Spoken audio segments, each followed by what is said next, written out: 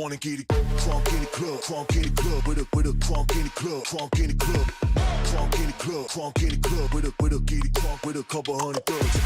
Crunk in the club, crunk in the club, with a crunk in the club, crunk in the club, crunk in the club, crunk in the club, with a get it crunk with a couple hundred thugs. Everybody round, everybody round, everybody round, everybody round here. Everybody round, everybody round here. Know we get hype. Everybody round, everybody round, everybody round,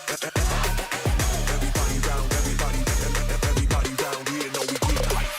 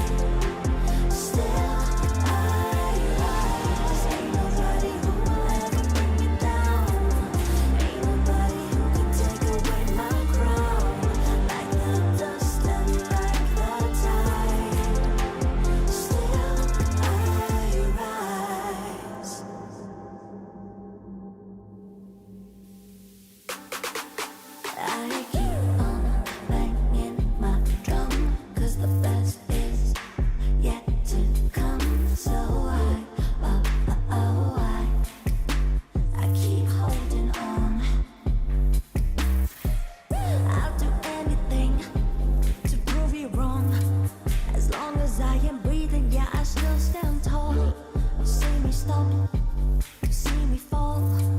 You ain't never ever gonna see me crawl. You can try and shoot me with your dirty lies. You can try and cut me with your sharpened eyes.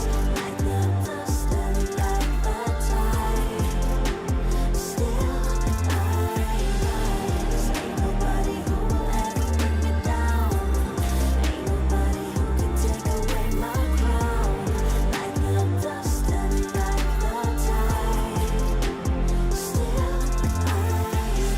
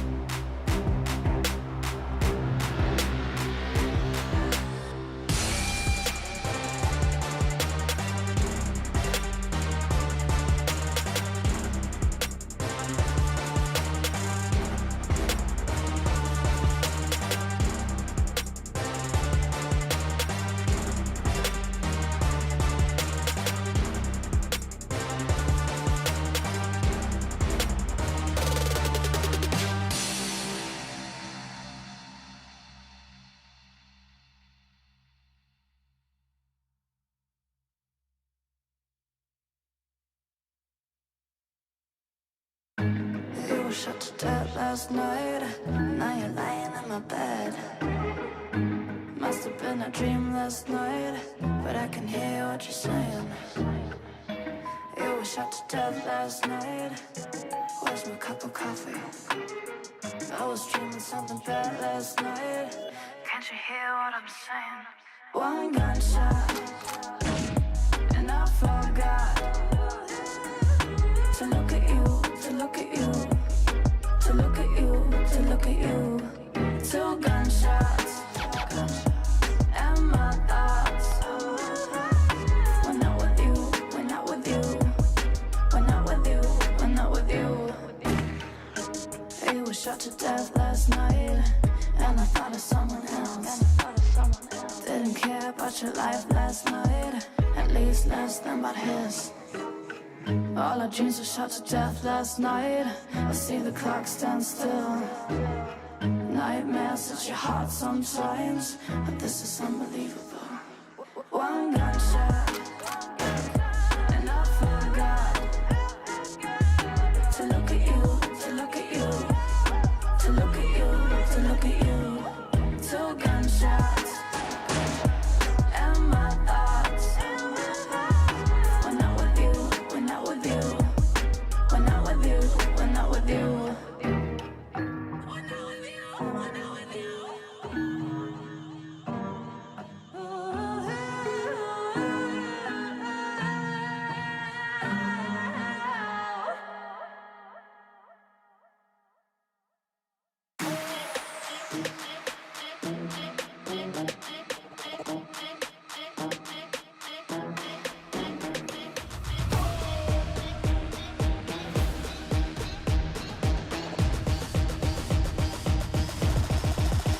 Got the money in the bank. Hit you with the. Hit you with the bank. Hit you with the.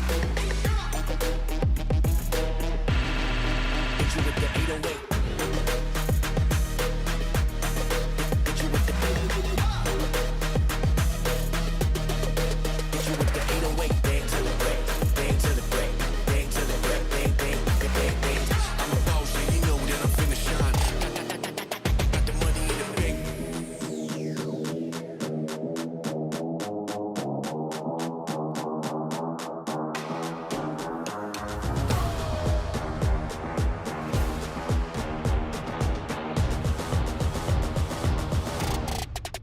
Got the money in the bank.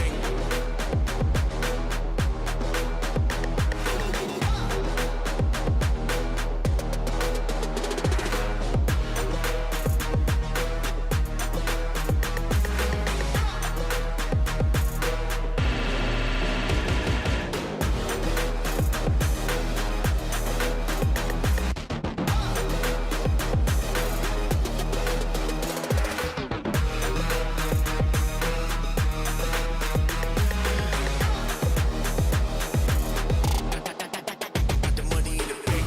Bank, bank, bank, bank, bank, bank, bank, bank, bank, bank, bank. Got the money in the bank. Hit you with the 808. Hit you with the. Hit you with the bank. Hit you with the. Hit you with the 808. Hit you with the. Hit you with the 808. Bang to the break. Bang to the break. Bang to the break. Bang, bang, bang, bang, bang. I'm a boss, yeah, you know that I'm finna shine. Got the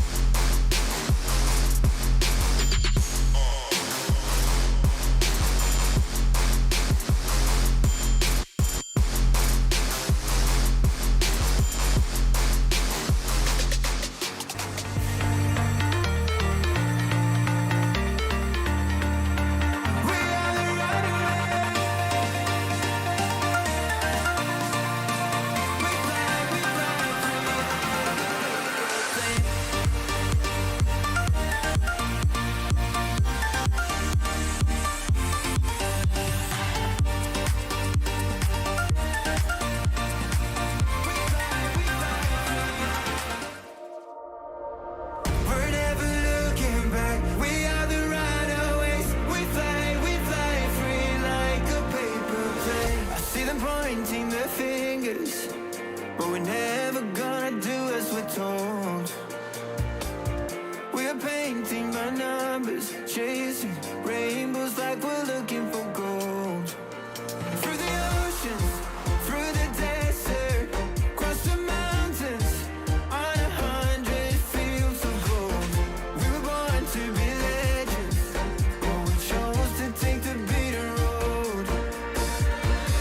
We're never looking back, we are the runaways. We try never to stay the same. When the skies are turning black, we're dancing in the rain. We fly free like a paper plane.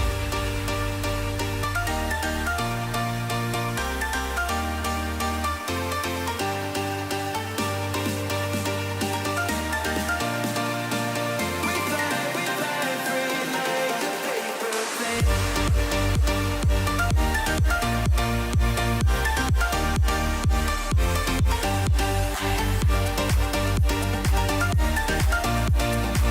We fly free like a paper plane. Dark clouds on the horizon, but I'm safe inside the back of your mind. Yeah, we say goodbye to the ones we were, then we leave all of our troubles behind. Through the oceans, through the desert, across the mountains, on 100 fields of gold. We were born to be legends, but we chose to take the beaten road. We're never looking back, we are the runaways. We try never to stay the same. When the skies are turning black, we're dancing in the rain. We fly free like a paper plane.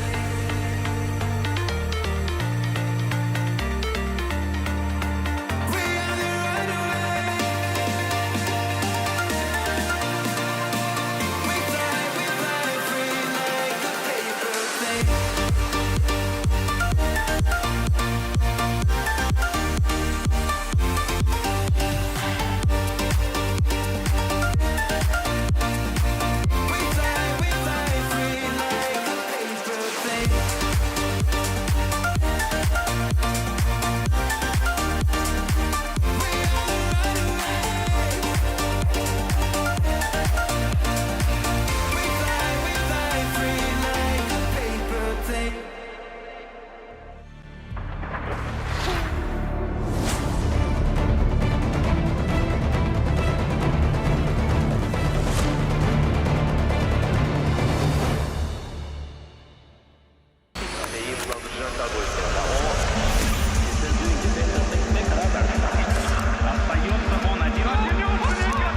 Contact, ici une première tête, on vous l'a dit, Nautique a doublé même, ça triple kill.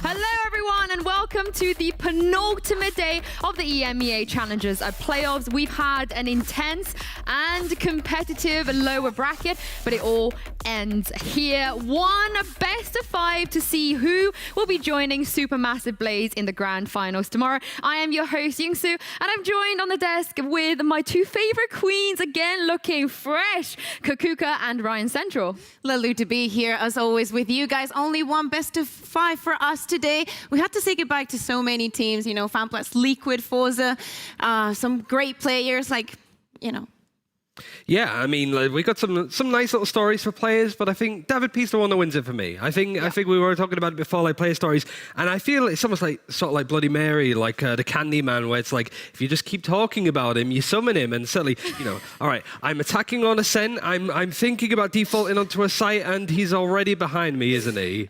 That's scary. That is. He just does that. He's always there, Ryan. It's the power of David P. And it's funny that you talk about this because we've actually got him in the flesh, in the studio. Well, not quite inside the studio, but on the show with us today. Welcome to the show, David P. It's great to have you here. Thank you for welcoming me. It feels great to be there with you.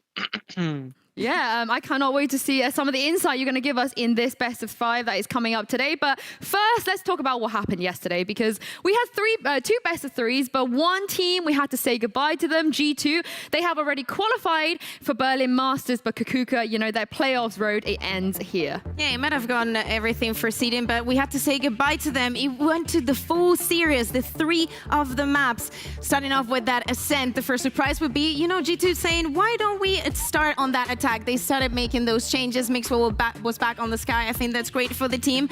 And it was just not enough. We had even a Gambit, even playing conservative. They did a great job playing with a lot of respect, but denying every single early timing from G2.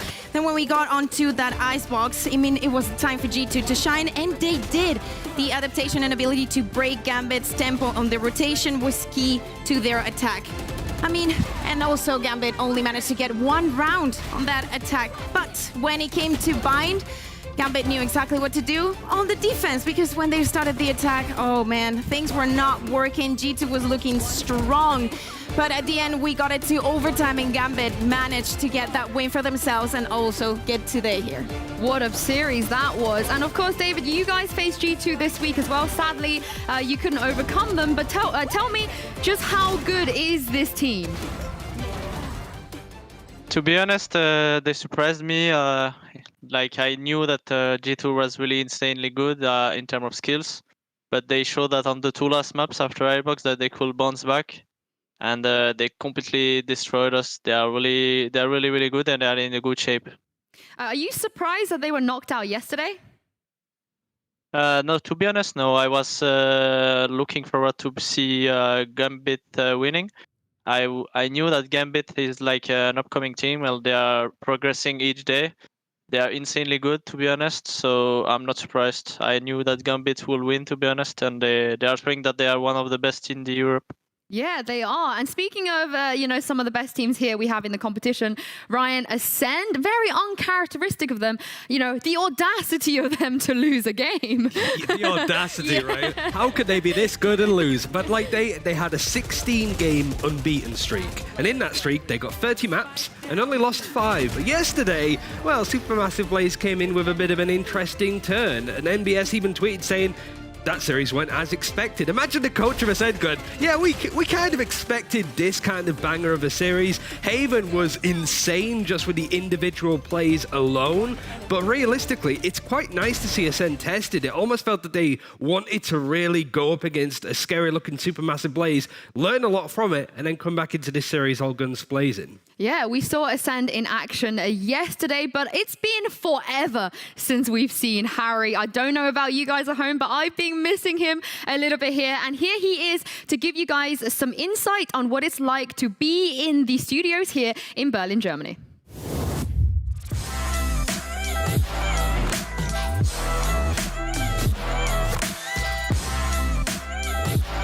Hi, I'm Harry.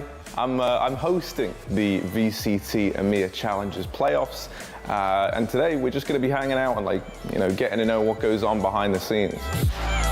Even getting asked to be involved was cool as hell, but also getting to meet everyone that up until now had just been voices on the internet is a really cool thing.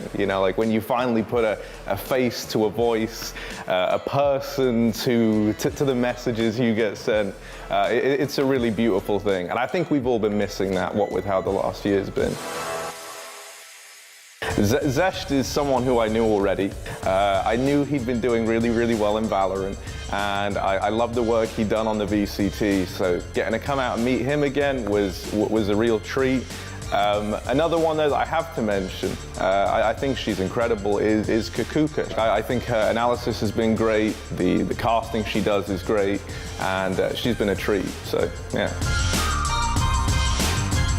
I'll be honest, normally the start of the day for me is pretty stressful. You know, like, because when we're getting started, you know, you have the build-up, and anyone will tell you that, like, anxiety manifests itself in the most obscene ways when everything feels unknown. But the moment the show begins and we have that countdown on screen and, you know, we actually get into it and we get past the hellos and the introduction, that's when it becomes really fun. Like then you're just, you know, you're riding that wave of like all the preparation we've done, all the hard work that the guys in production have done. You know, it's all coming together, and you kind of just ride that high to like power you through the day.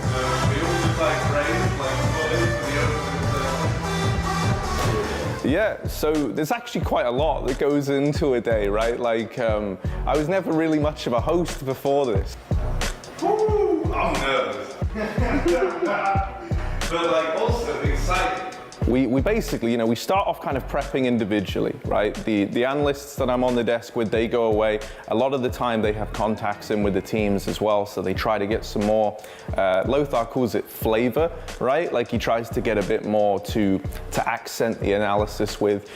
We go away, we all do our individual research, then we come back in at the start of the day, before we rehearse, before we do anything, we all meet up and we sit down for maybe half hour, an hour, and we kind of collate and condense this information into what we actually want to do with it, right? What stories do we want to tell? What kind of pre-prepared segments do we want to look into? 5 seconds, is that right? Okay, that's perfect. So that's good, that's fine. I'll give her the go. Okay, sweet, yeah. Okay, I'll make it nice and quick. We take a lot of time as well in between games to like plan out what it is that we're going to do on the follow-up desk segments. There's never really like a dull moment around the studio. Everyone's always, you know, running somewhere, doing something.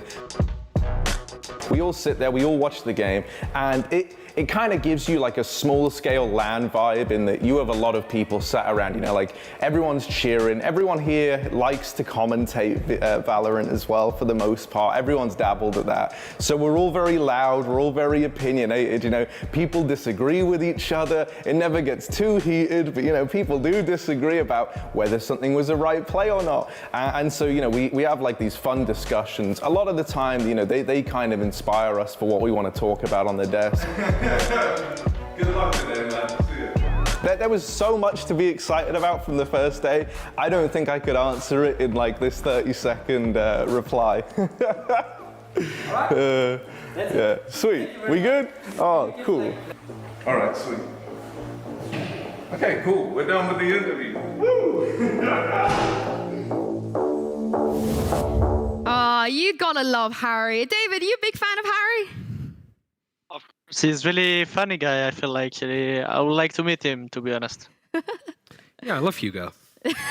I miss Harry so much. Yeah, well, anyway, I love Harry as well, but we do have a job to do today, and we have one very important best of 5 coming up. ACEND, they find themselves in the lower bracket, but this is a rematch, Ryan. They're taking on Gambit once again, but Kaquka, it's a best of 5, and there's a lot of nuances when it comes to a best of 5. Yeah, exactly. Up to this point, we've only had best of 3s. This is going to be the first time. This means that one team is going to have the advantage of banning a map.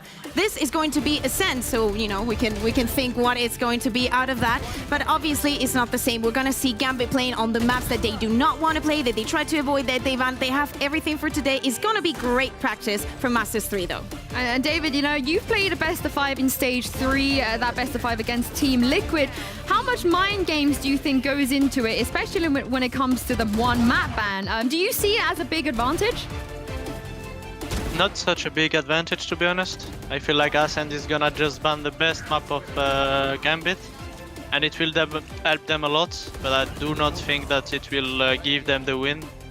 It just gives them like a one map advantage, but I do think that it's gonna be a 50-50 match, to be honest. Ooh, it is definitely going to be pretty interesting. But of course, we now know the official format going into Masters, which means, Ryan, today's game is going to be very, very important. And we could potentially see the loser going up against one of the stronger teams in North America. Yeah, we don't know for certain yet the seeding, but basically the 16 teams that are going to be at Berlin for Masters, broken into 4 groups, GSL style, the top 2 coming out of each of the groups. There's a nice explainer, I think, at VALORANT Esports when it comes to the updates, so go follow that, go watch that. But I think it is safe to say that if you do better in this tournament, you're less likely to run into Sentinels in their group, which, whatever that's going to be, it's going to be the group of death. Vision Strikers is also a team that you're going to be afraid of. We're getting more and more teams qualifying from around the world. Like Havan from Brazil is looking really scary, considering we never really heard much from them in that region up until now. If you do well in this tournament, you might get a, in brackets, easier group, but we'll have to see on that front. There's no easy group as this. No, there shouldn't be. It's going to be kind of crazy going at Masters, but we're not going to get too ahead of ourselves because, like I said, a very important best of 5 coming up. Let's talk about ACEND first, which sounds a little bit silly that we have to do this, but Ryan, everybody knows this team at this point, and it's no longer just CNED. All the other players, they've got their names out there too. Yeah, it was the most unassuming team, I think, going into VCT at all. They won Masters 1, that's where they got a lot of attention. They didn't really make it in Stage 2. In fact, the loss before Supermassive Blaze was against Vitality 16 games ago, where they got knocked out. And that was a surprise result. They've come back, they've brought in Zeke, and I think everybody, like you said, has started to show up nicely. The Supermassive Blaze game yesterday, I feel it was more ACEND sitting back a little bit. They've qualified, they don't need to try super hard, and in fact, it benefits them to not show everything they have going into Masters 3. So it was an interesting result to see some players like CNED under a bit more stress, but I still think this is the quintessential best team, at least coming out of Europe. It's just interesting to see that they're bleeding a little bit going into Berlin. Yeah, they're human. Who knew? Who knew? Who knew CNED is not actually a god? But David, I know you didn't really get to play against them here, but why do you think this team is so scary, and why do you think they're so good? First of all, I think that they have a lot of confidence, to be honest. This game is a lot about confidence. If you feel like you are confident, you can win against anybody. And I think those guys are in their best confidence, I would say. And the factor CNED that is, he can do like a god game and killing everyone is insanely good as well. And I have like Starkzo that is doing multiple kills a lot of times. He's doing insane clutches. So those guys are insane because they have a lot of confidence and skills, to be honest. Yeah, they have a lot of win conditions, but even with that, they suffered a pretty rare defeat yesterday, but their coach, MBS, doesn't see this as a bad thing. I'm now joined by the coach of ACEND, MBS. Hi, MBS. Welcome to the show. Now, I got to start off this by saying that you guys are not really used to losing. You haven't lost in a very long time. So how do you plan to bounce back from yesterday? Yeah, it's been a while. Like this is our first best of series that we lost after Zeke joined. But thing is, I don't think it's super unexpected, at least for us. We have scrimmed against Supermassive Blaze a few times, and we knew going into the match that it's going to be a close series no matter what. Like, we knew pretty much that we should be winning bind. Split was a big question mark because we don't really play it that much. And then on Haven, it had to be anyone's game. Like, we knew that it will be an even game no matter what, and it was like that. So we're not really super surprised. I think losing improves you as a team as well. Like, as long as you learn from it, it's like a good experience to have. And I think it's the perfect time to lose, if any. Well, especially after the fact you've now qualified. And speaking of improvement, I know you guys have faced Gambit before, but it does feel like they've also improved as the tournament has gone on. Do you feel like today is going to go similarly to the last time, or are there different challenges this time around? I think it's definitely going to be a different series. First thing is that both teams, like us and Gambit, when we faced last time, it was the qualification game, so it was huge pressure for both of us, and I think both teams underperformed in that series. Now there is not as much pressure, like very little pressure, so I think it's going to be much higher level Valorant. On top of that, the teams, us and Gambit included, I think we're like evolving during the tournament as well. You could see Gambit changing their bindcom, for example. We're also changing some stuff that you might see today. Ooh. And yeah, I think it's definitely going to be like a different series, and I hope that it's going to be even better than the first one. Oh, I'm very excited to see that. But also, it's a best of 5 today. You guys are in a pretty good position with that ban advantage. How are you going to approach this? Is it going to be as obvious as we just take away their best map? Yeah, I think like the ban is definitely like a huge advantage in best of 5 series, especially like when a lot of teams have that 1 weak map that they just prefer to never play. Like we had the split. SMB, for example, he had Breeze. Gambit, I think they have like Haven as well in the same category. So I think it's a huge advantage. I'm not gonna reveal how we're gonna approach it, of course, but we have the plan like already in place, and I think we're very confident going into the series today. Well, I'm very much looking forward to seeing it. Thank you so much for joining me, MBS, and we'll catch you in a best of 5 later. Thank you. Now, MBS, he teased us a little bit there. We might see some new stuff today. They might bring it out. Now, David, they have already qualified. The pressure is off. Do you feel like that this is the best time to try some new stuff? As he said, it's better to lose now than losing in Berlin. I think, yeah. So the best time is to try now. So they know what to adjust for Berlin, and they know if it's gonna be working or not. So yeah, I think it's the right timing, and it's the best. A best of 5 like this is the best conditions to try your things out, and the way you're gonna approach the game till Berlin. So I think it is really good. I mean, the big question for me is what they change. Is it map pool? We saw a bit of split. That was pretty cool. And we've seen a lot more teams recently, like G2's one, they banned Haven a lot, and then they started picking it. Like, I think Fnatic's done it in the past, Team Liquid, where they go from banning a map to then start to pick it. Maybe that's what NBS was saying about Split, is that we ban it, we're not bad at it, we just don't have many experience when it comes to official games. So yesterday was a great chance to use it. But what if it's to do with agent comps? What if they want to add more Astra? It's a common complaint, I think, from outside EMEA that there's not a lot of Agent 16 in this tournament, considering how good she is. So maybe ACEND are going, maybe we should listen to that, get a bit more feedback, look at compositions, because, again, we might see a whole different patch coming in between now and Masters. They need to be on their feet. Now's not a time to go, we qualified. We could sit back, we could chill, but also seeding is important in this, no doubt, as well. Well, potentially some new stuff here, but the same opponent. They faced them before. Kaquka, they beat them in the upper bracket last time, but ever since then, Gambit, they're finding their stride. Yeah, exactly. They started beating off Guild, and now after ACEND sent them to the lower bracket, they actually managed to beat Liquid as well as G2 yesterday. This roster is looking sick lately. Every single one of their players is just amazing at their roles. They've been swapping comps and actually proven to everybody that it's not only the map pool, okay, we don't like Haven, but for the rest, we're applying those changes and just growing together in every single map. Well, David, do you feel like we're finally seeing the Gambit that everybody talks about in scrims? Because we've been hearing how good they are in scrims for a very, very long time, but it's only now that they're getting some results. Honestly, yeah, they are improving each day, and they are finally getting the experience they needed, playing like high-level matches, because they are from CIS, right? So they cannot really face the European teams because they have their own qualifier. So facing European teams give them some experience, and I do think that they are reaching the level they had in scrims.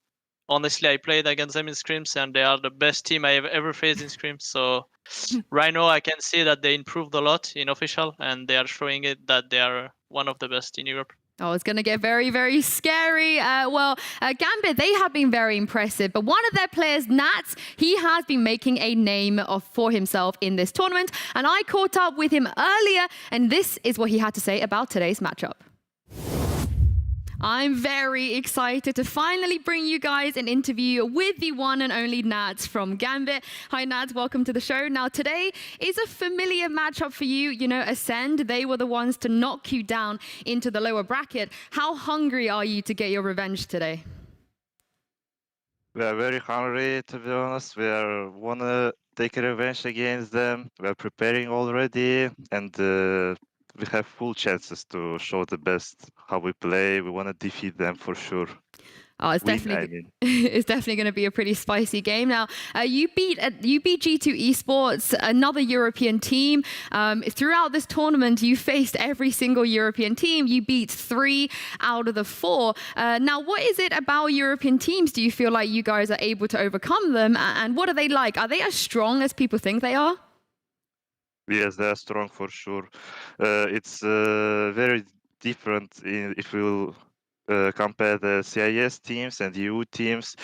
They have some different gameplays, more individual game, more team play. But if we'll see how Navi plays, Force plays, they showed a very good game. But EU teams is very good, and it's really good experience for us for future tournaments.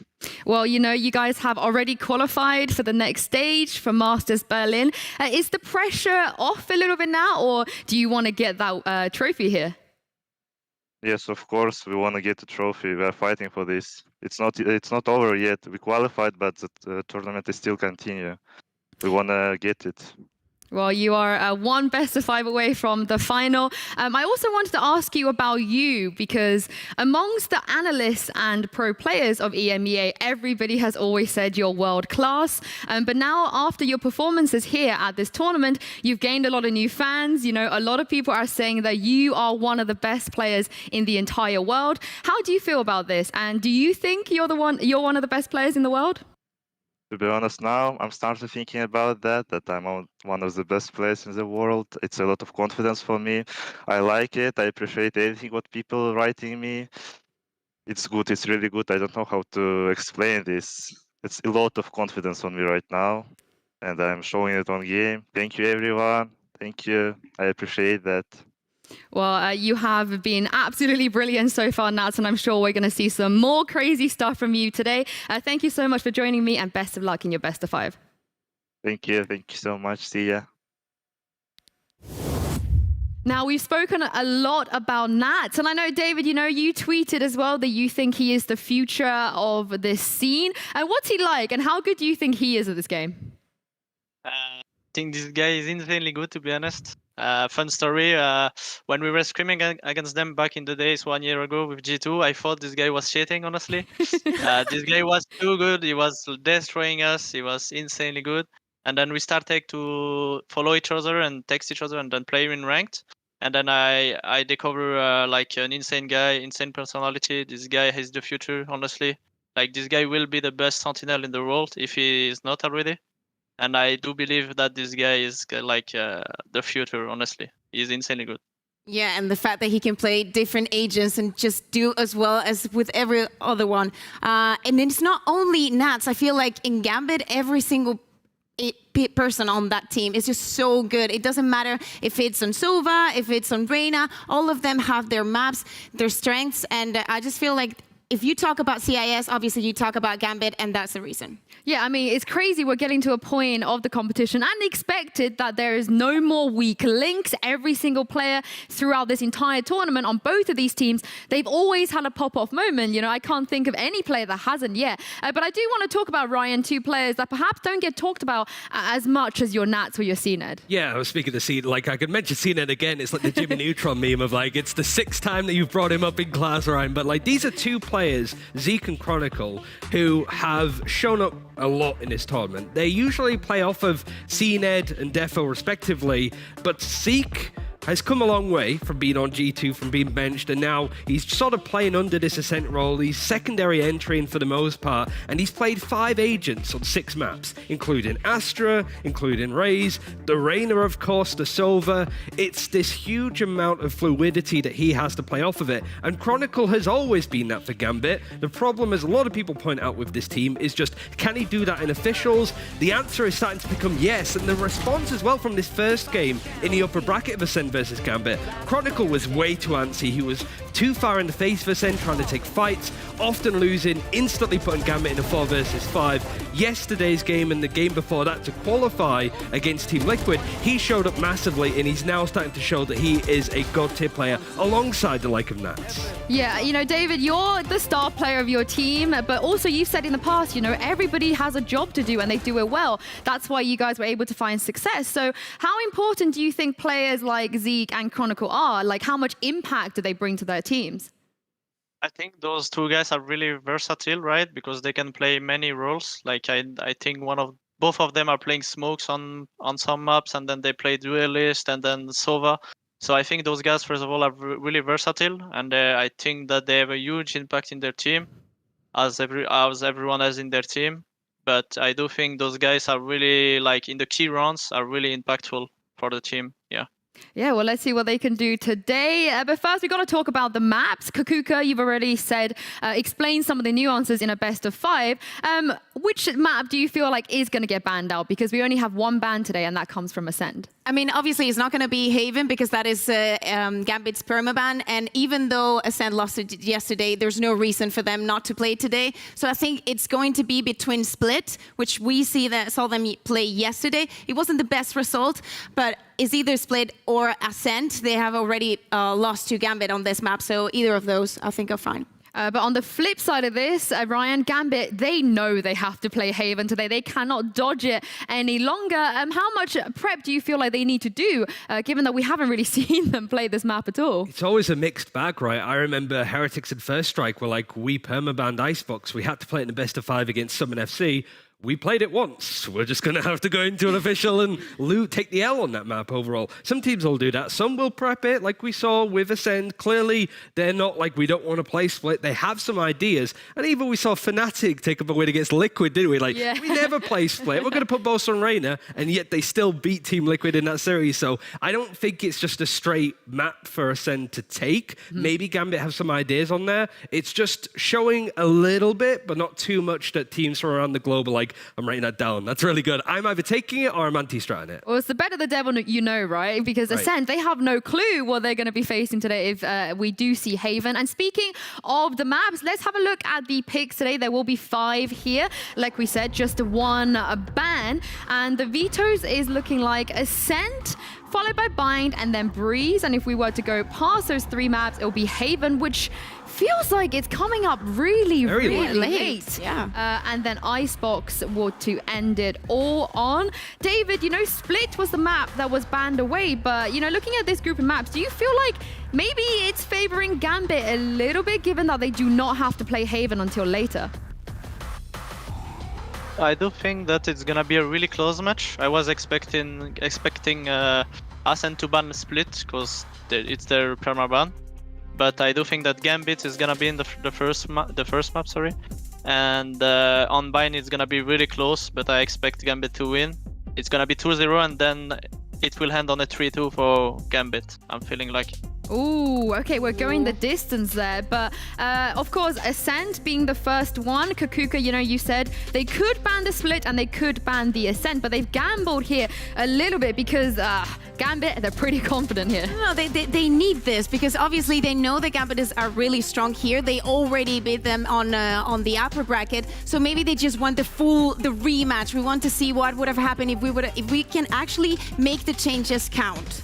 I mean, Ryan, this is huge, right? Because we were worried for Gambit that they have to play the Haven a little bit earlier, but not only do they not have to play Haven until map 4, but ACEND is their first map. I don't think ACEND are going to be too scared of this, though. I feel like they came in with a bit of a change. They brought in Keyless onto the Reyna in that kind of composition, and it worked for the most part. It was just probably lacking in conviction and confidence. And that's fair enough. If you're Keyless, it's like, okay, you get to play Reyna. You get to play up against this Gambit team, and they're all like crunching in. Like, of course, he's going to be a bit like, I am not going to just run in all guns blazing. And I think that's the big thing going into this for ACEND is confidence. They're going to be pods of maps they don't want to play against certainly the strongest CIS team and one of the strongest in EMEA. It's a great trial to test stuff out, but I don't know how much they're going to change compositions. They could add more Astra, add more Sova for a bit more consistency, because I think that was lacking against Supermassive Blaze. But it might just be we want to just get some more time on the stuff that we're practicing, and what better opponents are Gambit.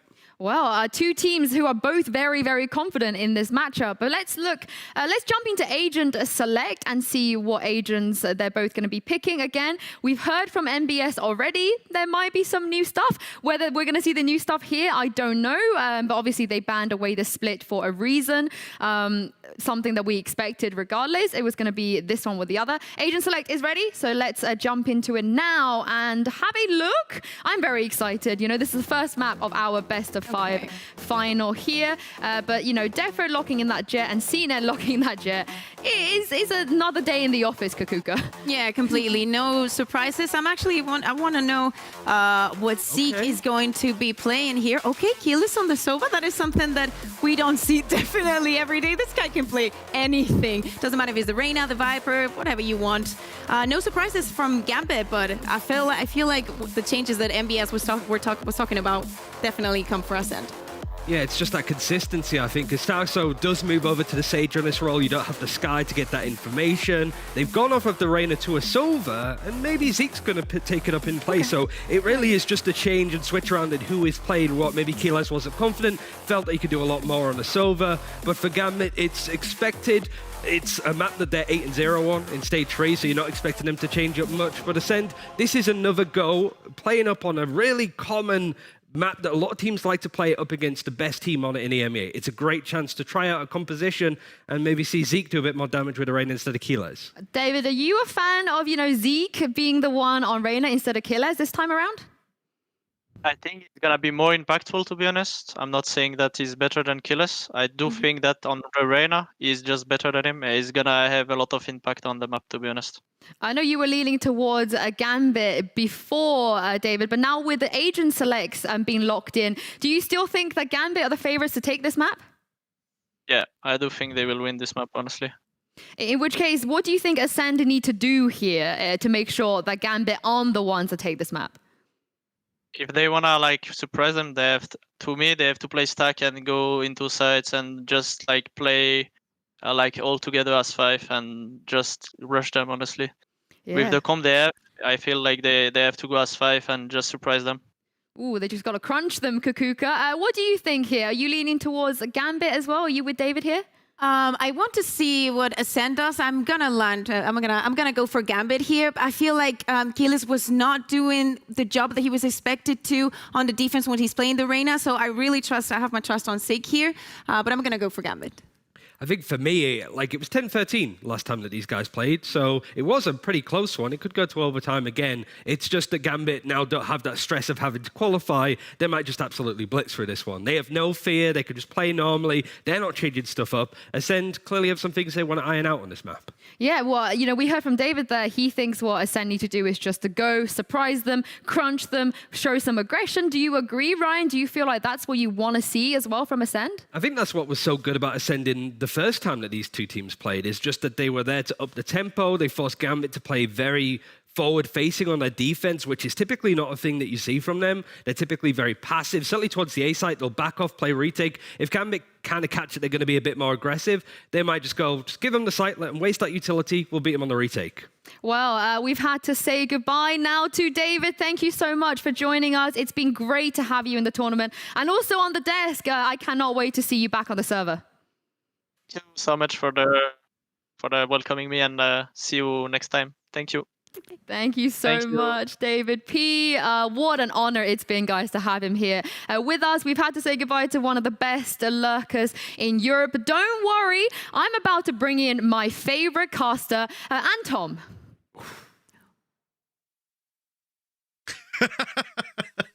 Well, Tom, you've been hard done by that one, unfortunately. But thank you very much, Sue. We're ready to jump into the game. How are you feeling today, my man? I was feeling all right before that, but yeah. I guess we carry on. I think it is about time for Sue to get cancelled anyway, after all the mean things she said to me in the past. So if Twitter wants to take her down, that'll be good for me. But yeah, we're going to be getting into a fantastic game, thankfully. So I think I'll be able to come back from such a mean comment. Hopefully. Well, look, between these two teams, we know we're going to be getting one hell of a great series. I'm very excited to get into this one. You know what, Tom? I don't want to wait any longer.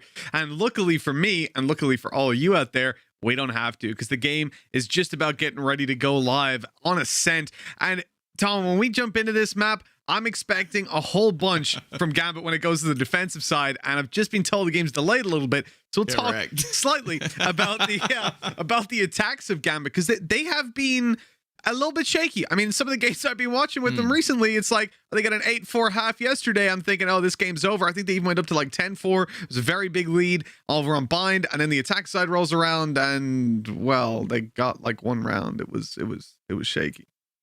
Yeah, I guess the counter to that, though, is the fact that they're a top 3 team in the tournament really does show how good their defensive side has been. Like, it's been almost unstoppable at times. I think on this map, that's actually where I'm going to be looking towards. I think the battle that we had between Defo and CNED last time they played on Ascent was one of my favorite matchups we've seen in the entirety of this tournament. And it did come down to Defo having some incredible rounds. What I enjoyed recently, though, is, and I can't believe I'm about to say this when I'm casting with you, it was Chronicle playing that gun that no one likes. The best gun in the game, baby. The Odin. Yeah, he was making it work, styling on his opponents. And, you know, I've got my fingers crossed. We're going to see a little bit more of that today. I even saw Nats pick it up on Ascend towards the end of the game, right? They were dominating, but that's not the point. I'm going to desperately hope that he does it for me here. Again, the weight of this series is definitely, it's sort of unknown, right? You don't know how the seeding is going to affect you as it goes into the main event. So better play it safe and play it right. Both of these teams are going to be looking to earn that extra cash prize money and, of course, earn their extra spot, extra little bit of seeding for them as they move forward. We're ready to jump into the game, though, Tom. We're jumping right into Ascent, and I am excited to see Gambit over on that defensive side. Watch them clock up all the rounds, but Ascend certainly aren't any sort of slouches when it comes to that attack. Yeah, I have to say, like, I said it when we cast them last time, that going into things, seeing killers on that Reyna was something I was excited by because of how good he was when he put it on a maps like Icebox in the previous iteration of the roster.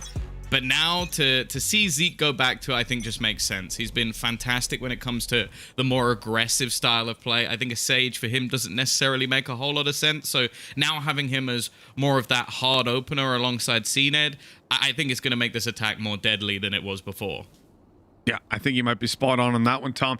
The attack already taking place, and it's going to be a pretty quick one as they just bomb out towards this A site, getting themselves a bunch of control, and it looks like they don't want to stop there. It's kills the Raptor. They want to draw blood, but Gambit are quick to respond and take it double.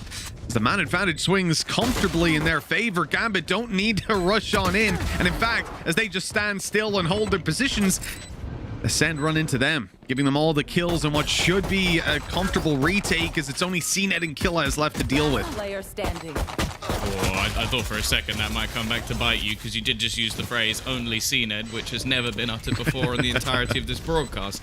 But you are correct this time. So it is just going to be the diffusal coming through from Gambit. They had a pretty decent setup coming through, but I don't necessarily dislike the idea from Ascend. I think one of the problems that you have in a lot of rounds, especially on that A site, is you get too locked into the site, you give too much space over to your opponents, and they're able to do well in the retake. So they try and garner a little bit of extra control, but it definitely seemed like Gambit were ready for that. Oh, it definitely did. It was tangible, really, in that round. And now, as we move on, it's going to be 1-0 to Gambit, giving them a comfortable second round, one would hope. But realistically for Ascend, this is going to be about maximizing potential. They've even pulled a Marshal out to try and deal damage and make sure that Gambit aren't going to be running away with a comfortable economy or even a second round force buy. Very slow approach by them as well, right? They're spreading into default. Sometimes you'll see these pistols start to really blitz forward towards the site, whereas with that Marshal, they want to try and work some ranged picks, force out some duels, and Defo is in a lot of trouble. The split through market takes him down immediately, and Shados now has to hold on to this site. He's got a teammate here to help him, but this is where the pistols are the most dangerous. I really enjoy this ball coming through. It gives positioning over to try and give them extra space to get back into the site, but also section 6 off. It might not play any part at all, however, because it looks like it's almost funneling them into CNED with that Marshal. This wasn't even that heavy an investment. Now they've picked up a Guardian, if anything, having the most valuable weapon currently in play. And for Gambit, I almost wonder if it's just worth trying to farm up some extra ultimate points. Unfortunately, the 2 players alive, they don't have the greatest of ults. No, they don't really. You wouldn't be farming up ult points, really. More so just dropping those weapons right now that Ascend have retrieved so many and pretty much of a guaranteed round win. See if Gambit can at least make it costly on Ascend's eco round. This is pretty much as bad as it gets. And they're only going to get away with the 2 kills. So that is a stellar comeback from Ascend after losing the pistol. Not quite. I thought maybe the spike would do the job for them, but Yeah, I'm surprised they get away with anywhere near as much. The fact that it seems so easy for them to just isolate Defo with the split coming through onto B, like it's such a common strategy to go for that sort of aggressive split. I'm a little bit surprised that Gambit get caught off with it. I also think going into this series in general, like there are a few maps here, like if you look at Haven and Bind, where I put them firmly in the favor of Ascend. I think their Bind has been incredible against everyone they've played, and I think that Haven is a map that Gambit, I think there's been interviews in the past where they just say it's just a mess for us. Like we find it very, very difficult to play. So then you look at maps like this, and I almost want to see like, maybe not a dominant performance, but a strong victory from Gambit if they're going to have a chance in this series. Because last time, well, it didn't go exactly according to plan on any map other than this one. Oh, Nats. He's got the sneaky position, but they check it. I thought that was going to be a dropped rifle, and hell, if you give Nats a Guardian, maybe he can do a lot with it, but instead it's going to be a very clean third round out of Ascend. They lose the pistol round in dominant fashion, and they have just bounced back so spectacularly ever since. It was that Marshall in the hands of CNED. I mean, we knew once this man gets the scope out, he can be dangerous, but we kind of thought it would be the operator where things started to spiral, and yet already he's showing that he's here to play today. Oh, this is where we at least get a response from Gambit. But yeah, as you sort of mentioned, like the fact that they've been able to win that scenario, it puts the Ascend in an amazing spot financially. And even going into this round, like it's not that weak a purchase. Like in fact, the only player with anything missing is actually going to be CNED. It's just going to be on the SMG for this round. It's not going to be also your favorite weapon of choice coming into play just yet. So although they hit the scan, the chance for any sort of wall bangs not really going to get too much. Reko's got to be careful here because he's going to get spotted out by the drone. He's in a very open position. I feel like Defo's just trying to almost cover him off, but with the smoke taking a lot of control, it becomes a little bit tougher.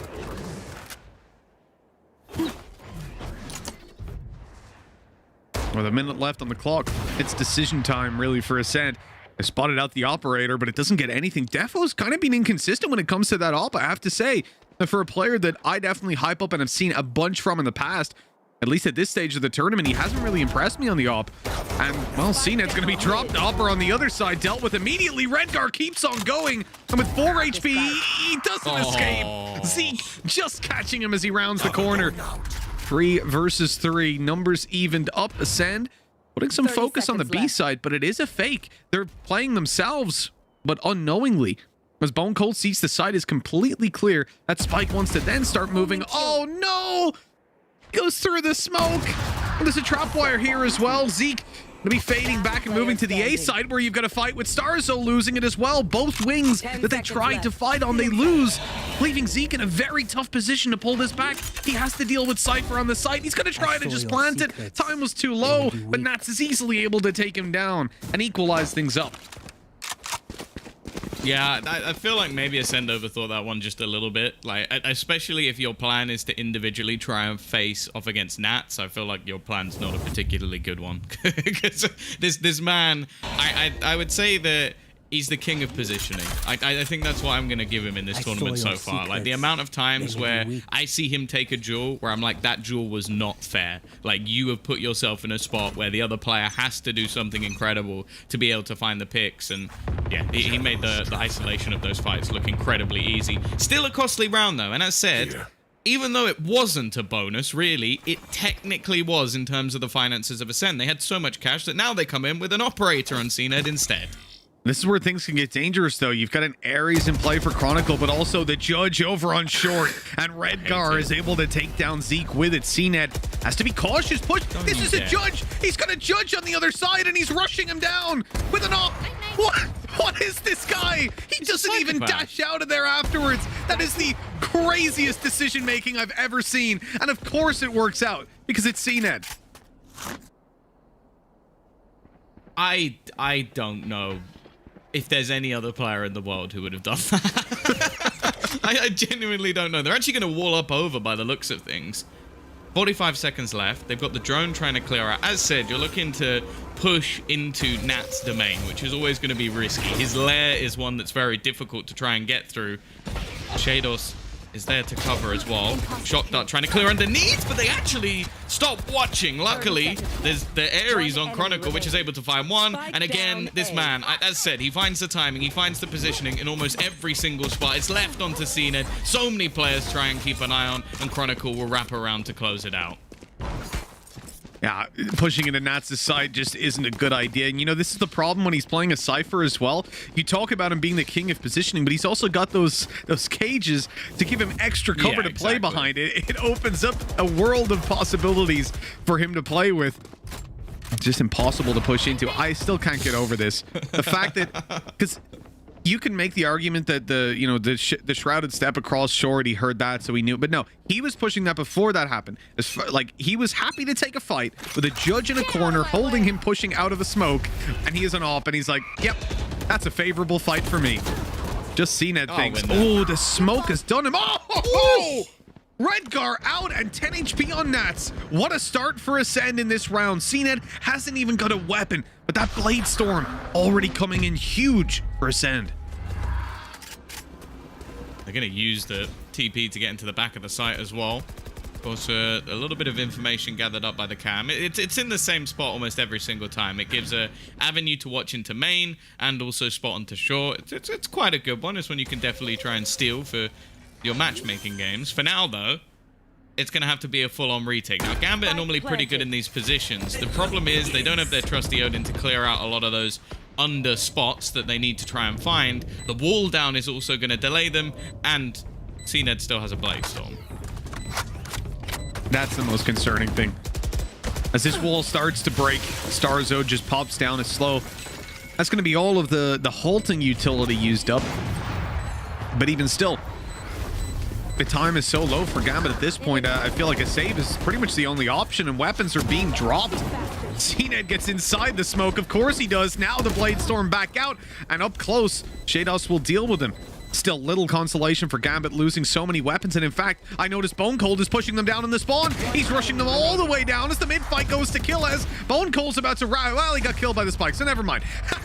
He was about to have the kill on the Shados, and because he dies, an operator is saved over. So what is kind of a little funny thing, him dying down to the spike, ends up costing quite a bit and giving Gambit a good opportunity to fight into this round.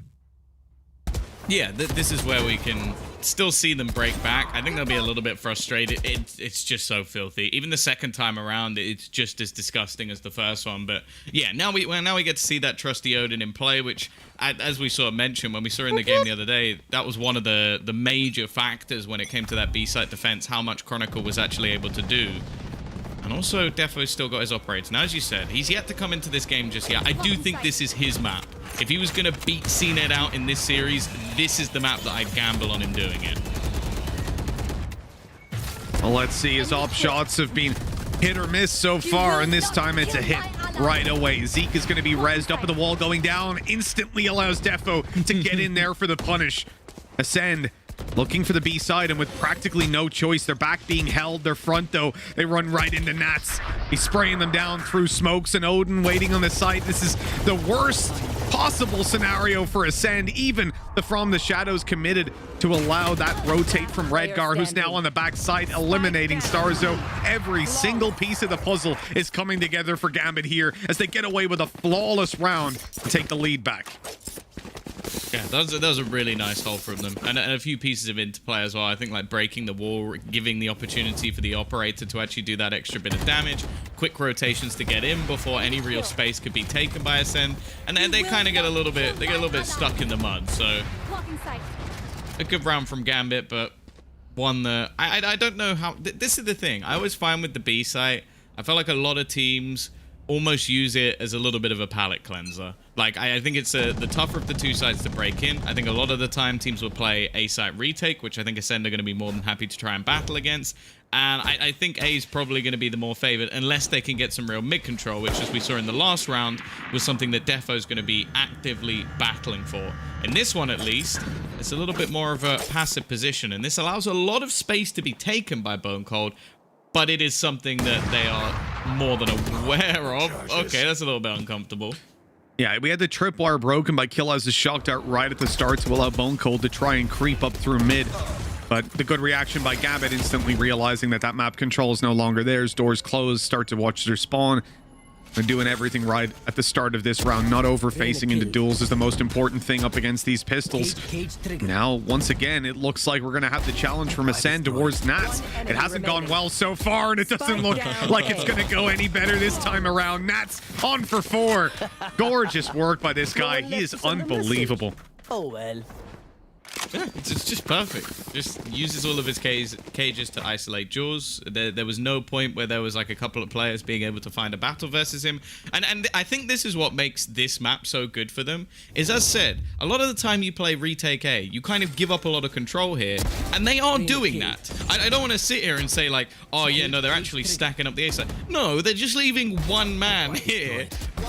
But for Gambit, that's enough, because Nats is just so good that one man can hold this site on his own. Like, that's slightly ridiculous. Those cages are amazing, not just for blocking sight, but also because they stop anybody from even making it to generator without him knowing it. Like, where Defo is right now, they cannot get to unless they walk through the cage, and then he knows, okay, I have to be ready for someone to come around. The thing about Nats is he cannot be surprised. You walk into his site, you take fights on his ground, on his terms. The cam is disgusting. And it's the thing, Nats A, Nats is A, go B. No, Nats is now B. He's rotating up these positions, and they have no reason to suspect the camera's going to be there. Uncle checks it eventually, but it takes a long time, and they've spotted him out. They know that he's here for quite a while, but they're just tucked in positions because they've got a 2-man advantage at this point. There is no need to overextend into fights, and that's another thing that Gambit do better than I think most teams in Europe and in EMEA as well, is that they do not, when they take advantages, it is very rare to see them take a disadvantageous fight to give it back to their opponents. They maximize the win percentage in pretty much every round.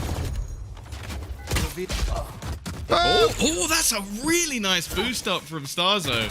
Prepared for there to be a player. Of course, after spamming through the wall, it made it a little bit obvious, but he's giving them a way back into this round, almost trying to sell a fake. Are they going to predict this from Redgar, though? Like, this angle's just dirty. Like, who even plays here? Who even thinks to play here? It's just such a weird position that, okay, he's only going to get one, but nobody really expecting that spot. Drone. He's actually just going to avoid it completely. And, well, this almost becomes impossible! Even killing off the flanker! That was such a good shot from Defo, and leaves just killers alone. He's managed to get himself an afterplant. He does have a Hunter's Fury, but now in a 1 versus 3, that ultimate, he needs some kills before he can even think to use it, and it's only going to be the trade. I'm going to need a replay of that. I don't know what just happened. I felt like I genuinely thought we'd switched perspectives to a different player. That was so quick. My God. I'm saving the Odin. Good man, Shadow. Spot him. Is that what happened? Because for him to just like have that first duel and then just go, he is behind me, isn't he? It's like Ryan on the desk, guys. That's what we've just witnessed. He's behind me, isn't he? Because that was such a someone on his team must have seen something, because otherwise I think this man is Spider-Man. That's all I'm going to say. Yeah, maybe just about made a step or something. I mean, I don't know. I didn't manage to catch it in the moment, which just speaks to the reaction time of Defo. My God. I said his ops have been hit or miss. Well, they're certainly tending towards... all ops hit or miss. I guess he never misses, yeah? Sorry. 6-3.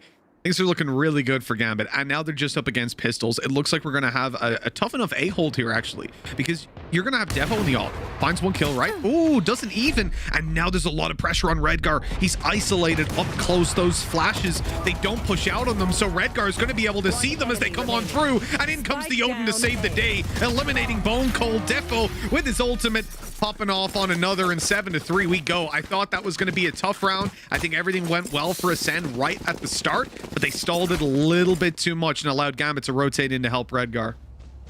Yeah, I think as well, it's just that Redgar's positioning throughout this map so far, he's been in a different spot every single time, and they haven't been prepared for wherever he has been.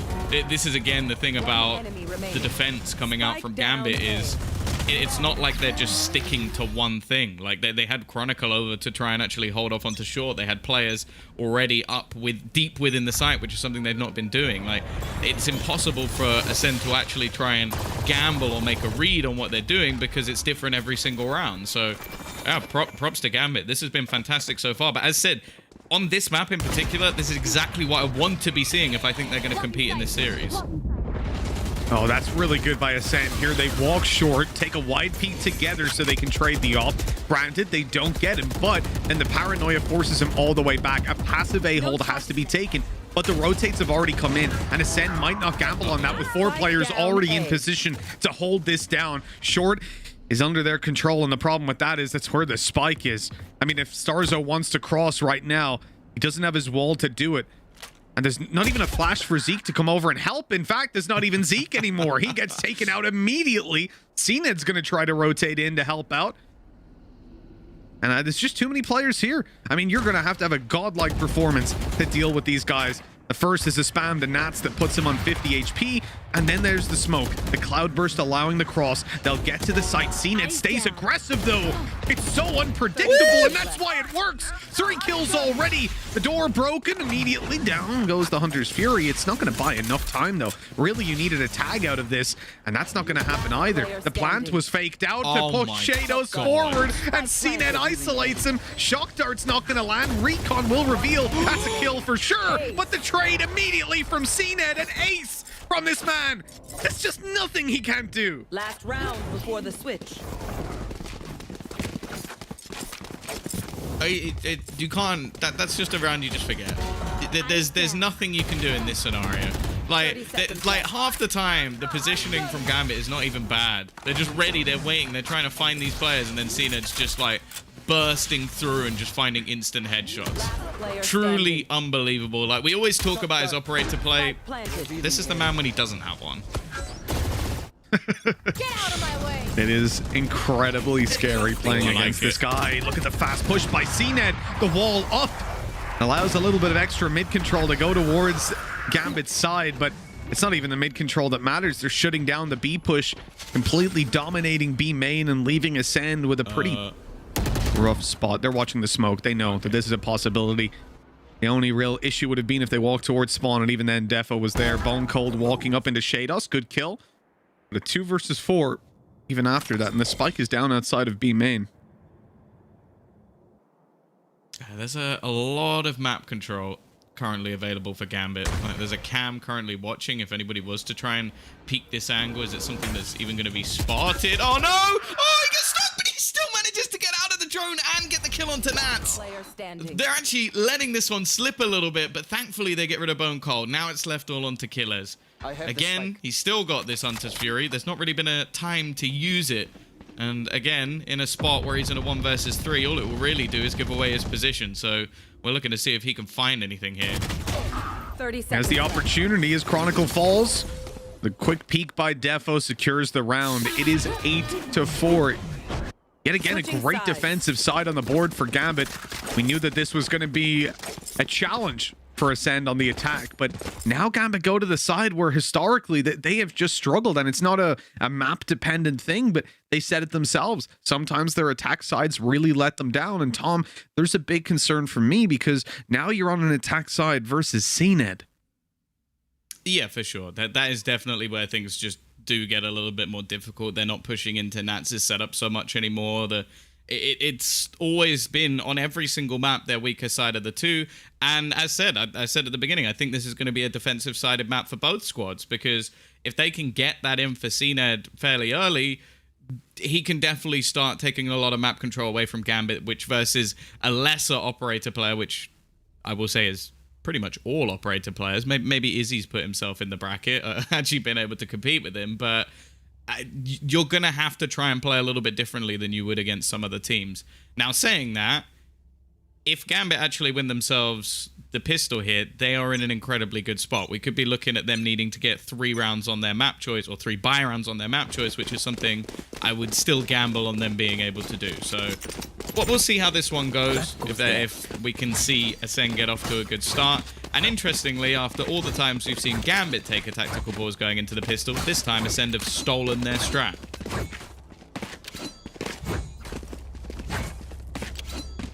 Just looking at the timeline as well, Tom, in the previous half, if ACEND didn't win that eco, this would be a sure thing for Gambit already.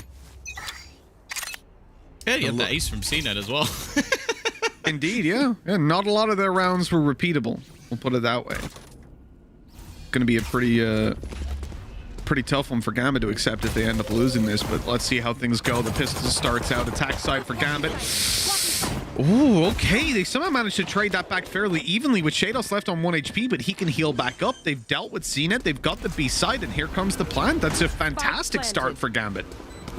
Yeah, this was the leave CNED to kill everyone and hold B on his own strat. It's not exactly gone to plan. Quick trades going back and forth, though, and now Zeke can get right back up to a healthy HP. Still, though, they've got to try and break down the remaining players sat within this site. The push looking to come through and some close angles being taken. They're actually going to try and isolate the duel. Starzo just does that. And Defo, he's just not connecting the shots. It's left all onto this man once again in the clutch. And well, in a pistol round, it's that a little bit tougher. Beautiful retake coming in from ACEND. And they're going to get themselves off to a good start when it comes to their defense. ACEND winning a lot of rounds when they've only got those pistols to play with. Now they get a little bit more, though. They'll be buying up into Spectres and all sorts. I feel like that round right there is a lifeline. It really gets them back into this game because they should be looking at 6 on the board, but we saw ACEND on this very round, on the Eco, win it out versus Gambit. Surely they won't fall to the same thing. No one would hope, at least. Well, Defo has got himself the Marshal, so we'll see. We'll see if there's going to be some recreation of the previous half. Nats doesn't really have much to play with whatsoever, investing mostly into his utility, and, well, that means he doesn't have any shields, which is fairly easy for that Marshal. Yep, nice stuff with the first going their way. Well, oh no. This is starting to spiral pretty quickly. On the majority of players even still alive, a body shot's going to be more than enough with that Marshal, but they drop it over and play with the Spectre instead. The numbers are evened up, and that works perfectly for Gambit. They can group up and push a site. The only problem is, can't do that too quickly because they have to go back over and get the spike, just being left outside of B main. The Shadehouse is going to be able to retrieve that, but it runs the clock down, and they'll be looking at about 30 seconds as they push out to A, which for now at least is their target. Soul holder of Bone Cold there. But Killaz is rotating in.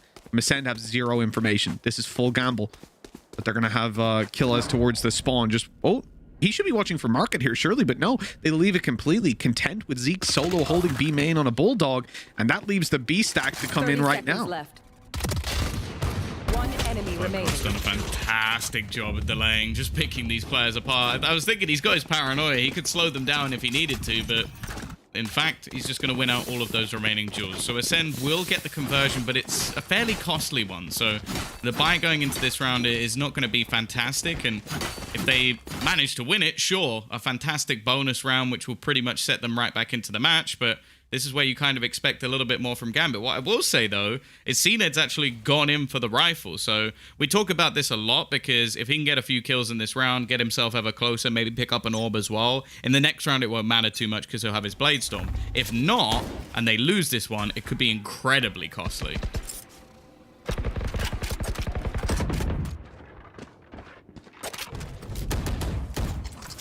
Deploying drone. Well, the pressure is on. Gambit looking to take a little bit of mid control here. Hello. Keeping the drone nice and low. They know that there's not going to be anything to stop them as they make their way through. Market is theirs. Redgar with a great pick. And this is the thing about Gambit. Although they're showing so much pressure towards middle and basically giving away that it's a B split, they still have the wings being watched. And as Redgar picks up the kill onto Bone Cold, now they'll shift their focus towards this A site. The rotates that have come in are trying to hold them off, but they're taking a whole bunch of damage. CNED almost steps right into that shock dart. That could have been the end of him. And in fact, the end of him isn't far away. This is just a slaughter towards short, leaving 3 alive for Gambit. I think bare minimum has been achieved for ACEND. Disaster avoided. Yeah, the problem is, though, as said, that financially they're still kind of in the bin this round because they went for some heavier investment on, at least on CNED, pulling in the rifles. So like it's not going to be a particularly good repurchase. In fact, it will be roughly the same as what we saw in the last round. So they've almost given away like 2 opportunities here, and instead, well, Zeke is going to have to play a Spectre, no shields. That is as selfless as it gets. Like, find yourself a teammate like Zeke who locks a Reyna and then still drops an op and plays with absolutely nothing. What a trooper. Yeah, I'm gonna say they don't exist. I'm just telling you that now. Zeke's the only one. Yeah, certainly not in matchmaking. That's for damn sure.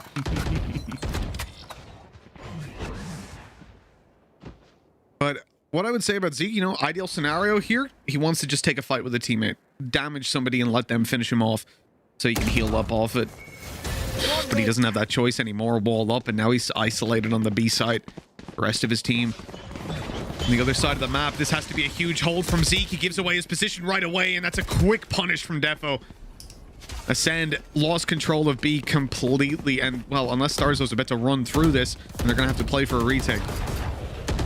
Gonna go through it with a Guardian. I'd say he's a madman, but you know what? They need something in this round, and I think this almost has to just fall into a save. Like, you've still got the operator, all of the utilities there for Bone Cold. Starzo actually still has his wall as well, and other than CNED, they haven't actually lost any shields, so they basically have everything ready for a perfect save. But for Gambit, this is as good as it gets. They faced 2 weak buys.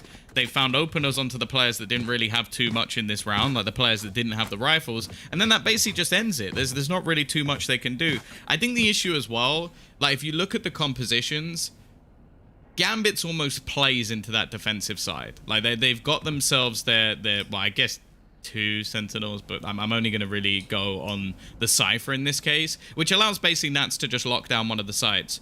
For ACEND, they have to be a little bit more aggressive. You've got those duelists, you've got players that can get out of positions and find the openers, but as we've said before, Gambit love a default. Like in this round, they're a little bit more aggressive. They take some mid control, they battle for it, but the fact is they are more than happy to sit back and wait for players to push into them, so you're almost gambling on either Zeke or CNED hitting a worldy shot to start off the round, and well, they're facing no slouches in Gambit when it comes to this attacking default.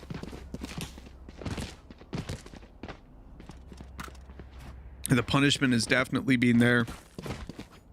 The default working. You see the versatility of Gambit is clear on the defensive side, and the fact that their Cypher setups are changing so much, their positions on individual players, and indeed parts of the map they're holding are so different, but on the attack, they have very different approaches as well. This one has not worked out. A dash out of Defo right into the hands the site players. This is a good recovery though. One up close. Bone Cold needs to jump now, and oh, he can't get it done in time. They just hunt him down. The headshot not connected, leaving Starzo alone. 1 versus 2. Still winnable. Most certainly if he finds the first, but Shados deals with him far too quickly. 11-6. That was a very ambitious dash out of Defo. I'll say that. I didn't expect it. Yeah, at the same time, honestly, I enjoy it. I like those sort of things because firstly, it's like the surprise factor of it, but also it just gives so much information over to the team. Like, it's going to look a little bit silly. It's going to look a little bit over aggressive, but we've seen it in the last couple of rounds. Like, he did the same thing coming out of market, dashing into a smoke, wrapping around behind the player and getting the kill. Like, he just makes so much space on this attacking side, and that's what he has to do. That's why if you ever see Defo have a bad game on this map, their attacking side is going to blow, because they need him to have these openers. They need him to make the space for them. Now you kind of look at ACEND here. I would say that we're going to get their first full buy round, which, considering we've just seen 3 sort of mixed purchases, that's not the best statement in the world. But they're also now not going to have the operator either. So even then, we're not getting a proper full buy. ACEND have almost force bought or saved themselves out of this game, or at least out of a proper buy. So they've put themselves in a pretty bad spot. We're going to see them take attack pause, but at this stage, I don't know. I'd be quite surprised if Gambit were to let this one slip. It's certainly unlikely. One hell of a streak needed by ACEND. This pause no doubt helps them settle themselves a little bit and figure out how they want to hold, but the problem is always going to be on that defensive side. It is very difficult to be in control of what's happening on the map. You're not the master of your own destiny. A lot of the time you're attempting to read your opponents, attempting to figure out what they're doing, and how ACEND would normally handle that is by playing that little bit more aggressive and treating the defense like their attack in these sticky situations. The problem is, against Gambit's aggressive default, that won't work. Redgar is in their spawn. He has full committed to that ultimate. That is incredibly rare to see. The majority of the time, this plays as just a recon dart. Bone Cold, great hold to start with. He's going to even paranoia. And then, oh, the Shrouded step in the corner. Did they see him? Did they hear him? Were they still hit by the paranoia? It doesn't matter because he kills Shados and almost good for a third. That is such a good start for Ascend. Bone Cold doing work. They've caught Redgar up behind as well, and this round becomes so much easier to deal with in an ideal world, but a little bit of a hiccup as CNED goes down. Yeah, an uncharacteristic whiff. It looked like he had the drop on his opponent. Stars are going to try and lock them in.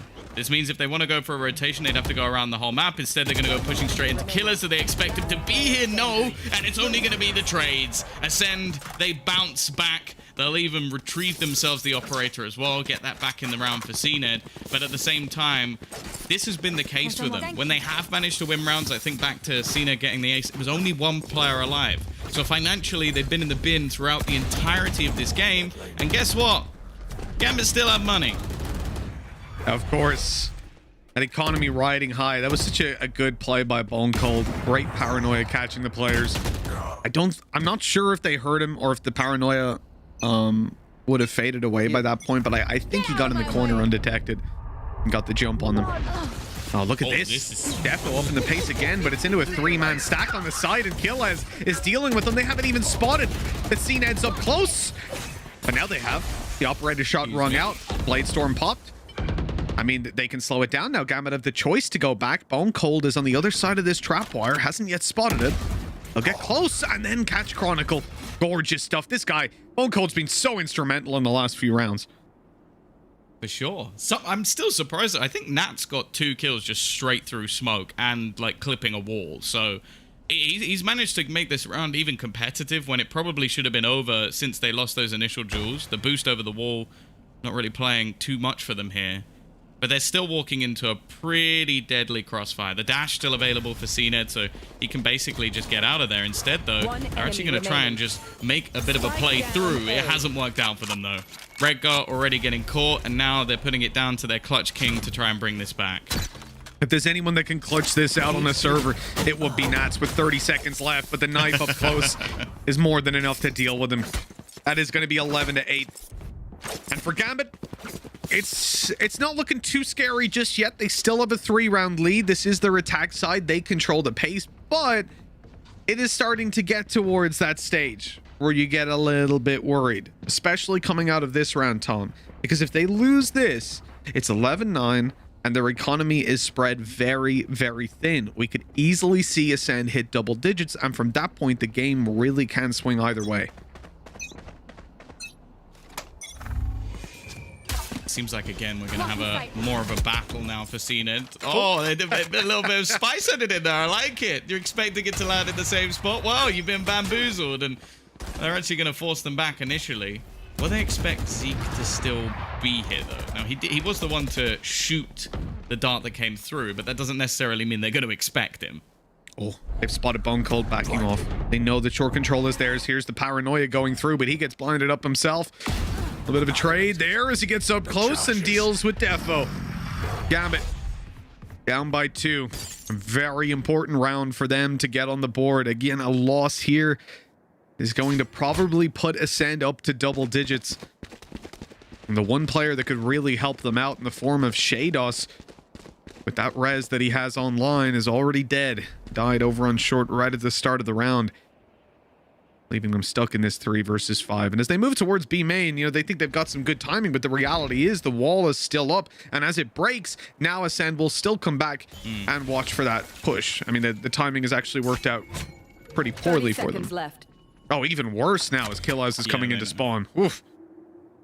They have a very good idea of this, just holding them back as much as humanly possible. And he even has a Hunter's Fury if they do somehow get themselves onto the site. I'm not even sure that this is necessarily worth it. Like, the 3 weapons they have might be better off holding onto. The push, risky, but the 1-for-1 trade is actually fine. They need to kill Starzo instantly, and they're just not going to be able to isolate him. In fact, he'll get both the remaining players. Beautiful hold from Ascend, and I have to say, over the last couple of rounds, they have had a lot of success in these early battles. As you mentioned, they had the stack up on the A site, solid read. They then had the aggression into middle, which wins them a lot of the duels.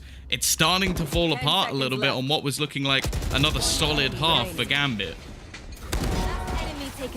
I do like the ratty play by Starzo at the end. I mean, we compliment the early round, but certainly in that late round, I was worried for a moment with Killaz just barreling forward, but it did almost make it look like they were playing a retake on B, and that was a last-ditch attempt to gather some information.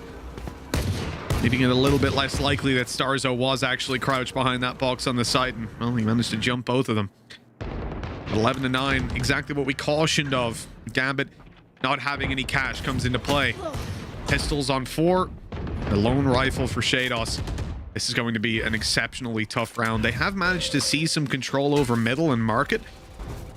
They're not committing to it, instead rotating back, hoping to catch the aggression out of Zeke, but he finds them instead.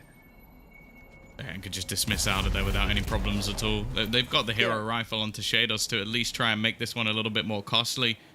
It's not like, again, he's farming up any ultimate orbs. He's had it for the last few rounds, just not found a position actually worth using it in. Smoke's even going to be falling to try and get a little bit of extra space. The timing looked like it was actually going to work out, but never mind. Zeke through the smoke will help out CNED. And of course, with his dash available, he was able to escape. A flawless round coming through for ACEND. And, well, I was thinking it was unlikely that they'd be able to make this comeback, but now it's looking very, very scary for Gambit. Yep, 11-6 down. They managed to fight all the way back up to double digits, and at this point, they've even had their moneymaker round, right? So even if Gambit find one, they're immediately going to be buying back up on the ACEND side. The chance to fight for overtime at a minimum is looking very good. And with the way the rounds have been going so far, Gambit have absolutely no answer for what ACEND are doing. And what ACEND are doing is switching up as well. Look at this short aggression out of CNED. The drone clears his left. He doesn't even need to look for now. And eventually, though, he's going to have to back off. I mean, solid for Gambit to not give him that opportunity and realize something was a little bit funky on middle. Here. Defo hoping that he could maybe find a little bit of extra space. I think he's realized that there are going to be a couple of players here. Nice shot onto Bone Cold, but do they still suspect Starzo in this corner? I mean, definitely pinged the wall at one point, but I think that was more just which they were actually deciding to break rather than anything else. CNED realizing that, okay, we've lost the man advantage. It's time for me to go wandering again. And if he can find a pick and back off, it's game on. Your duty is not over. And Dash still online means he's going to be pretty comfortable. Smoke going in. It's actually quite deep. He's going to play towards the A side. Wise choice. The steps being heard already. Hunter's Fury buying him a little bit of time to get into position. Cloudburst, though, that's a real thorn in the side. Defo's able to get towards the back of the site. CNED shuts down one. There's the push out of Killaz to secure Defo, who had gotten into the site, and now they're stuck behind the smoke. The spike down in the open, and all of Gambit's forces holding that choke point. Shados doesn't really have the opportunity. And what seemed like an incredibly unlikely scenario for Gambit to be in this tough of a position, for ACEND to make that comeback, becomes a reality.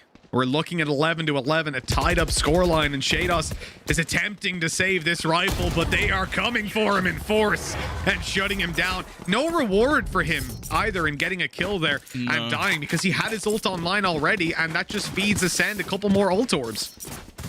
Yeah, he's had it for about 5 rounds, and yeah, as ACEND are in a spot now where financially they don't need to really worry too much about their economy unless they were going to lose every single one of their players. Like, you're looking at CNED with 8,700 credits going into this round, so it really, really doesn't matter that they lose a single player. They're 5 rounds in a row.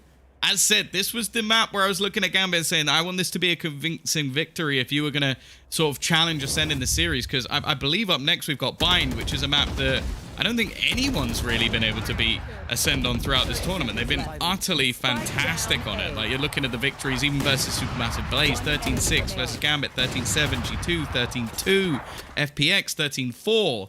If you lose your own map choice, I would say there's a very high potential that this is going to be a 2-0 start in a best-of-5 series. And then you head into, I think it's Breeze, which, I don't know, I put that as a hard 50-50. Yeah, I'll roll the dice on that one for sure.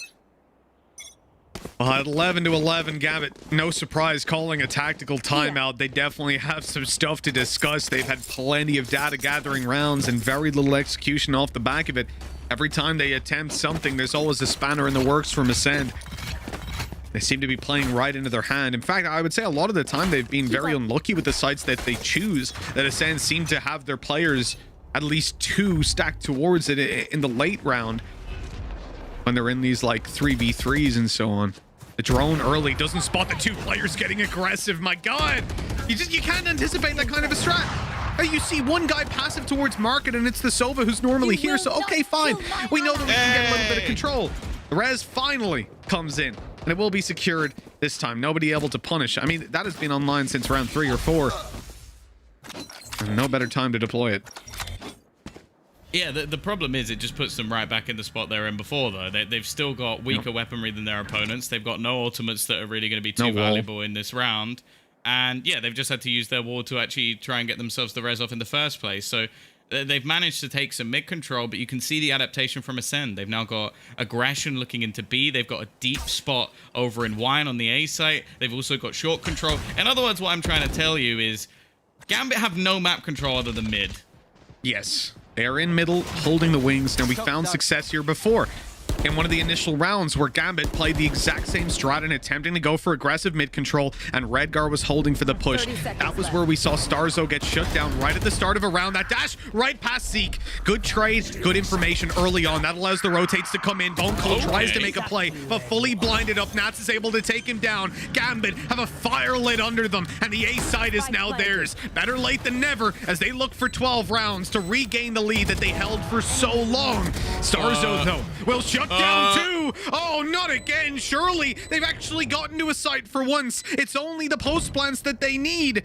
And they still have CNED to deal with. That's the scary thing. Peeking on range is not going to be an option. Shados is by himself underneath and challenged by Sarzo, taken down. Nats needs a huge round to keep this alive. The spike being diffused as we speak. A Cam gonna spot out one, but as he peeks, there's the op. The shot missed. A rarity and an opportunity now. Nats needs to be quick on this. It's being diffused, but as he peeks, that player is baiting him out. The time running down, and Nats gets it. All 3 kills. It's 12-11. Gambit finally managed to get around on the board, but Tom, it was close. And it certainly didn't start out that way, which doesn't fill you with faith that they'll close this one out. I got 2 things. One, that's one of the dirtiest cameras I've ever seen. He actually just put it basically on the spike. I don't know if I've seen someone do that before. Just like, oh, you want to try and do this? Well, the camera is inside you. It's just on top of you. Like, it's so disgusting. Second thing, what was Redgar doing when he tried to, like, TP into the middle of the site? Like, the man lost his mind. It was a 4 versus 2. Like, why was that the play? Like, did they think they were saving or something? I'm so confused as to what happened there, but yeah. Gambit have taken attack, and there are multiple reasons for this. One, they now have one opportunity to close this out after losing 5 rounds in a row. So, fair enough. Like, take attack pause. The other thing as well is 0 players survived. And that only benefits ACEND, because as you can see right now, Bone Cold's deciding what to buy because he has 9,000 credits. Plenty of cash for sure. Well, the tactical timeout comes to an end, so we'll have a solution to Bone Cold's buying problems. It would love a little load and bought up, wouldn't you? You'd love to see it. No, you'd love to see it. No one else really cares that much. And there's at least 2 or 3 people that would love to see it as well. He's also...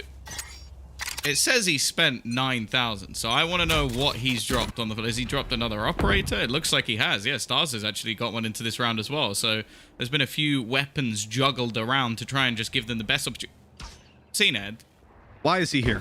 If he gets a kill here, Gambit can't even... They can't even justify how... Like, there's no way. There's no way he should be here. They're even being cautious of it. This is what it's like to play against CNED. You take it for granted that he can be absolutely anywhere, and he still gets a kill out of it. Still alive, no dash. He's trying to get away, and Chronicle manages to shut him down. Defo continues, but Starzo is here, holding from the side with the second operator. Plenty of cash on Bone Cold, allowed for this. Gambit falling apart at the seams here on the mid control. ACEND just crunching in, completely starving them of oxygen. That spike left down outside of B, and they have no option to really get near it for now. They have to try and fight for some sort of map control. Zeke. That's the round confirmed, isn't it? 1 versus 4. Redgar can maybe go for a from the shadows to B side or something, but oh, he's got A. No. That's unlucky. Uh-oh. Well, he's seen him. But I guess it came down to the Battle of the Omens. It will be heading into OT. I think, honestly, with the comeback we've seen from ACEND, it's more than deserved. But it is just that battle and brawl for mid that almost... I want to say, the half the plays that I see, I'm just like, that is disrespectful. Like, just to waltz down mid, got a little stroll through. And then just moments later, Zeke goes, there's a smoke here. I'm going to push through it. Probably get a kill, and then just dismiss back out of there again. It's why we wanted to see him back on the duelist. It's why we like seeing the Reyna for this ACEND squad, because they're just so good at just utilizing those abilities of getting a kill and getting away. I think they might be better than anyone else in the entirety of EMEA at just doing that. Just finding those picks, getting away, and then just having the other team sat there red face going, well, what was I meant to do? Well, what are Gambit meant to do when they go back to the attack side? I mean, they have to win this round. If they want to be closing out this map, it's looking unlikely that their attack round will go their way. Defo falls right away. ACEND with the same old trick we've seen from them before. A player crosses to the left side here. Shados tucked in the corner. This could be an opportunity, but they're ready for it. It doesn't matter. He still manages to walk away with 3. A huge turn up for Shados, who now has a res online, and he'll be getting his teammate right back into this fight. 4v1 kill has not a chance as we go 13-12. One more chance for Gambit to close it out here on their attack side, and while that started terribly, I think ACEND had a great read on how to play that over towards the short control, but wow, you can't account for that kind of brilliance from Shados. I feel like that's one of those like Doctor Strange moments where he's like, there's like 1 in 3 billion chance of him getting away with 3 kills there. Yep. We need to try and hit that one. It's like, how? They're even breaking the wall because they think there could be someone in this corner. I think it's literally because Zeke has to reload. So he goes back into the corner. The other players aren't ready for the wall to be broken. And honestly, I think that comes down to just a little bit of miscommunication coming out from ACEND. Otherwise, I think 2 there was impressive. 3 there was impossible. Pretty much, yeah. And I think for ACEND as well, it's a bit of a demotivating battle to lose.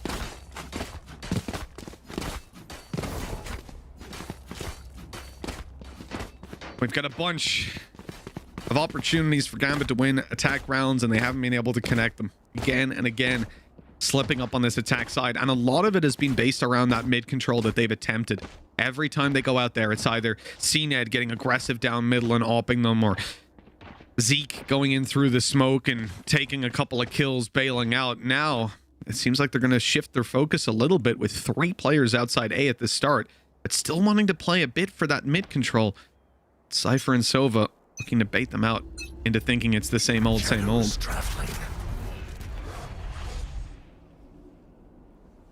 I'm going to see the TP across. That will have been heard by Bone Cold. It's looking like somewhat of an all-in take. 3 players looking to try and battle for control, but Zeke doesn't even need to dismiss. He's going to try and heal up a little bit, but not really getting anything for it. And again, it's going to be the defense that get off to a flying start. And this is just what they're so good at, finding those openers and putting Gambit in a spot where they have to try and recover.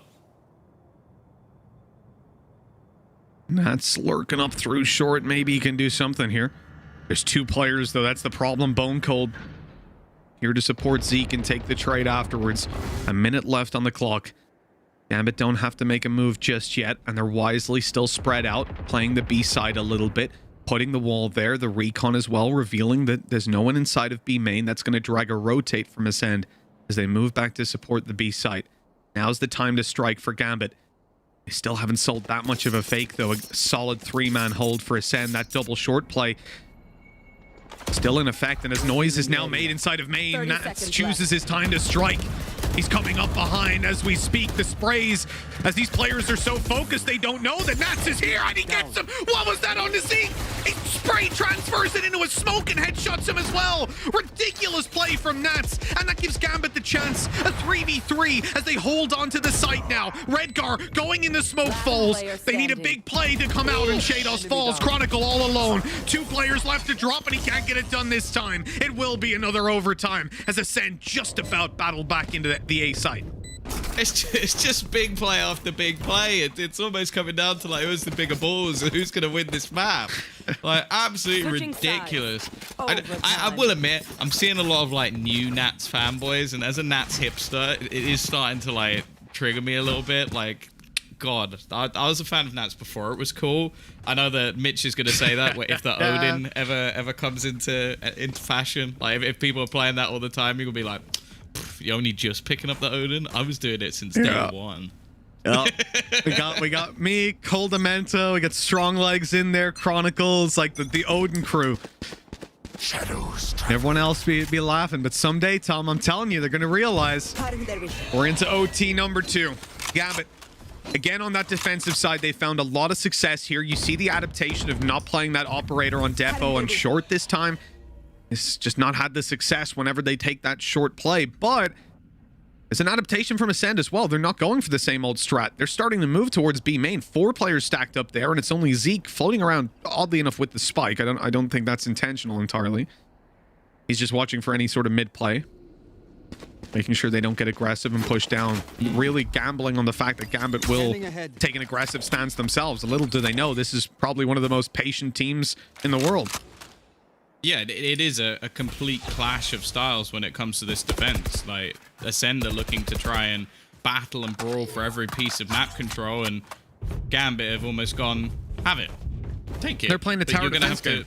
Yeah, you're gonna have to give us back. Well, you're gonna have to take the sight off us eventually, and by that point, you will have almost run out of time. Paranoia again gonna slow them down, and although there is only one man defending it, it is this setup once again. They're gonna have to try and walk through the cages. They use the wall to try and give them an elevated spot. Nat's still just surviving in the back and almost buying time. Shados has already found a kill, but they still haven't cleared him. He hasn't actually moved yet. Finally, he'll be spotted, but again, there's just so many players here at this point. They just can't shut him down. 3 kills from the back for Nats, and any site he's on is just locked. All right, so we've done many different things before. We've broken down rounds, we've broken down games. I honestly want to watch an entire VOD from Nats' perspective. Just please. First of all, please, the patience. Give the patience from this man is off the charts. He is able to hold that back sight while he's being pressured by like 4 different players, and he's like, no, it's good. I don't need to peek yet. His target selection and his decision making on when to take a fight is so on point, and we saw that on the short play on their last attack side when he managed to sneak up behind them. And the whole time, even as I can see the enemies, I'm thinking, okay, Nats, go now, go now, go now. And he's so patient. He's just sitting there waiting, and as soon as they fake out A main control, that's when he goes out. Same on the backside there. He waits for Shados to come in and take a fight to catch their eye just for a second. That's when he takes a fight. Everything about it is so damn good. Bone Cold's going to be caught. Shados was watching it and watching him waiting. Now Gambit have almost faked out a little bit of A control, like they're moving towards that side of the map, but they're actually shifting slowly back towards that spike. And then back towards A. Okay, it's going to be presence across the map made by these guys, and even now they don't have to commit towards the side. Well, I think Nats as well has heard someone like clip into the cage, so he's almost just had to play some utility down to try and make sure that they know if they're pushing behind. The fact is, though, ACEND have actually full rotated in. There'll be 4 players ready and waiting on this A site. Trades coming back thick and fast, but it's a missed shot onto Zeke, an opportunity for Defo to find something here, and instead he falls to CNED. It's left to Shados, who's going to find 2 quick kills. The plant is going to be stuck. He has his res available. Starzo had an opportunity to pick him off. Instead, he'll bring back Defo. The P comes in, and he'll get both kills. It's going to go level once again. He's got to go and defuse. Can't be too patient in his play. In fact, even just going to have a little bit of a celebratory res. But dear Lord, these rounds are going back and forth. Yeah, this is certainly not a clean win in either of the rounds. In either of the OTs, but that's fine. That's completely fine by me. If these guys want to keep on putting out insane individual plays, yeah, keep it going, keep it rolling all day long. I'm here to see it. Another tactical timeout going to be deployed. This time it's ACEND that do it, but I'm sure Gambit are going to be equally happy to take a breather after that one. Such a close attempt by Shados, and he does so well. If Starzo pushes out slightly less, if he takes 0.1 of a second longer to peek, Shados would have had his weapon deployed, and that could have been a very favorable fight. And there are other ways that could have been played in actually baiting out the res and everything, but at the same time, you can't really fault Shados in He that could situation. have been anywhere as well. That's Exactly, the other thing. yeah. Like he could have been pushing in all the way around from spawn. He could have been pushing in from heaven. Like we're looking at it from like we know exactly where Starzo is. The fact is, Shados actually had a really good read. Like he looked directly where he'd just thrown a slow, which realistically is not necessarily your first point of call. So it's just minuscule, like 0.1 of a second, and I reckon they win that round. Because that's the other thing as well. If Starzo doesn't push that slow, they get the res off as well, and then it's a 2v1. Or even target selection for Starzo. If he focuses on the res, if he takes that kill, he gets traded instantly. But there's so many ways that can go wrong for ACEND. And considering it was a 3v1, damn good attempt. We come out of the pause. Gambit are ready to roll. And I'm looking at Chronicle. And I got a big smile on my face. But it doesn't look like he's going to have an opportunity, at least on the initial fight, to use that Odin. As ACEND are focusing on B this time. Or A, as some people would call it. Or A, sorry, yeah. There's only going to be one defender though, Mitch. Already, they're going to walk into the first trip, trying to find him within the cages, but instead they find Defo, and Nats is still surviving. He's still alive. He's so annoying. Finally, they kill him off, but it's already a 2 versus 1. Oh, God. Can Killers now pull off the clutch that they need? He's wary of a player pushing him from behind. And actually, with the amount of time left, he doesn't actually need to go for any sort of plant. They didn't see his head?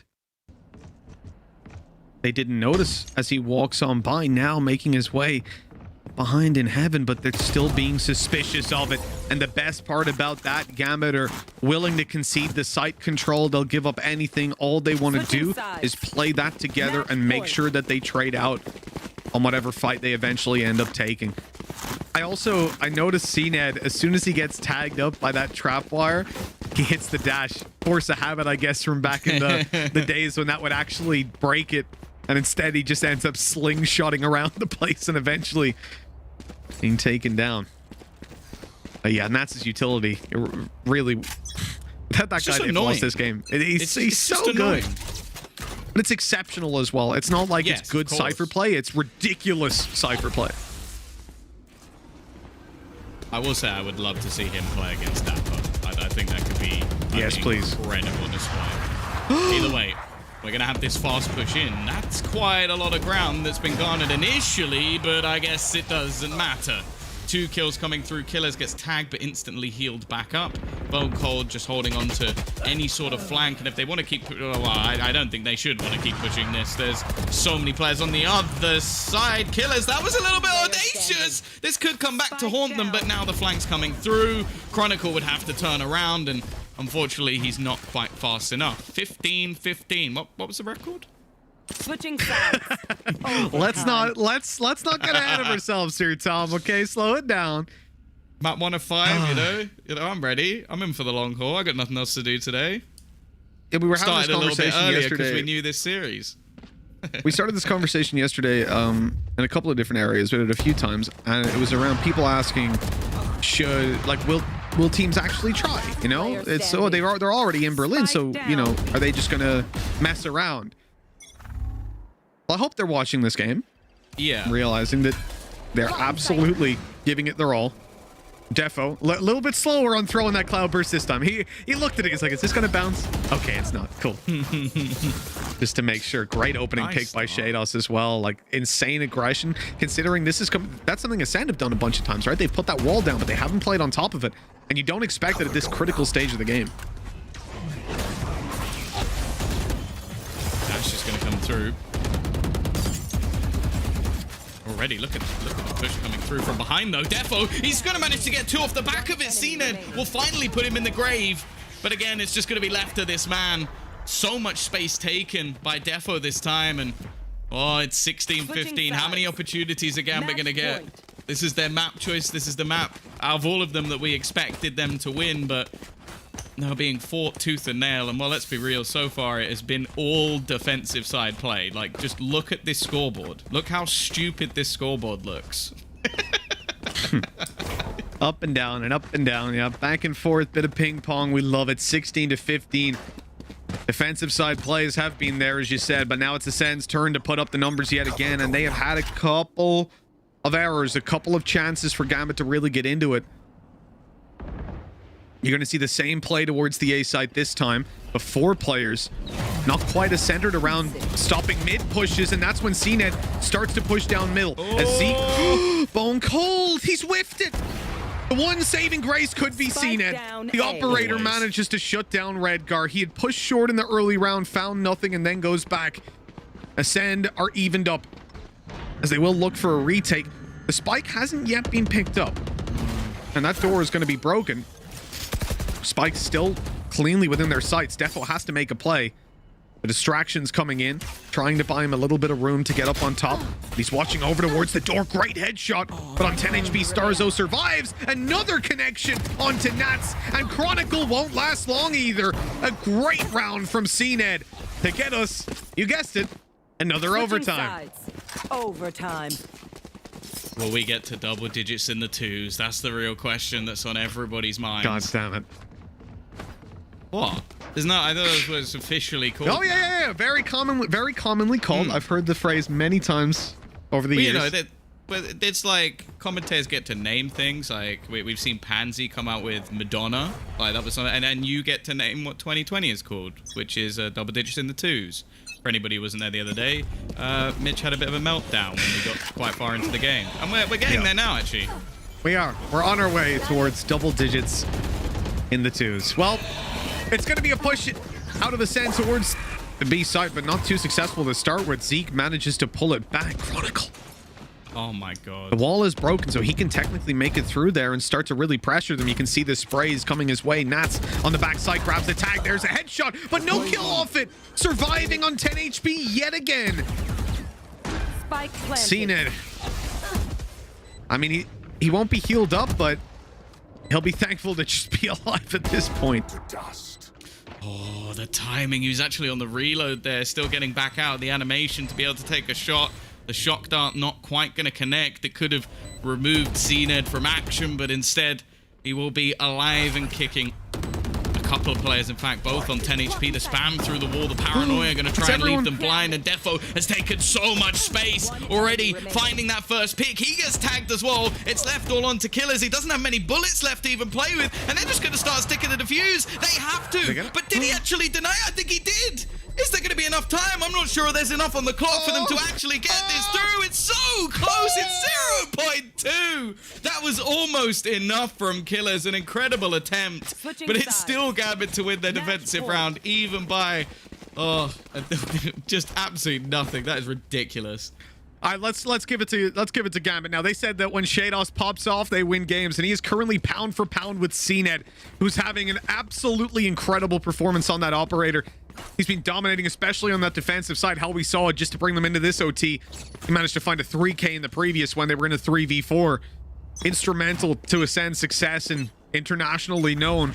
But Shados needs to go on that list pretty damn soon. Himself, Nats, Defo, Chronicle, Redgar, every single one of these guys could be generational players. It's such a good team. It's such a good set of teams indeed between these two. Gambit once again trying to close this out on their attack side. They'll look to pressure the mid control as Bone Cold is spotted out. Paranoia to let him exit, even a Lear just to guarantee it. A smoke as well. They are even gonna Shrouded step out of there, making damn sure that he isn't getting pushed down. But that's a lot of utility burnt up over on the ACEND side. And the amount that they've seen, it looked like they were going to actually try and challenge through the smoke in mid. There is currently a Sage wall ready. CNED try to be a little bit cheeky. It's the standoff. Watching the trip. They're expecting this aggression to be there somewhere. And actually, that's preemptively. He's going to spot out CNED. He's going to have to fall all the way back and give up that control. The problem is we're now getting down to the 40-second mark. And this is where a decision has to be made. I'm still looking at the current position of Bone Cold. This is something he's played so many times before. He gets the timing right. How does Redgar get 2? They were playing a bait and switch to give the kill over. This is Gambit's best chance. Absolutely, yeah. 3v5, sure, a couple of players are low. In fact, the heal can even come in, but not onto Redgar. No. CNED saved them many times before, and he'll look to do it again. The dash is not online. This is an ambitious peek out of CNED as he loses one of his teammates. Starzo might be soon to follow. Luckily, just about staying alive. CNED on top. Such a hard fight to take with the op. If Starzo goes down, this round could be over. But if he finds this kill on the Nats, it's instrumental. And there it is. 2 versus 2. Both players down below. Oh, the shot's not going to connect. Starzo has to get them both. They're running out together, and he'll only get the first. 18 to 16 we go. Gambit just about get it across the line. What an incredibly tight start to this best of 5. And let's hope that's a sign of what's to come. Wow. That was map 1. We have the potential of 5 map. We're going to be here until tomorrow. And you know what? I'm absolutely okay with that. Because luckily then it just rolls over and Pansy and Hypop will just take this straight into the next match. A ridiculous first map to kick things off. Truly phenomenal one. And honestly, I'm so excited to go into Bind now because I was expecting this to be a solid map for Gambit. One that they win at least cleanly. That was anything but clean, but it was one hell of a spectacle. Yeah, let's keep the OTs rolling is all I can say. I'm here all day for that. 18 to 16. What a game. What a way to start this one out. And Tom, and we saw everything that we wanted to. We saw CNED's operator. We saw Nats on those nasty lurk plays. Shados. I mean, he was putting in a lot of work, and no doubt they're going to want a little bit of a break. And you know what? I think we'll take one too. We're going to throw things to a break now. We've also got a little surprise for you in the form of our featured song. It's going to be Paper Planes by Lucas and Steve with Tungavag. Enjoy.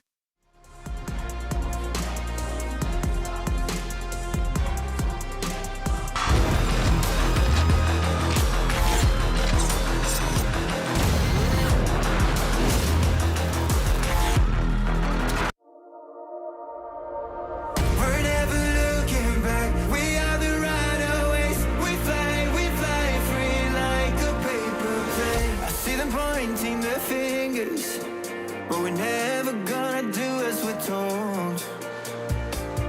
We're painting by numbers, chasing rainbows like we're looking for gold.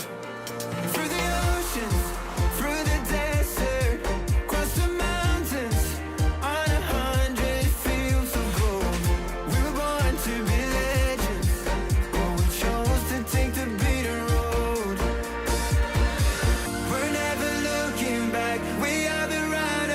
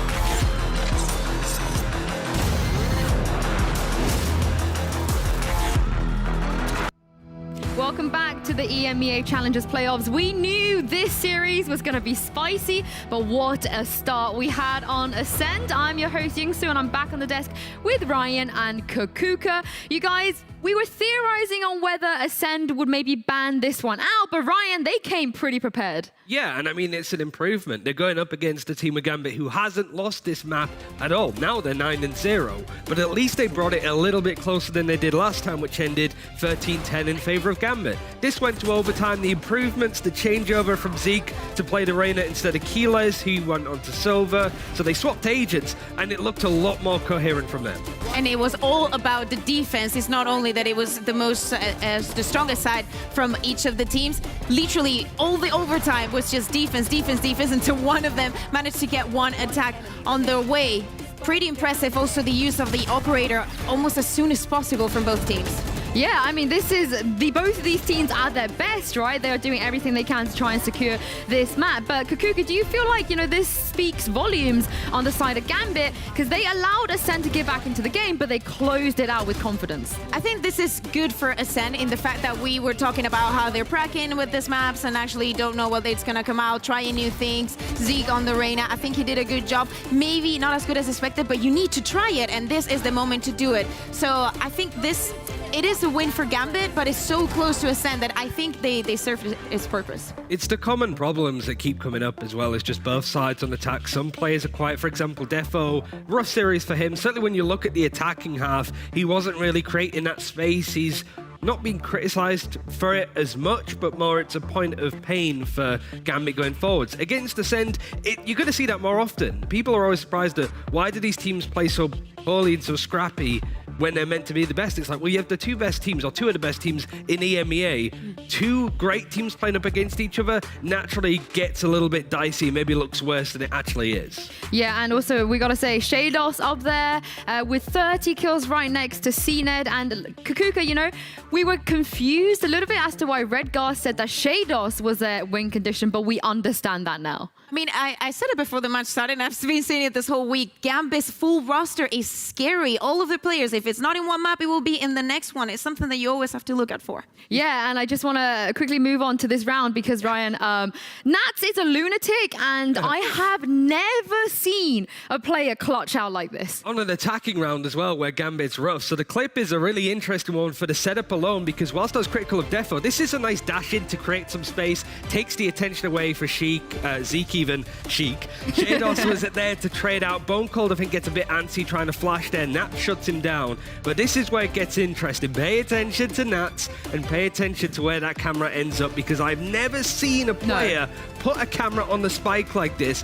And clearly ACEND haven't expected it either, because they left it up there for Nats to check twice. It's a really nice hold from him. It's good play from Shados just to be a bit of a pain. If he dies here, the best thing that he can do at the very least is slow down the time. This was a really rough start for Gambit initially in this round, but then Nats comes out with a terrific play, and this is insane. This is literally just insane. Never seen it before. It's just that hold, and he's won it at this point, I think. Like, CNED's not sure how he wants to approach it. The defuse needs to be dedicated, and from there he is the best Sentinel player at this point. I mean, most people will argue that Dapper's in for contention, but you don't see that from Dapper. Not yet, at least. We'll see it soon, Douglas Apper, maybe. Probably will now, because he's seen it. He's like, I'm taking it. But that's what makes Dapper a great player, is he's cherry-picking, but now we get to see the grandfather of Cypher now in Berlin, and with plays like that, I'm excited for it. Yeah, one of our favorite names. It's also the way that he moved. And it's not only that round. That is the problem with Nats, is that he's not going to be played a duelist. So you don't have to worry about him entry fragging. But it is a problem as well, because he's going to be on the back and he's going to do whatever he wants to do. He's going to come in last, but he's going to be the one standing. It actually annoys me how smart he is, Like, we've watched VALORANT for like over a year. We've seen these players play, and that's the first time, at least at this level of competition, the three of us have ever seen anything like this. But also, speaking of smart players and speaking of godly players, Kaquka, we got to talk about CNED. He did some pretty good stuff, as he would in that game, and one particular round from him as well. Yeah, exactly. It was with the operator and it was an ace. It's this kind of things, we always talk about seeing it, and this is why. So the round starts, everything, seems to fall into place. They were attacking, they trying to get all that info, pushing them back, and he just goes in with the Vandal. 2 of their teammates just fall down, but it's just not enough. Very slow paced. Getting into the site. Looks like Defo has everything under control, and it looks like it's going to be a 2v4. It is a really slow one, because this is the problem with both teams on attack, is this sort of slowdown. But I think the thing that makes CNED great here is that he needs to smoke this off. This is easily a round that could go horribly wrong for ACEND, as you're seeing. But CNED re-enters back into this and kills 2. Who makes this decision? Who goes, we're really struggling to get through this area. Now that we've got the spike planted, I'm going to go and refight them. If he goes in there and dies, he's effectively inted a little bit, and he almost leaves the Sage on their own to hold it. I mean, they had no business winning that. But this is the power of CNED, right? He makes every single round, Ryan, winnable no matter what. I think that's the exciting thing. And Shados, I liked how consistent he was. I think he had 16 kills on attack and defense, which, looking at some of the players in that map at the very least, we saw CNED being really high up there when it comes to defensive kills, but not finding those openings on attack. It's about making sure they're going from side to side, that you are comfortable on that. ACEND, it's likely going to be a bit problematic. They're changing up their comps. They're trying to figure out how they want to approach it. And I think, despite losing, the fact that they took it so close to a team that hasn't really been troubled on this map at all is at least a step in the right direction. I know MBS will watch that and go, it's better, but there's plenty to improve on. Yeah, I mean, if they're going to keep playing like that, Berlin is going to be very, very interesting for them, but we have to move on to the next map now, because this is ACEND's pick, Kaquka. And this, the last map, if the storyline was, Gambit, they don't lose here, they're going to be pretty comfortable. This is pretty much ACEND's to lose. Yeah, I mean, we'll see. I have to say that I really like the way that ACEND played it yesterday. On their defense, they only lost the pistol round, the consecutive one, but that was so strong from them. And actually, I think for the last 2 months, they haven't lost more than 2 rounds on the defense. That is crazy for any team. On Gambit, they have changed their composition, and they're looking pretty strong, especially with that Astra. But is it going to be enough? For ACEND on this map, it's also they're undefeated. They have not really been pushed. They've not struggled. They have some nice wins over G2 Gambit before. They beat G2 Fetting 2. Like, that's a pretty dominant result if you're looking at it. But again, I feel that if you're going over to the Gambit side, much like we saw from ACEND on Ascent, they're still trying to work out how they want to approach it. We saw Defo playing a bit of Sky, playing a bit of Jet. There's still a lot going on. And we actually saw Redgar moving over to the Astra, which... yeah, we still have that sort of Viper. It's a bit more control. I imagine we're going to be seeing the guys of Gambit defending first, because they get to pick the side at the very least. So they can start off nicely, and ACEND, it's just about making sure that their attacking house are a little bit better than they were on ACEND. I mean, this is the beauty of Gambit, right? They didn't have a good result here against ACEND the last time they faced each other. What do? They go away, they do their homework, they change stuff. And Ryan, ever since then, they've looked a lot better. So do you feel like it's going to at least be a closer matchup in comparison to the last time they played here? I think so. I think this is a map as well where we could see ACEND just changing stuff up for change's sake, maybe. Just because we're comfortable on this map, we haven't been troubled. We can either hide some of the strategies or at least practice something a little bit different, even if it's just a small thing like Bone Cold plays Brimstone. Maybe we put him on the Astra. Maybe we see how that flies. Because if they go and lose this map, they're 6-1 overall in the tournament, and it's just kind of a, all right, it didn't work. Let's never do that again, guys. But at least you have that chance to go up against a team that isn't brilliant on this map in Gambit and still try and beat them out with something a little bit different. I think it's going to be also a lot about what we saw in ACEND between CNED and Defo. Defo also using the operator, especially on attack. So I think that's going to be a major part. Yeah, it's going to be very interesting to see what both of these teams pull out. But for now, we're going to head to a quick break. But do not go anywhere, guys. This series is just getting started, and Bind is on the way.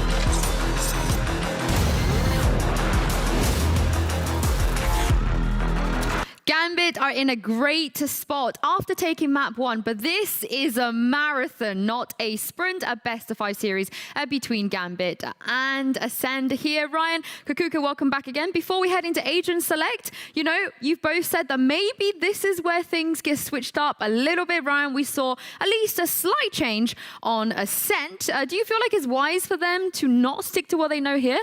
I think it's very much open to experimentation. I think it's just worth it at this point because you've put yourself in a position you could at least bring the honors even on scoreline. It makes sure that you win your map pick, your main one, and also the Gambit won theirs on ACEND. So you're not going to be 2-0 down. But also at the same time, they were so comfortable on this map earlier when they played earlier in the tournament. So I do think that ACEND attacking first is just setting the pace, try and go even on differential 6-all if they can into the half, and then just nail their defense because Gambit couldn't really break that down at all. Yeah, this has to be ACEND's like comfort pick completely. They're both going to be probably playing double controller, but it's going to be completely different. One is of the teams is going to go for the Brimstone, and Gambit is going to go for the Astra. Maybe one of the changes is that Astra coming on from ACEND. I don't think so. I think that, as I said, this is their comfort pick. Well, let's have a look and go into Agent Select now to see if we will be seeing some changes from both of these teams. But so far, a little slower on the picking side, but Ryan, nothing too alarming yet. Now, we do see Zeke going over to the Raze. That's expected. CNED backs off of the Duelist onto a Sage, and the rest of Gambit locking in what they usually do. It's not looking to be completely different. Like I said, Redgar we're expecting to be on the Astra, but he has played a bit of Omen on this map. He does have that freedom of choice, and ACEND not looking to change up too much, but there is potential Achilles, who typically plays up on the Viper, could go on to something else. We've seen a lot of teams move away from Viper. Yeah, I think this is going to be exactly what we expected because it's a very important map since Gambit took the first one, and ACEND coming from the upper bracket, they cannot let this one slip. Yeah, they're not messing around here, Kaquka, but rightfully so, you know. It's not just any best of 5. Winning this means that they will earn themselves a rematch against Supermassive Blaze as well, which if we know the ACEND players, they're definitely looking forward to that. Yeah, looking forward to that and also getting the better seeding coming up to Masters, so everything's in the game. I think for me, it's ACEND when they first played this series, ACEND Gambit in the upper semi-finals. This wasn't the comp that Gambit ran. No, they ran Shados on the Raze. So I am interested to see how this sort of change in their playstyle pairs up against ACEND this time. If anything, it's hopefully closer. They want to make sure that they can scare ACEND on their map pick, on the map that ACEND have not lost in stage 3 at all. Could be another overtime. It is Mitch and Tom after all. But yeah, you're expecting Gambit to bring it closer than I think it was 13-7 last time. Well, the agents, they have been selected and locked in now, and we're ready to go into map 2. Mitch, I know you said you wanted even more OT, so have fun with this one, guys. Thanks very much, Sue. Yeah, you know what? I'm definitely ready for OTs. And Tom, it looks like some of the guys on Gambit are too, right? Yeah, you got Redgar tweeting out just like, oh, this was going to be heated up, ready for more OTs. No. Come on, man. You're going to try to kill us all in one day, but I don't know. I'm so excited to see these two teams play. Last time we got to watch them, the defensive side was really impressive from Gambit. They pulled it out, and then they lost 2 ridiculous rounds. Not to ACEND, to Starzo. So we'll see if he'll be able to pull out those sort of rounds once again. But then when it switched sides, the attack from Gambit was pretty bad. Yeah, there were definitely some shakier moments there, but I think those of you that just watched the previous map will have a relative understanding of what we're talking about there as well, right? I mean, we saw it on ACEND. They were very, very solid when it came to the defense, but on that attack side, there's a lot of work to be done. But Tom, that almost paints a more beautiful picture of this team because with all they're able to achieve, with such a glaring flaw that they struggle with half of the game, and they're still as good as they are, imagine when they have more time, when they're more refined as a unit, they're going to be nigh on unstoppable. Yeah, the funny thing is, even since the last time they played, they've changed up their composition and they were still incredibly defensive-sided. So I guess it hasn't made the biggest of differences. What I will say, though, is I am really enjoying seeing more Astra on this map in particular. I just think the delaying power of that agent is what... Like, I would say that out of a lot of the Sentinels we've seen recently, even though she's technically not a Sentinel, She may even be one of the most powerful, especially on this map, just with the ability to have those grab wells, especially when you look at certain spots like hookah. It's just so horrible to try and like get out of that spot because you're having to jump out. If you're being pulled back, you're just screwed. So I think that realistically, that could be an addition to their defensive side, but also give them opportunities on the executions. The only worry for me, Mitch, is as we've seen, you're not given anywhere near as much space by ACEND than you are with other teams. So if you're caught in that astral form, well, CNED's not gonna give you that opportunity to get away. Yeah, most definitely. The punishment will be there. And I think, never mind caught in astral form, if you get caught in a grab well, a stun, and CNED wants to get a little bit of a push at that time, oh, you are in trouble.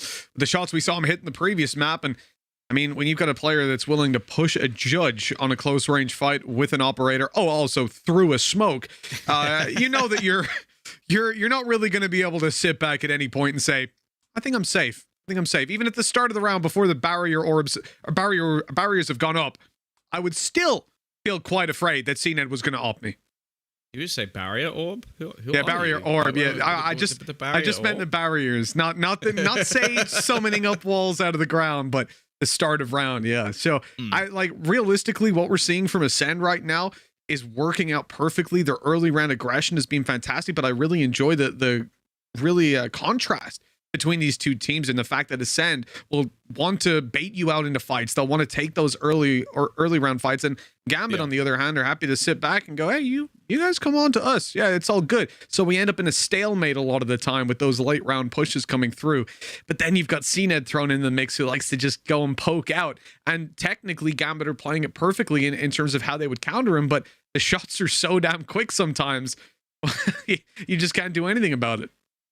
Yeah, I think as well, the other player, I sort of like briefly mentioned it earlier, but I think Starzo on this map, even though you kind of look at the duelist of Zeke as maybe being one of the focal point, the fact that CNED's actually switched over to a Sage, as we've now seen Kellogg's do as well on G2, but I think Starzo is just so incremental on this map. I think he's so good at the way that he actually plays this Skye. Again, he's one of the earlier adapters of this agent, but also it just allows them to go for those fast-paced burst plays when it comes to their attacking side. And also, I think it just looks like a comfort pick for him. Like, it's one of those agents where you put him in a clutch, I think he'll win it, like most of the time. That 1v3 still, I still don't understand how he did it last time. So if there's any more shenanigans like that, I could see this being a very dominant map for ACEND, because this is their comfort choice. This is one where they've looked unbelievable. Okay, yeah, so a very different approach to what we saw on the desk, where we heard, Gambit should be taking the first two maps. I know David P was definitely a fan of that, and ACEND trying to fight back in, but I mean, I think a lot changes as well after you see ACEND, after you see such a close map between these two teams, that everything firing on all cylinders. Like, there is literally nothing that I sit there, maybe like Zeke performing a bit better when it came to the Reyna play, but that won't really be a concern when it moves to bind. It felt like, usually you come into a match and you have expectations for 5 or 6 things that are going to happen.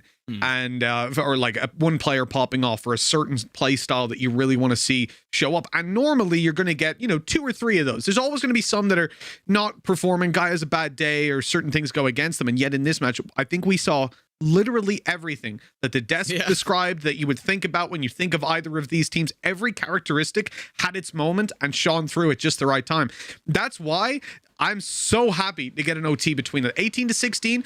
Tom, we have had games that went that long and that I've been falling asleep in because they are boring, because they are incredibly one-sided. And even in the context of that game, it was defensive sides winning again and again, which normally isn't the most entertaining of games. But the way that the rounds are being played out, the flashy styles you're seeing out of both players, and indeed the adaptations as they each try to move the next chess piece but think 10 steps ahead, it is just such a joy to watch this high level of Valorant. And it's something that I think, the majority of the world will be so thrilled to see, especially any NA viewers.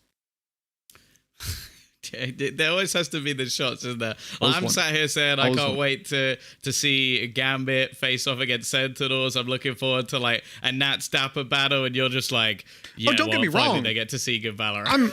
I'm also looking forward to seeing Gambit destroy Sentinels. I cannot wait for that.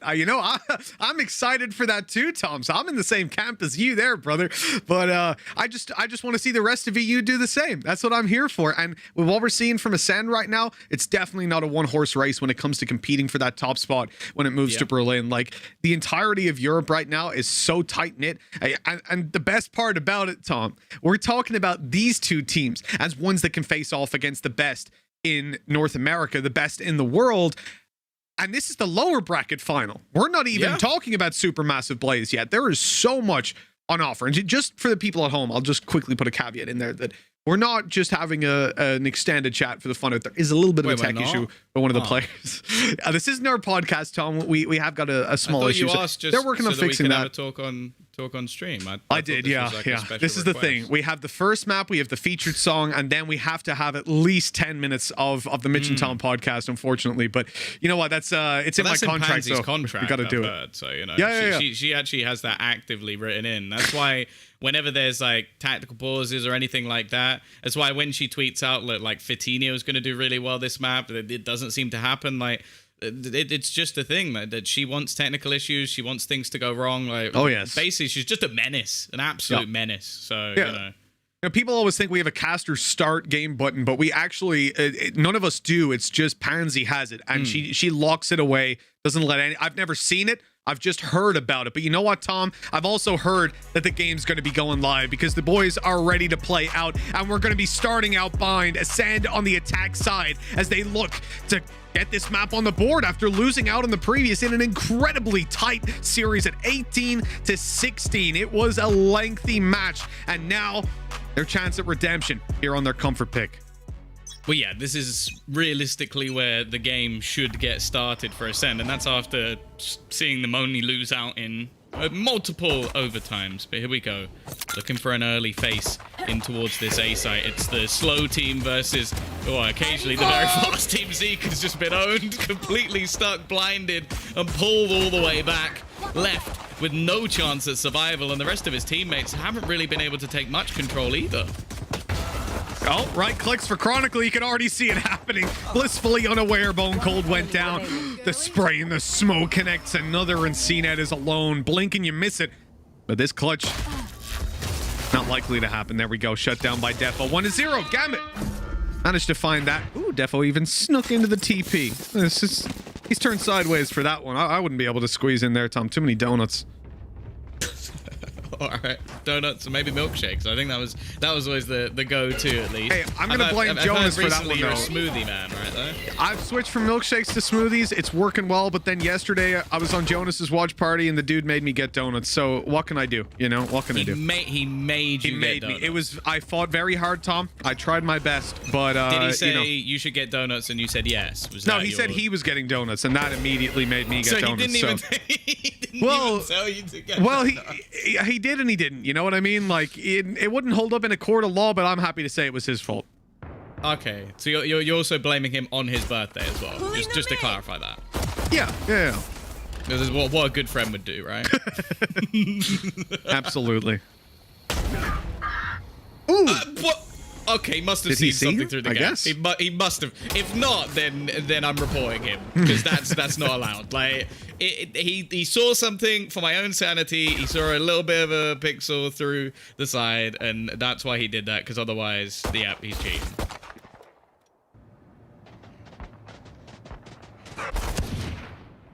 Let's see if he's got a few more of those shots up his sleeve. This round's definitely still in contention. Gotcha. 10 HP, and there it is.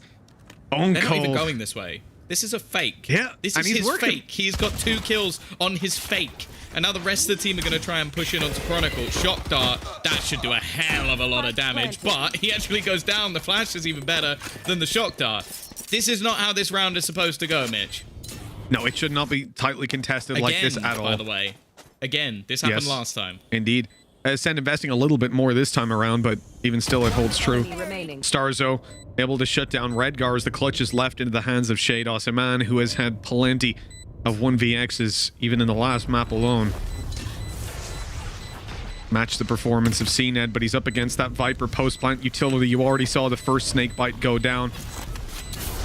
Or was that the second? In fact, it might be out of them. It doesn't matter either way. CNED able to take Shados and close the round out 1-1. An identical start for Gambit as the previous map, where they won that pistol, lost out to the eco, and once again they get slapped by ACEND.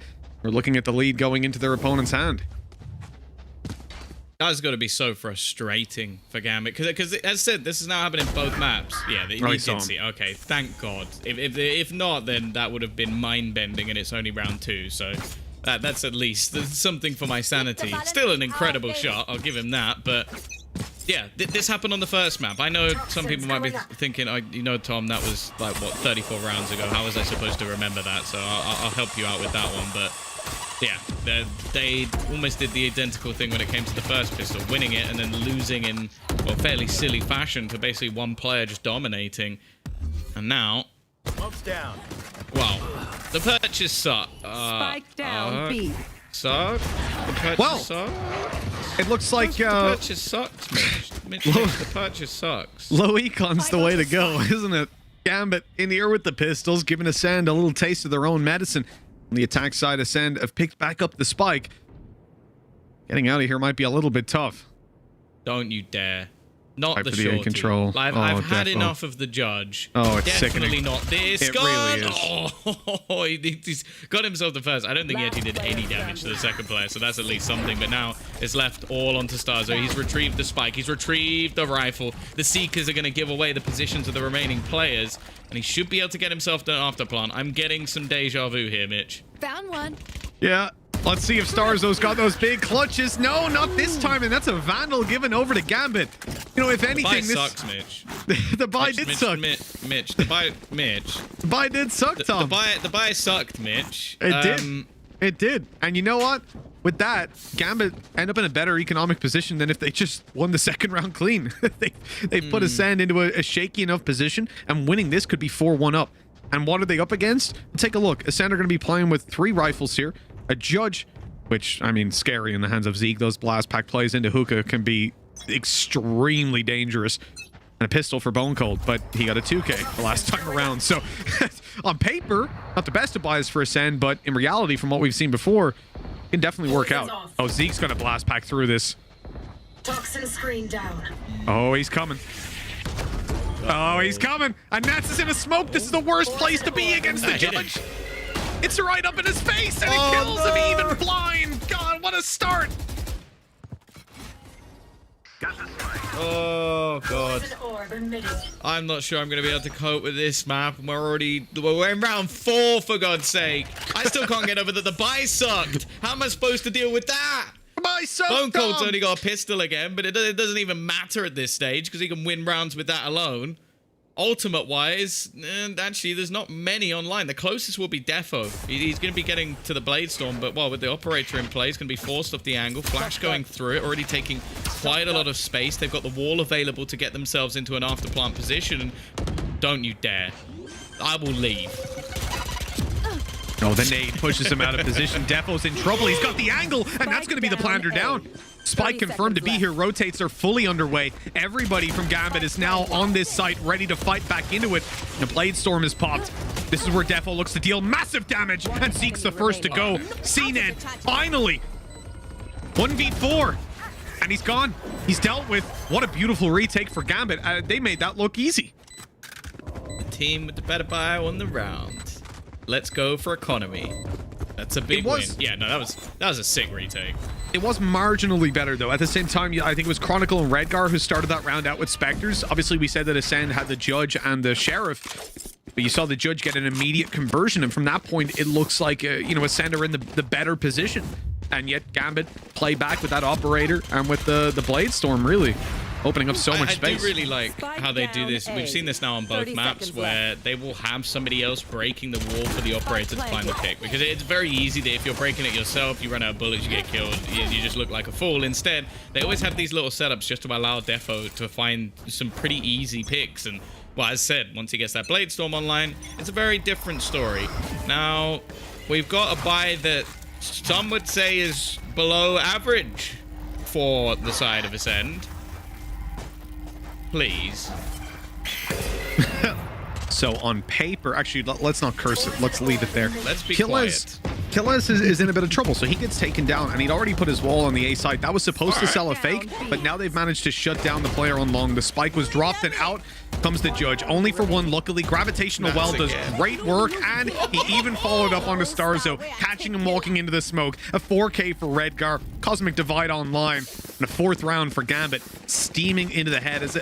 As I said, that the fact that they lost that 2nd round, but then managed to win the 3rd, which was a relatively even, if not slightly skewed towards Gambit's favor, puts them miles ahead in terms of the early half. Oddly enough, losing the 2nd round has given them the best chance at success. I'm pretty sure he found most of his kills. Yeah, he found 3 of his 4 kills through smoke. I will say that this is also the map where I think that Redgar has some of his best games. Even though he's playing that Astra, he seems to just... It almost looks like it's an agent he's quite comfortable on, which, as many have pointed out, if you're playing an Astra and you're not comfortable on it, you are going to have a very, very bad time. It's one of those agents which definitely takes quite a deep skill set to be able to get all of the timing, right? Especially when it comes down to Cosmic Divides. But yeah, after what was a pretty horrible start to this map with back and forth all the way through, Gambit stabilizing now puts them 4-1 up. And as I said, we expect a lot from their defense. It's their attack that normally lets them down. Yeah, it most definitely is. This is where they want to be clocking up the rounds. Orbital Strike online for Ascend. Rez for CNET. Zeke and Killa is about to have their ultis too. I mean, that is a bunch to work with over on this side. And Defo received a headshot. If Zeke had a Vandal there, that was a nice, easy win. Instead, left on 10 HP by, I mean, pretty much a meter's distance, saving his life.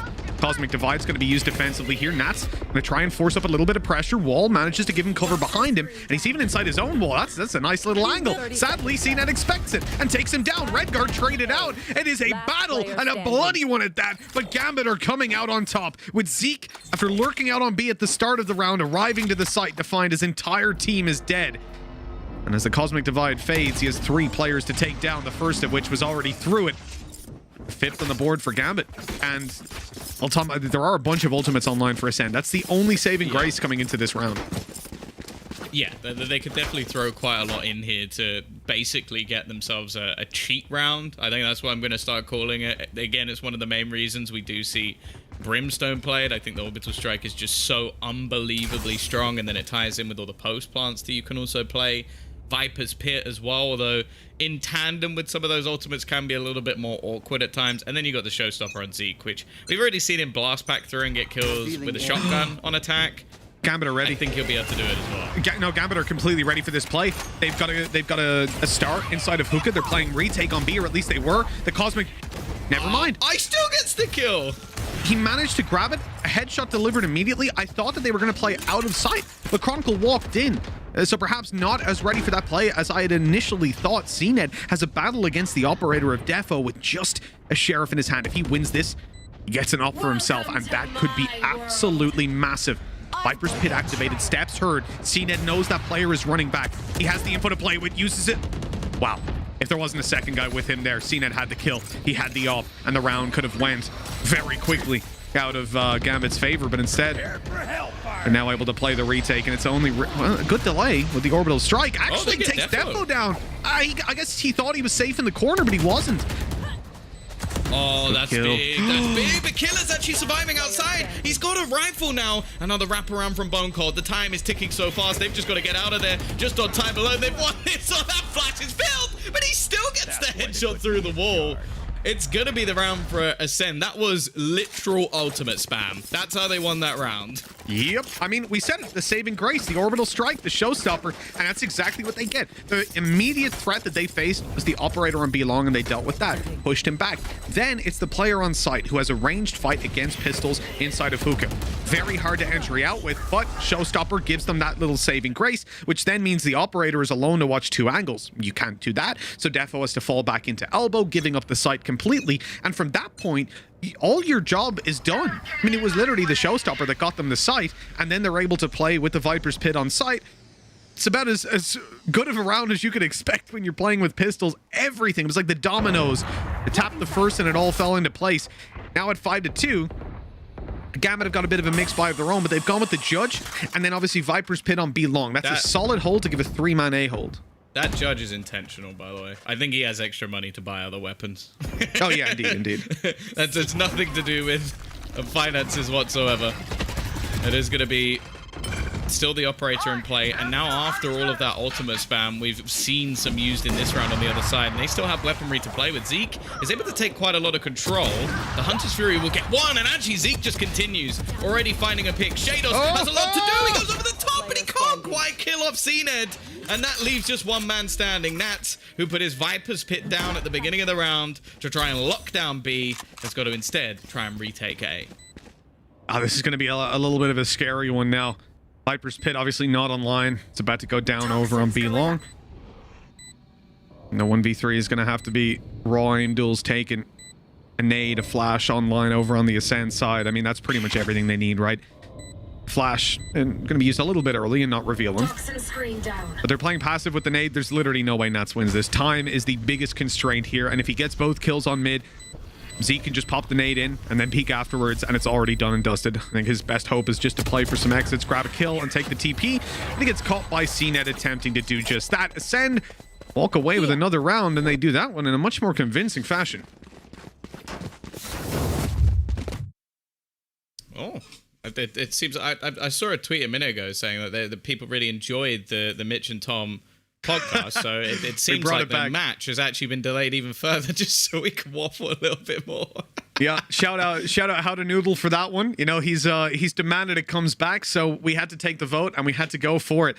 But Tom, after the start that we've seen here, Gambit fly up into the lead, but then they've stalled out a little bit now, haven't they? I mean, we had that one ultimate round come out of Ascend, and I'm always going to be very cautious when they win an eco round, when they win a round where they commit 3 ultimates with pistols, a very fast blitz play, catching their opponents off guard. It's not repeatable. That doesn't signal a comeback. That opens the door, but they still have to walk through it, and they most certainly have with that round right there. That one fills me with a lot more faith.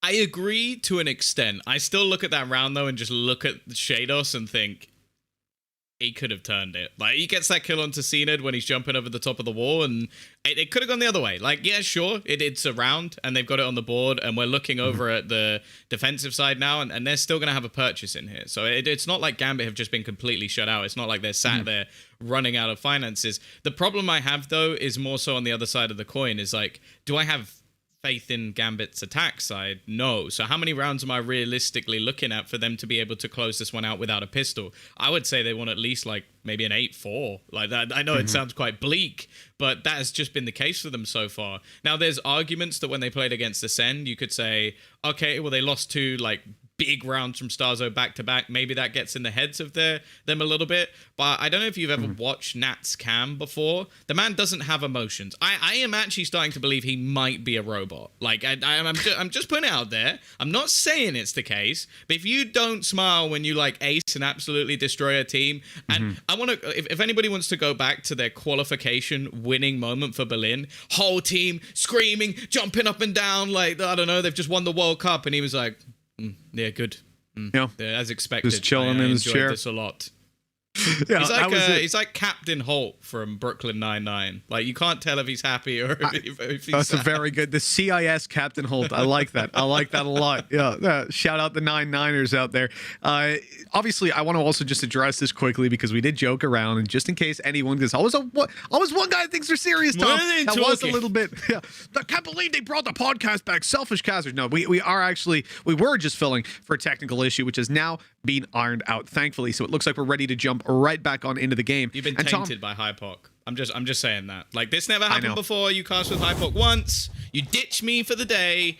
And now look, we get tech issues all the time. This is what you get for cheating on me. That's what I'm saying. I'm sorry, Tom. You know, I thought it would be harmless, just a little bit of fun with Hypoc, but you know, he infected me. We knew this was going to happen. You knew this was going to happen. You called it. He treats me better than all the other girls. Well, look, we're getting back into the game now, 5-3. We've just seen Ascend win 2 rounds back-to-back, one with a bunch of ultimates committed and one with a bit more consistency to it. Now, let's see if they can chain them together even further. Buy round on the board for both teams yet again. Nats this time going to be the player who's inside of Phuket with that dangerous judge in hand. He's been killed with it twice as well, so I feel like this is some revenge. Defo is just full W keying all the way through. He hits that shot as well. Yep. That was a hit. That is bone cold now on 38 HP. I will say that the man... There's a chance. There's a chance he does this. He sees it's clear and just goes, let's just lob one into the box as we go back. No. The stalemate, really. There's the peak, and the shot doesn't connect. Great one from Bone Cold. Nats spotted out on the left side. He's going to cross over. Costs him a lot of HP to reposition. Now down to 38. They'll be cautious of... Oh, he's on 3. Another bullet to the foot, in fact. Toxin screen down. He's just about able to get out of there. Yeah, that was a Vandal shot. 34 damage to the leg. You have to be in vision. If that was his body, he was gone. Would have done the full 40. He is very, very lucky. Well, after forcing out that position, something that many players have struggled to do, they spam this wall. It's quite common to spam this wall. Flash going to leave him completely blind, and there you go. Thank you very much, Zeke. It leaves it all on to Shados, who is known for these sort of moments. What is that? That might be the play of the tournament. That is one of the most unbelievable things I've ever seen. He's going to close it out with the ace. Dear Lord, Shados. I am without words. I noticed a technique in the middle of that fight, but of flicking, trying to one-tap and then correcting the aim, right? He doesn't do what everyone, or what a lot of people will do, which is just panic, like flick and spray. He flicks, goes one-tap, and then corrects. And he, I mean... How does he get away with this? I need to see this again because I don't understand. Beautiful. Every single one. Oh my you cannot fault Ascend at all for that. The timing on those peaks, sure, could have been better, but they didn't know where he was. The fact that he isolates every single duel, connects the shots, and is immediately ready for the next player to come. Game sense, aim, everything was just off the charts there. Now 6-3 Gambit. They should not have that round. That is a lost round that somehow they've been credited with. I see what Redgar means. Oh. And now you see what I mean when I talk about Defo. This guy is just impossible to play against. One of the most frustrating enemies you can possibly have. We could have had a back-to-back. Look at his face. He's like, ruined. If that was Nats, it'd be a different response. And big smiles from Defo. 7-3. Oh, God. What a quick conversion. What, like, the fact that 2 rounds ago, literally 30 seconds ago, it was looking like it was 5-3 and almost guaranteed to be 5-4. 30 seconds later, 2 rounds are gone. 2 buy rounds are gone, I should say, as well, just to be very clear. This one, I believe the last one wasn't an investment. This one definitely is. A mixed investment, though. They still had some stuff to work with. A few things, yeah. I think they had a shotgun in there and some like upgraded pistols. It shouldn't have been that easy. Let's put it that way. But yeah, as that said, Ascend get this 7-5, and I still think they're not in a bad spot. I will say Gambit are probably going to be quite pumped up right now because clutches like that, Here. 1 in a million. Like, and then you get just the instant trade out. Defo's now got his Blade Storm as well, obviously. Basically killed the majority of the team. And he's going to be able to dash out of there. Easy kill onto CNED. He didn't get blinded, so they had absolutely no idea he was there. They're jumping around thinking, it's free map control, free real estate. And then instead, they end up losing a player. The second in the round, Gambit, you said they needed to get 8 rounds on the board, an 8-4 half, which is exactly what they had against G2 in the last time they played this map, and then it ended up going to overtime. They get pretty on the mark with that one. And that's certainly what they're aiming for right now. Walking through that wall for Zeke should be the end of his life. There is a flash for Starzo, though. That's going to pop out first, presumably oversight and blind both of these players, actually. We'll see. The flash didn't come out. It walked in. It's worked out for the first. Shados is blinded up. He decides to play inside of them. Oh my God. It's so big brain. As he moves around the backside, he'll be dropped eventually. You rarely see anybody inside of a snake bite like that, especially not running back into it, but it was the perfect decision. 8-3. Well earned by Gambit, and Ascend have got to be feeling pretty deflated with how this started. I mean, remember, they won the Inco round to put it 1-1. And in terms of buy rounds on their attack... 17-4. He's 17-4 in the first half. They're 8-3 up, and... we haven't got the scoreboard right now, but at least 2 or 3 rounds ago, I saw Nats only had 1 kill. He has been... He's on 2. He's on 2. He hasn't had to do anything this half. He's one of the scariest players in this roster, and it is just being spearheaded in this series by Shados. Have 42 kills combined. Oh, okay. Nats had enough. He's like, you know what? You've had the limelight. I'm going to try and take a little bit of map control. I guess you feel pretty confident in your teammates at this stage that they'll be able to win the round anyway. And it's a lot more of a tentative approach coming out from Ascend. They were battling and brawling for this position early on, and now they're almost just patiently waiting, wondering if this control is going to be snatched from them. Defo, we expected big things when it came to the last map. He was decent. He's been very good when it comes to this one. Currently on 12 kills as well. A deep flash, blinding all the players, giving the information away. Nats needs a big hold here. That's a showstopper, and he deals with it. Not even a lick of damage on that hookah hold, and now everyone else coming down through long. The spray is good. Another gravitational well that sees massive value for Gambit. Shados with the double, and this should be it closed out. Starzo is a 1v4 to win, and he'll try his damnedest to just get out of this position through the choke point and take some duels. A good attempt, but in the end, it will be 9 for Gambit. A solid defensive half out of the CIS squad. Switching sides. Yeah, and I feel like we're looking at the other side of the coin. Like I mentioned this last time when we saw them play, that it probably should have been a better half coming out from Gambit on the defense, like probably like 8-4, but there were just some ridiculous clutches coming out from the side of Ascend. Well, this time it goes the other way. It is Shados who's just been unstoppable. Defo, Redgar have all been fantastic. Now they're 9-3 up. A pistol round might put this map to bed, and then the prophecy of David P will come true, and they will go 2-0 up in a series where I'll be realistic. I thought this was going to be 1-1. I'm with you on that, for sure. I think that Ascend, when you look at this map, I don't know, I just hit a button on my keyboard and heard a Windows sound, but okay, it seems to be fine, I guess. That really freaked me out. But okay, here comes Seek, barreling through the teleporter, looking to get a little bit of damage done, but he ends up falling. They're running right into the hands of Gambit. A loss in this pistol could be the end for Ascend, and they have not managed to get it done here. Double digits in the ones go to Gambit, as they're able to put it 10-3. I don't know if I've ever seen that many players die around bathrooms before. That was the full defense just trying to challenge for that map control. Really wanting to try and get up in the faces of their opponents, but now they're in trouble. And the fact is, at least on the defensive side, you don't really see many force buys into these sort of rounds because you're not going to get anywhere near as much. You haven't had a spike plant to give you the extra finances. And also, you can't just go and pressure. Well, you could go and pressure one side as a squad, but you'd have to leave the other one open. So it becomes that little bit more difficult. Now, Bone Cold, he basically won them the last second round they had off the back of his own individual brilliance with this pistol. But they have spotted a couple of players close up. The screen not going to give too much away. And in fact, Bone Cold, he's going to peek out through. He actually still gets a kill there. That's surprising. That is solid. You don't really expect him to. Sheriff's on their way up behind. Good spray from Nats. And it's just looking like Freelo here. The snake bite connecting onto Starzo as he creeps around this smoke. Oh, he's tagged up so heavily. 40 HP. Just a single bullet to the head will leave him dead. 11 on the board for Gambit.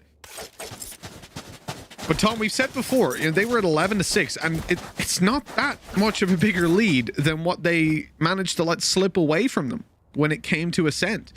I don't want to say it, but like Ascend are still in this so long as they can start the comeback now. They have very little wiggle room in terms of slowing it down. But if they win here, Gambit's attack is always going to be something that I doubt. It's always going to be something they doubt. They've said it themselves. I think the only problem I have is just the sheer momentum that Gambit have had. Yes. Like, there have been moments where Ascend, even in the first half, had huge opportunities that they should have won, and then somebody has just stepped up to the plate and, well, kicked them out of that round like nothing ever happened. This is also an opportunity of a bonus round for Gambit to just throw in something a little bit spicy, and that's been what they've been doing throughout this map with the more aggressive plays coming through. So I don't know. I would almost love to see them go for a really fast-paced play, because that is almost anti-Gambit. Like, it's just not what they do. And in rounds like this, where you don't have a lot to lose, I think it's the perfect time to do it.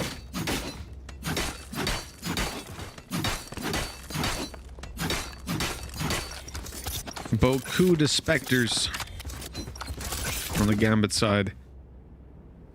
The setup's going to see a two-man A-hold over on Ascend. That's where Gambit wanted pressure. I'm going to go for early bathroom control here and try to pick up an orb. Defo seizing the orb right at the start. Takes a little lick of damage from that snake bite. And he's moving forward, trying to play with the drone. I like the early round presence. They put up the Tiger down through middle that spots out the Rays. Have a bit of information to play with here, at least on 2 players that are holding the site. Rotate has come through to allow Starzo to play with his teammates. Killaz trying to battle inside the smoke is good for 1. Repositions, and that's beautiful. I don't know how he killed Chronicle there. I did not see him kill Chronicle there. I saw it in the kill feed. Was that a random bullet that he wasn't even aiming through the smoke? Hopefully the replay will will let you know. I saw him kill 2 people, but he killed 3.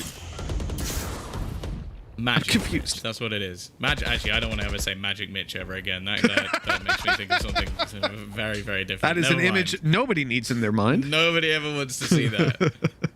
Hopefully you don't own a hat like that. Either way, Redgar 30 seconds could left. still make this one at least a little bit more problematic. Shados is lurking in this corner. The spike is in a horrific position. Truly horrible. But they are still watching every other angle and keeping an eye on any sort of push that comes through the spawn. Shados looking to try and pop flash through. The second one's quite far away, but they have to make a move on it. It doesn't catch out the player. It leaves it all onto Redgar, and Killaz will be there to close out the round, earning his Viper's Pit at that. The start of the comeback, sure, but they lose 2 players against the Spectres. It's not a great round for Gambit, but nor is it a great round for Ascend. This is an acceptable one, bare minimum done. And here's this replay, I guess. Killaz. Let's see, so he killed the first here. Yeah.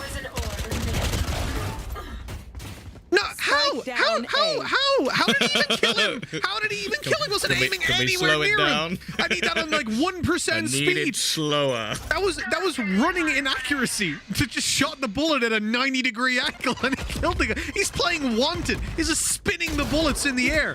That's, oh my god. How does it? Okay, this happens too often where Defo gets shot in the head but doesn't die.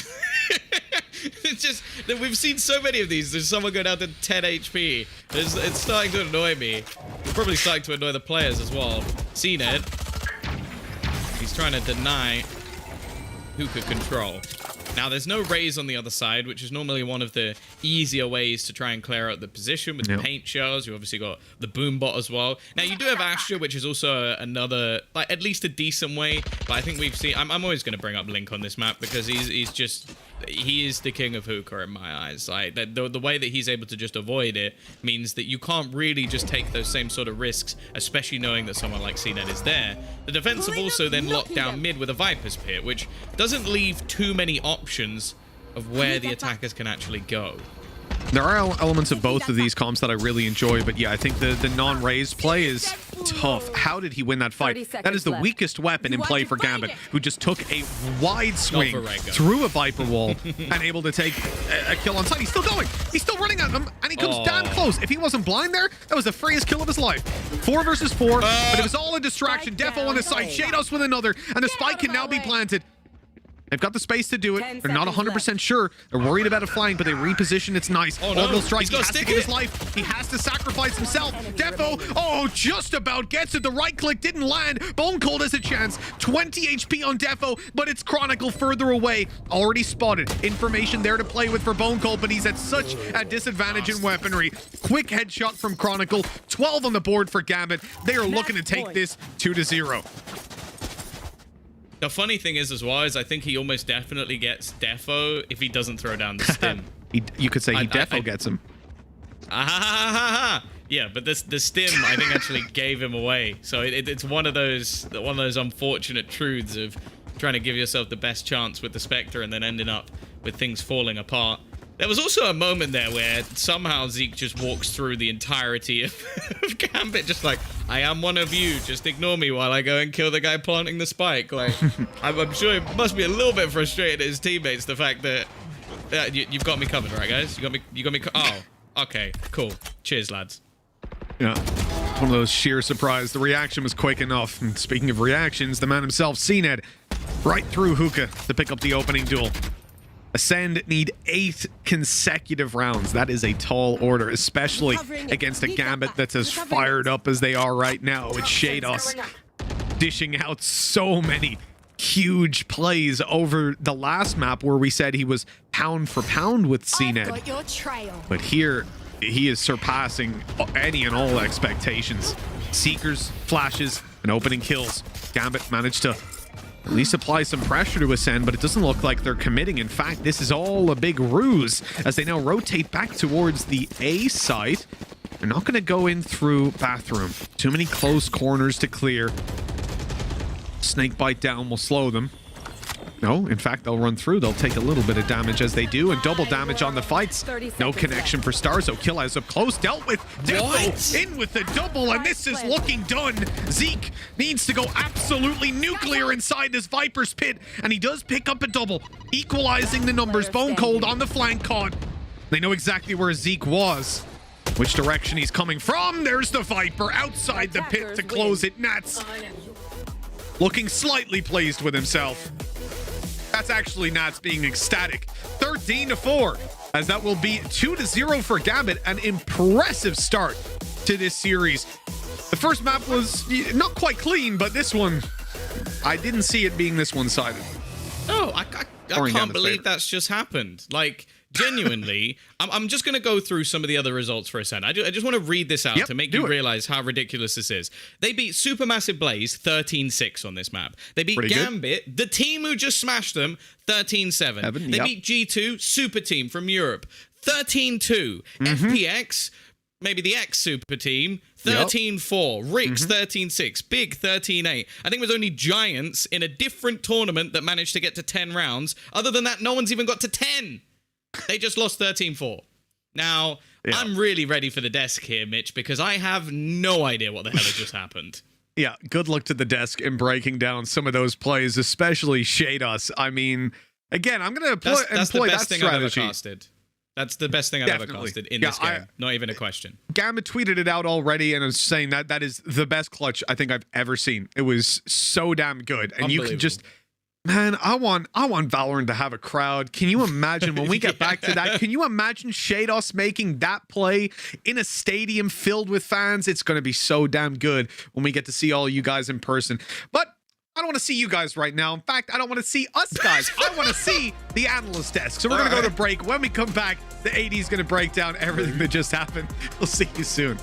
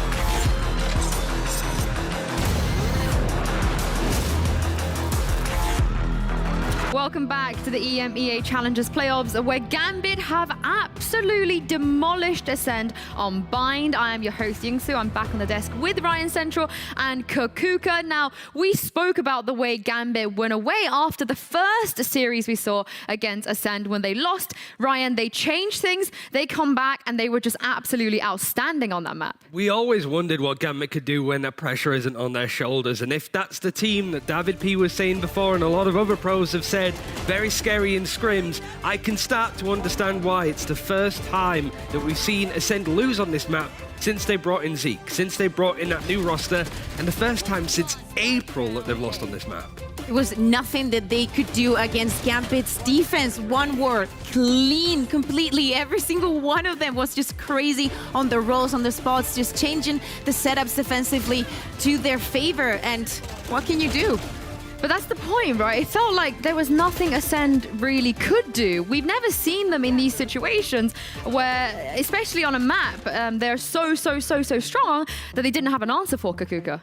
Completely, no, and we're gonna see here on the stats, Zeke only with 0.7 KDA against Defo. I actually have to say that I think he was one of the key parts because he was using the different heights to help his team, and it was set up a complete difference. I feel like every single round it was at least a 3K for each of one of the players on Gambit. Defo was clearly very scary over on that A site as well. Like when he has the operator in hand, he's very hard to break down on the defense, and it led to a lot of B hits coming in overall. It was a bit of a concern as we go into it, but like ACEND, you did expect them to be on the back foot at least to begin with, but they weren't able to get the pistol on their defense. They only got 1 round out of 4. So another thing that you look at is ACEND was exceptionally quiet in that series. Yeah, and also is the fact that some teams think that Jet is maybe not the agent to be playing on this bind, but they make it work with all the aggression, with the controllers and the double heights.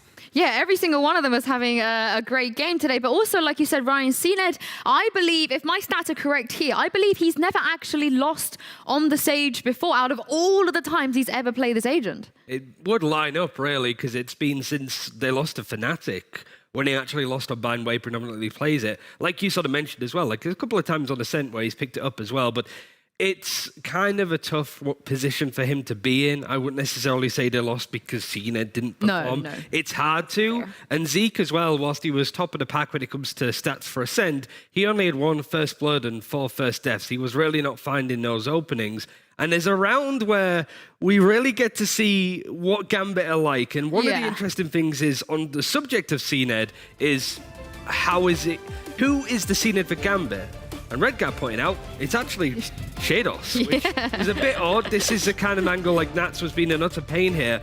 But the Astra utility that was actually coming out of Redguard was solid to the point that it breaks all of this damage. This is something you'd see from Scree.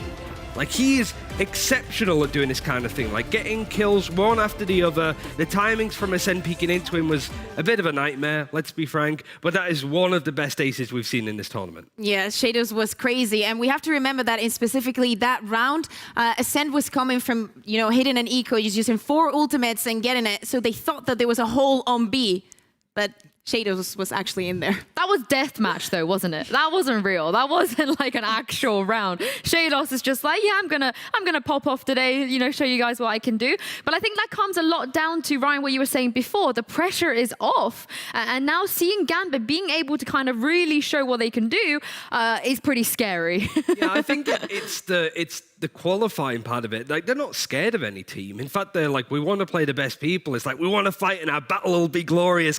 That's just Gambit in a nutshell. They want to play up against Ascend and Supermassive Blaze. But now that they don't need to worry about failing at all, because it really does come down to them still qualified for Berlin, it could be the difference in a good group or a great group for them. But to go in and be 2-0 up going into Breeze is really good looking for them. But Breeze is a map that Ascend have also never lost. And to me, this buying comes to name a more iconic duo than Redguard on Astra and Nats on Viper. Like, literally, what can you do? I feel like, especially for Redguard, it fits him so well. I can't wait to see more. Yeah, Redguard's been absolutely fantastic in this tournament. It's always good to see, IGL showing up, using an agent that, again, has had problems against Europe this entire tournament. But Breeze is the next map. And Ryan, as you said, Ascend, they look pretty good here. Although the pool is a lot smaller though, right? It's unbeaten, but it's not as prolific as their bind. Yeah, it's not like 12 maps. It's only 3 times that they've played it. They've won it all 3 times to beat Na'Vi, Guild, and Big on their way into this tournament. So a good mix of results. The only concern, and this goes for Gambit as well, we haven't really seen them play it for quite some time. It was like the early parts of the tournament, or in the best of 5 grand finals, for example. Like it's those kind of situations where maybe they're not 1-0 down even, and they have to win this map to bring it back. We've not seen a team being put into this position where it's a little bit more awkward. So I'm curious to see if anything's going to change, how well they're going to play it, and if they're going to panic a little bit on this map. It's funny because ACEND decided on that bind, and it's going to be Gambit who decides on this breeze. As Ryan said, 3 maps, 3 wins for ACEND. But, I mean, they knew that they were going to play most of the maps. This is the only one that we're going to see probably a mirror in comms, unless we see something new. Again, this is the moment to try these things. I have to say that Gambit is looking too confident right now. I mean, Kaquka, ACEND, they can play the Yoru. If they want to bring that back, they can. Would you like to see them bring it back? No. I mean, wait. I'm going to say yes just because I miss Harry and we talked about him earlier. So yes, please, ACEND, just try. I mean, they won with the Euro, but just decided that maybe they were lacking something else, especially utility and maybe on the defensive side. So they were like, you know, just go back to something basic. The most basic comp that we're seeing here on Breeze works for them. Same results. Is it going to be enough against this Gambit? I think what ACEND run on this map is what other teams should be running. I'll be brutally honest. Like, I think the Viper, the Cypher, you 100% need. The Sky, you need. The Jet, you need. You see some teams running Omen or the Sova, and the Sova is the one that ACEND go for. And it reminds me of what Fnatic were doing on Bind with their composition. It's not necessarily as out there when it comes to the ideas that they have, but I think it's just the way that the map should be played. It's a lot of information, it's a lot of area denial, and you stick CNED back on the Jet, which could be massive for ACEND going into this one. I mean, they didn't. For the first 2 maps, they had a chance, you know. You have to go to at least the 3rd map for it to be a decision on either way. But now, Ryan, if ACEND lose this, they're getting 3-0'd in the lower bracket. That means Gambit, they get their revenge. But are you worried about them at all? Because we know that MBS said in the pre-match interview, losing is fine. We need to lose before we go to Berlin. But just getting 3-0'd? I think it'd send a message, wouldn't it, to the team of just like, all right, we were looking at top dogs, but we aren't anymore. We have some work to put in. And like CNED, the rest of the team overall, but I think certainly CNED, there's still room to grow. I don't think anybody sits there and goes, we're the best in the world. They have some of the best players in the world, but they can certainly up it, and just in time for Berlin if they can. Yeah, and talking about growing, we have to admit that one of the teams, probably the one that has grown the most during this finals, has been Gambit. Yeah. So they definitely deserve it. Again, still a 3-0? I don't think so, but okay. Well, David P said a 3-2, so there's plenty of time for ACEND to come back, but we are going to take a quick break here. But stay with us because Breeze is coming up next.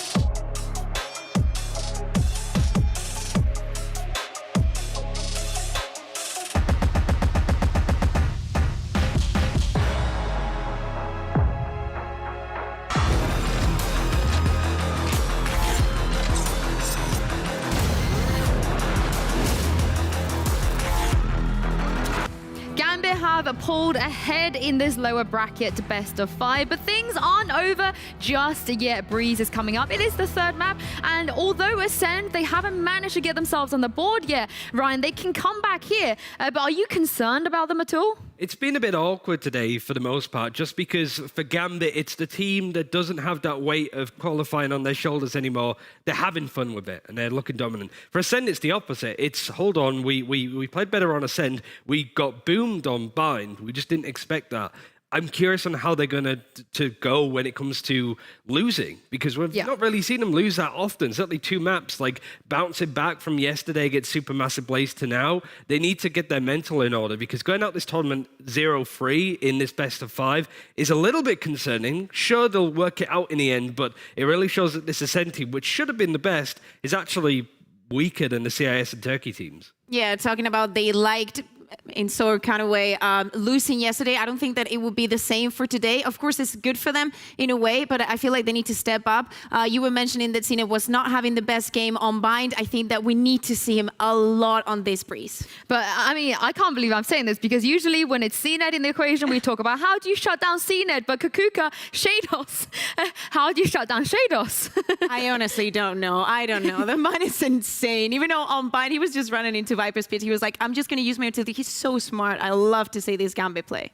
I think for me, it's playing around the Viper and sapphiRe utility. Like that kind of stuff is going to be hard to move. If you're splitting onto the A site, coming through cave and double doors, the timing needs to be that. If it's staggered, we clearly saw what happens if Shados catches you and your peaks are staggered. He'll take you on one by one. And there's plenty of teams that could do that in this region, but nothing has happened at this high level, because usually the team cohesion is so much more solid than we saw from ACEND on Bind. Well, we spoke about what this means for ACEND if they were to go out after this map. But Ryan, what about Gambit? What kind of statement are they making here to 3-0 a team that knocked them down in the lower bracket in the first place? Doing it dominantly as well, because I think a lot of people can see the potential of this Gambit team, but like they made it close yesterday, like the 0.00 plant against E2, the overtime against Team Liquid. A lot of it is you guys could be amazing, but you need to close out some of these games and series a lot quicker. It would be great to finish this off in that kind of fashion. Well, Agent Select is ready now on this all-important third map. Of course, ACEND,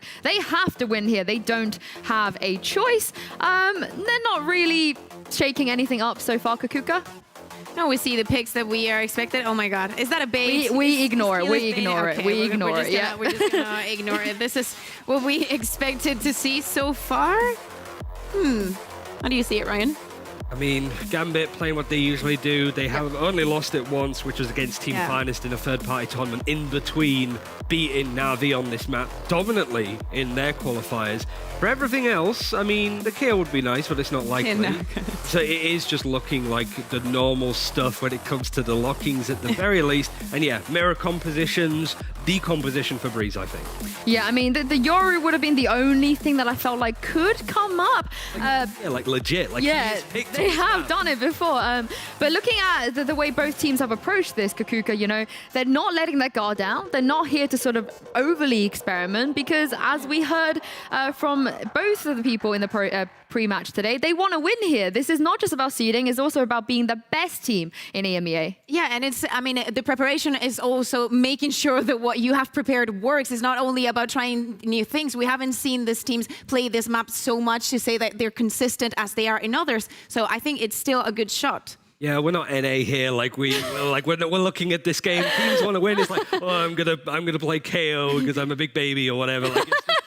Like, it's just, these teams want to win. Like they are not in a position like Sentinels, for example, where it's everybody wants to beat us, but we can beat them. Every team wants any advantage they can get a bull in. And if it means that winning this tournament puts them in a better group, gets them some more money, sure, they are 100% going to take it.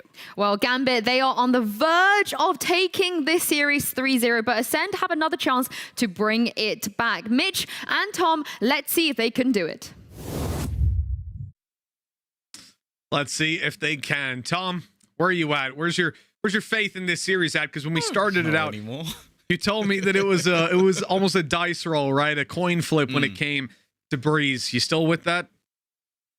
Yeah, I will say that. I think that, again, like, I put the last map firmly in ACEND's favor, so let's be honest, my opinion on this doesn't really matter too much, but... Absolutely. I will stand by what I said though. Like the fact that they won that map dominantly is the biggest shock, one of the biggest shocks of this entire tournament for me. Like, I was expecting much more from Ascend, and now going into this map, I feel like CNED puts on a hell of a show, but we need to see it because otherwise they're out. We absolutely do. This is the time where everyone on Ascend must show up to rally their way back into this series. They need 3 maps in a row, and it starts here and now. They're looking to eat up their opponents like it's a buffet, like they're teddy bears at a picnic. We're jumping into the map. Breeze kicking off Ascend on the attack side. One hell of a task in front of them.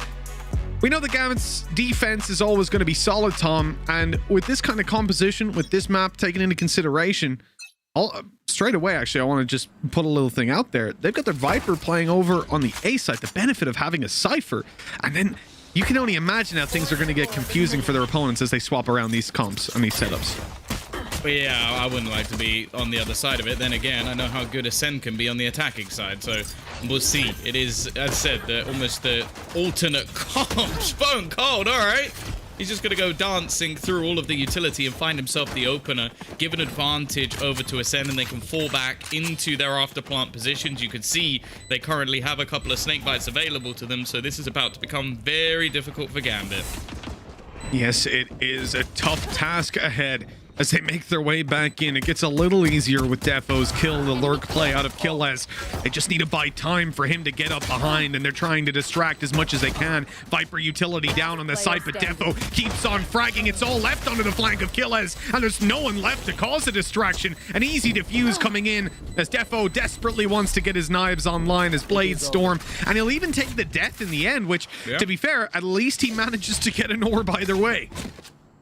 Yeah, that was the thing. That is with the snake bites right now, and so you could basically tank it at least most of the way to get it to half, and that's all he really needed to do, is making sure that realistically they had the defusal done no matter what happened in this scenario. It is surprising though, like considering the position that Ascend ended up in after plant 5v4, cave control, utility available. They kind of got slammed. Like, there were 3 players left at the end, and they managed to isolate all of the juice. They even had a flank that just got absolutely nothing done. So it almost just seems at the moment like Gambit are just rolling over them based off individual brilliance. These rounds, though, Gambit's kind of sucked at these. The second round, I think they've lost every second round of the map or of the game so far. They have. Yeah, you're 100% right. The ecos have been destroying them. This time Ascend invest a little bit more with the 3 marshals that they have in play. And considering the map, Tom, this was something we highlighted when it first came out, right? We had that VOD explaining the map. And we said that, well, that's what you want to be careful of is marshals. Nats. He baited him with the cam. Nasty Nats. I honestly think I'd end up, like, just turning my computer off if I played against him. I'd be like, nah, that's stupid. Oh, and they've isolated another Joy. It really is happening again. It's reliant on a low Redgar and Nats, who, well, in terms of a retake on the A site, is not going to be in the best of positions. You've also got to watch for the lurk of Killers. He may not have any weaponry, but his positioning is strong. A great retake wall, a Viper wall that they have on the Gambit side, but no Viper to put it up. So this is going to have to be oh, well, if Nats doesn't check this corner, and indeed he's not at the moment, he's casting an eye towards it every so often, but this should be just a great position, great timing from Killez. A wallbang headshot with the classic isn't going to be enough. It doesn't cut it. It leaves Nats 1 hit. Oh, all right. Okay. I was going to say to a Marshall, but that's a quick way to finish him off. And Redgar, he already said he was quite low. He might want to just save this Guardian, but they've spotted him. Within a couple of seconds, they'll realize he's saving. And look at that. A mass exodus of the A site as they look to move towards the spawn. It's Starzo that wants to take him down. Clearing out middle. They can't really overextend too much, especially when he's playing with that Spectre. You kind of want to save it for the next round, and they're just going to all tuck in. So at least the Guardian will be carried forward, but another pretty disastrous start to a map, although it hasn't held Gambit back so far. Yeah, it's just odd though. Like, I don't think I've seen a team win all 3 of the first half pistols and lose all 3 of the second round forces. I don't think that's ever happened in a match before, because it's just silly. Like, sure, they dominated the last one. They also managed to win the next round back when it came to bind, so it didn't really matter too much for them. But I don't know if they're going to be given that same luxury again. In fact, they're not investing on the majority of players. It's only really the saved weaponry that's going to be able to do anything here. The Viper wall usually means that you can't really take a peek with the Marshall in hand, but obviously it's a little bit of a different wall this time, much more aggressive.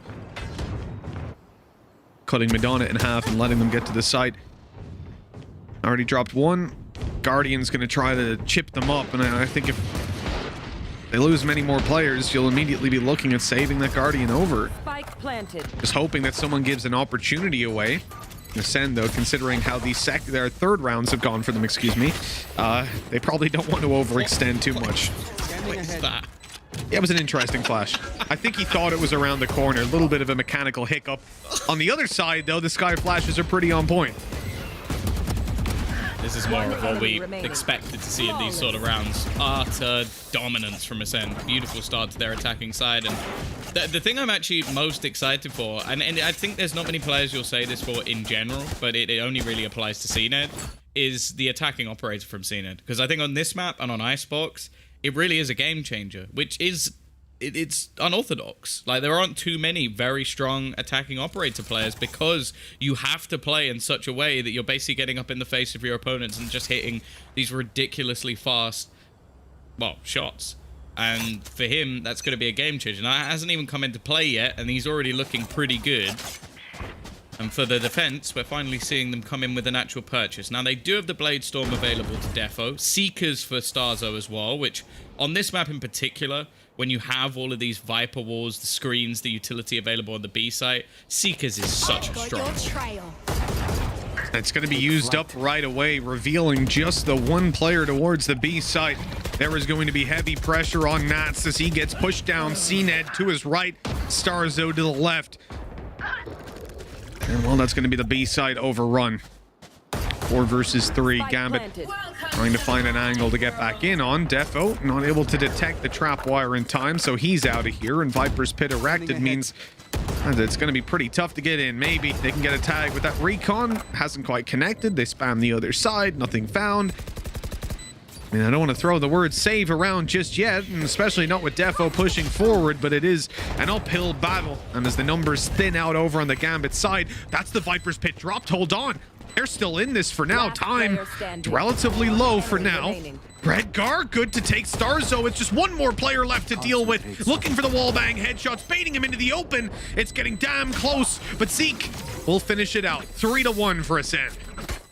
Yeah, really solid round for them eventually. It was looking a little bit dangerous, especially over the last few seconds, but the time bought, the ultimates used, and I think for Nats in particular, it is really difficult to play this B site, because even though he's got all of his utility up close, there aren't many positions within this site that you can actually stand, and you could see that ACEND knew exactly where he was going to be, even before they threw out the Seeker.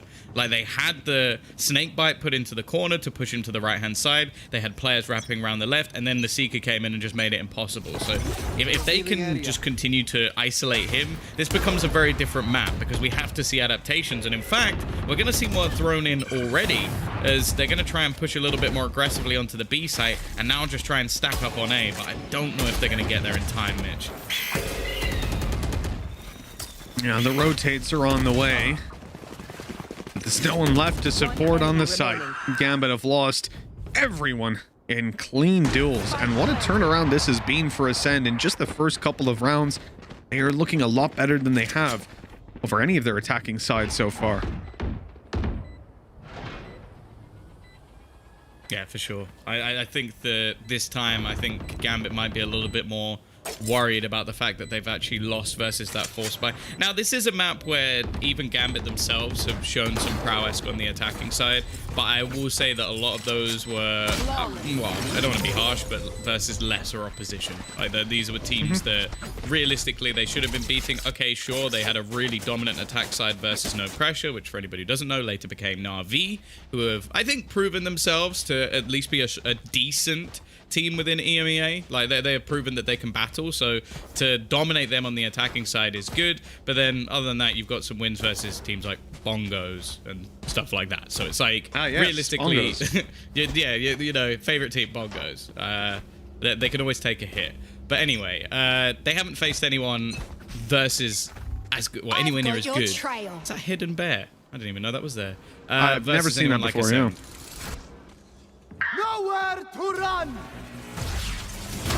Nowhere to run. Well, let's see if... what was that? It looked like he was mid-dash when he did that. Obviously, he wasn't, but the timing, he's so quick on the trigger. Well, Gambit have lost this round. Coming into the next one, we've got 2 players left. A mere matter of seconds into the round. I mean, I don't know. It was a blitzkrieg. For me, that looked like he shot 4 bullets at once. There was just so many operator shots. It's not like my eyes were deceiving me. I was like, does he know a trick with the operator that no one has worked out yet? Because that looked insane.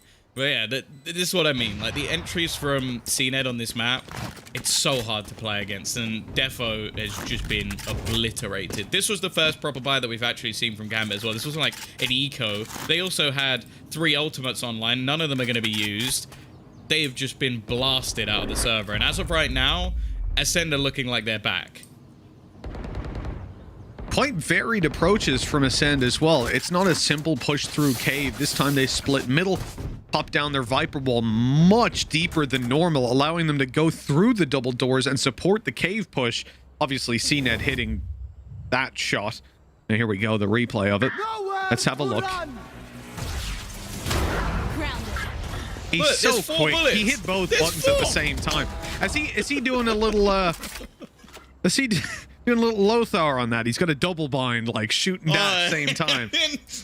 The second he clicks shoot, he dashes. Dashes immediately. It's ridiculous. I wonder if that wouldn't work. Surely your accuracy would just go, I'd imagine. And maybe also, check it out, Lothar. I want to see this. Surely you'd have to already be moving in the direction you want to be going, otherwise you'd just go straight forward. You would dash forward, yeah. Well, I mean, he did dash forward. I guess that's kind of what he did, yeah. Yeah.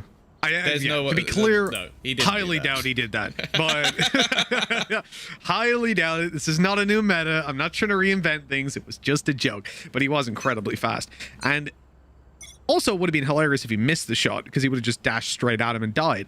But at 5-1, money is stacked up. ACEND have got plenty of credits. And Gambit don't. They're buying all the way down. We're seeing a Guardian, a Bulldog appear. You got a couple of ultis. Now I'm looking particularly at Viper with Viper's Pit ready to be deployed. Is this going to be used in cave early on? 3 players up close? Maybe not. Looks like a different approach. They're going to pop up the orb and start to push down. An aggressive cave take. The flash doesn't reveal anything out of Sky, but now they know the cave is in the hands of the defenders. But they're shifting very quickly, turning their focus towards the B site where only one man holds on. Only one is maybe not the best call when it's Nats.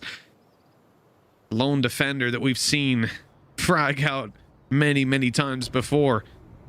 Cage triggered. Tripwire is crossed. He's at the wall. Cages go up. The site, though. It's weird. Oh no. Well, the play there was that he wants the trap wire to reveal someone, but they destroyed it. Now Starzo has that little flank. Redgar's already down. They know that the Cypher is somewhere near the site. Starzo's cut off the rotate. This is textbook. This is so good from ACEND. They're doing everything right.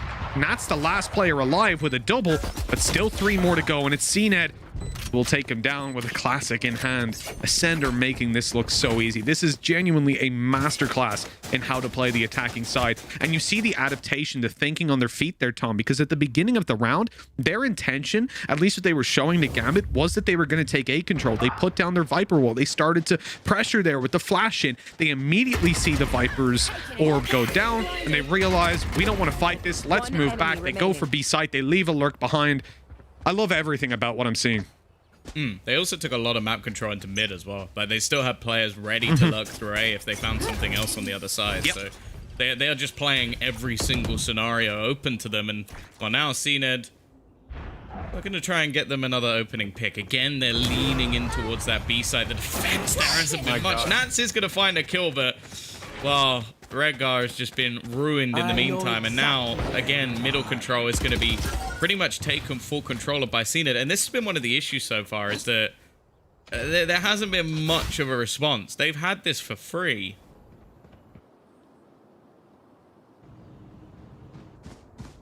No, with the weapons that Gambit have, I think it's acceptable to give up that mid control, but here's the problem when they start to split on in. You might be able to get one from behind. Well, no, you won't. Not when CNED's doing that. Chronicle and Shados left alone, and this is looking like a very different team to what we saw in the previous. But as you said, Tom, Breeze had an element of unpredictability to it, and an element of coin flipping. But with Gambit's attack sides on most maps being quite weak, we have to hope there's something in store for us when things swap over. And for that to even be possible, they need to find a solution to what ACEND are putting out. So far, that has been far from the case, with ACEND claiming control of sites within the first 30 seconds of the round. Anything that Gambit tried, the reaction is there immediately for ACEND to shift focus to a different site, and they leave as many doors open, as you said, Tom, in that round where we saw them move to B, the first kind of spanner in the works that Gambit threw in. They still had the option to split through A if they found a kill. Just removing everybody as well. They're just running around the map, just obliterating any player that walks into their path. And yeah, this is just utterly dominant. Like every single, yeah.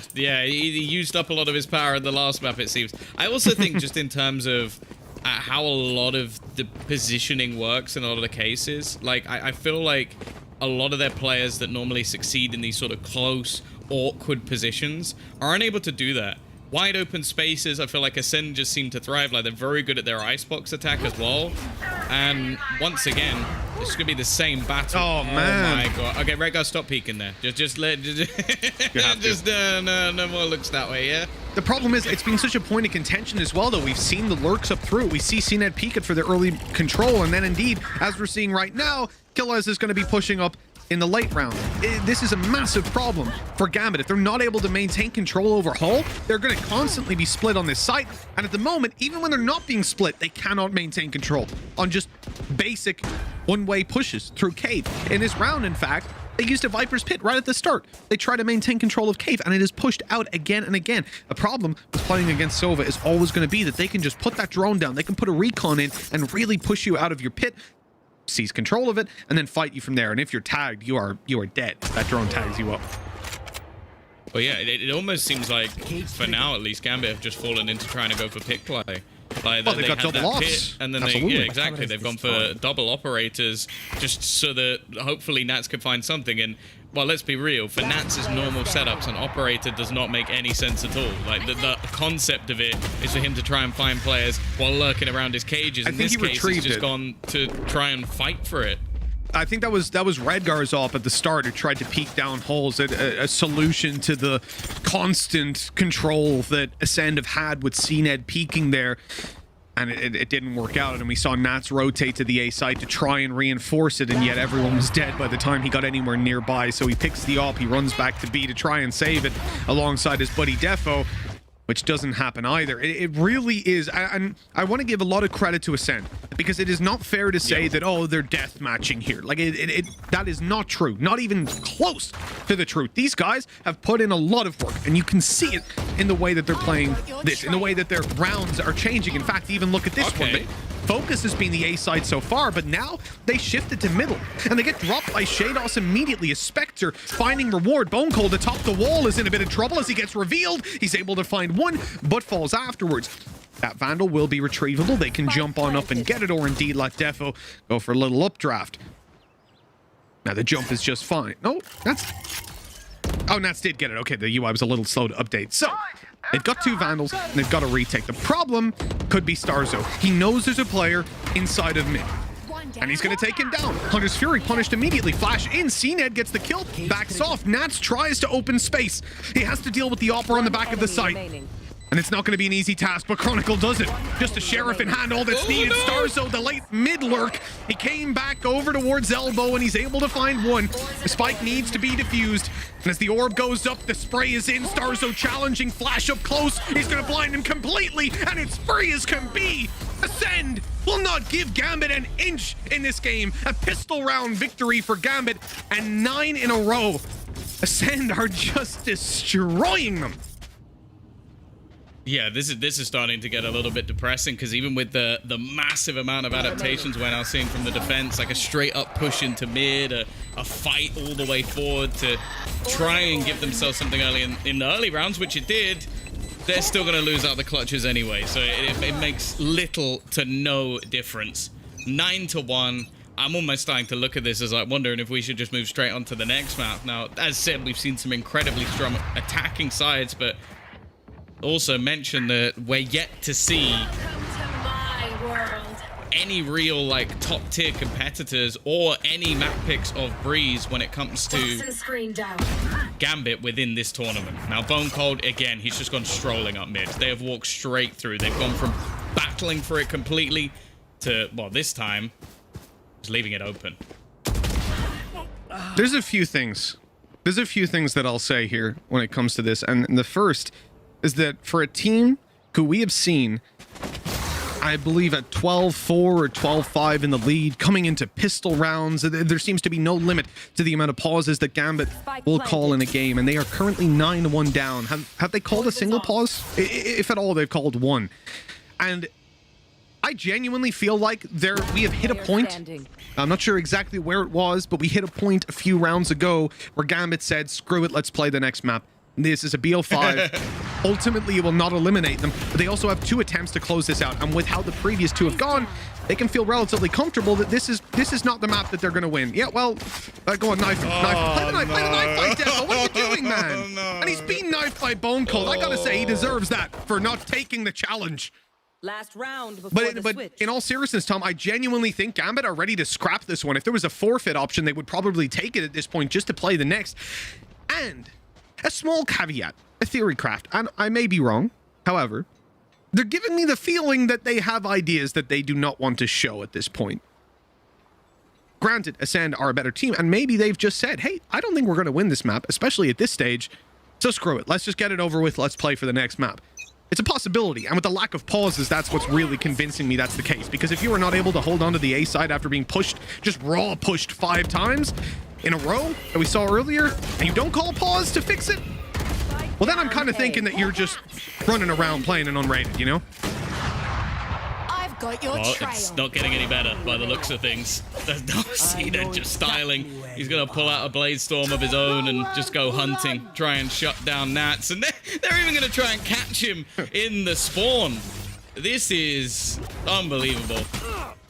CNED has spotted him as well. They knew he'd be on the rotation. An 11-1 half for Ascend. That is one of the most dominant halves I've ever seen. And that was with Gambit winning the pistol.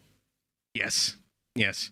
The exception, Shadows has 1 kill. This is the man that matched up to CNED when it was on Ascent. On Bind, he led the charge and was probably, if not solely responsible, he was definitely responsible for the majority of that 13-4. I know exactly. And he has 1 kill this half. And I believe that was on a mid push with a Spectre, where he just about managed to blindside them. It was the 1 round that they came kind of close to winning. Yeah. Overall, this is not the Gambit that we've seen on the last 2 maps. And as much as I want to credit Ascend, and I really do, I think that their attack side has been beautiful to watch. They have outclassed Gambit every step of the way. I don't think this is Gambit coming in at 100%, not on this map.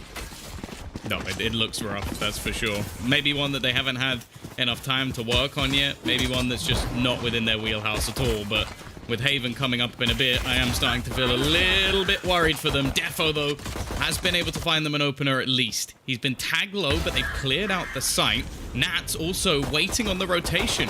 Maybe they're going to win both pistols, Mitch.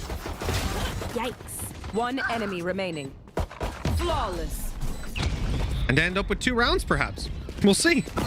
We'll see. Their pistol rounds have been good. We'll say that about their Breeze. Give them at least 1 compliment. I know. A completely different identity. 2 for 2 in pistol rounds, you know. if they now lose this round, I don't know what I'm going to be able to say, because they've even got in, like, they bought up a rifle onto Chronicle, realizing that at this stage, I feel like it gets to the point where there's no real time for bonus rounds. You can't go for those risky investments into, say, SMGs or whatever. They need someone to be able to just make sure they confirm this round and give them at least a chance. Defo going to be going for similar peaks that we saw out from CNED. Killers is actually going to get tagged up, but we know what they can do with the Marshals themselves. I think no matter what, Ascend would win this map with how they're playing. They're absolutely beautiful attack. Their defense, Bold I presume, is prediction. going to be solid. But yeah, I know. But I genuinely, I say that purely because I don't want to seem like I'm discrediting ACEND. I'm not attempting to do that. But I want to really put the caveat out there that this is sort of like what we were seeing in the North American finals when they were just completely trolling around. We had like knives being thrown out and everything. Like people, I mean, we saw that here, but we had like straight up knife rounds almost in the middle of the game. Not quite that bad. I think the players are still attempting to move around, but they're definitely not diving deep into their strat book. And indeed, again, I want to just pull it back to the point that we have seen Gambit, when they're dominantly in the lead, still delve deep into pauses and let their opponents stew, work on their strats. And yet here we have, I believe we haven't seen one. Maybe we did see just the one very early on. But it has been a blitz of a map and almost a speed run from ACEND. I believe the next map is going to be a very different face from Gambit, but for now, it's just about closing it out, and ACEND don't look like they'll be getting this round. But Gambit will move off the 2-point mark, and they'll finally win their first round that isn't a pistol. Yeah, get a round of applause. That's something at least. You have to start a comeback somewhere, and as I said, like if you look back to when they played against No Pressure, they managed to get 10 rounds, so if they can do one better, maybe we're heading to an overtime. Maybe we've been fooled all along, but we're yet to see CNED's operator on the defensive side. We're yet to see a proper investment at all from ACEND, and this is where they'll get the rifles out. Now, there's still going to be a piece or two missing, some lower shields, but you have to bear in mind that this bonus round isn't even that much of a bonus for Gambit. They're going to come in with the majority rifles, the singular SMG, and by the looks of it, going to try and pressure the tube again.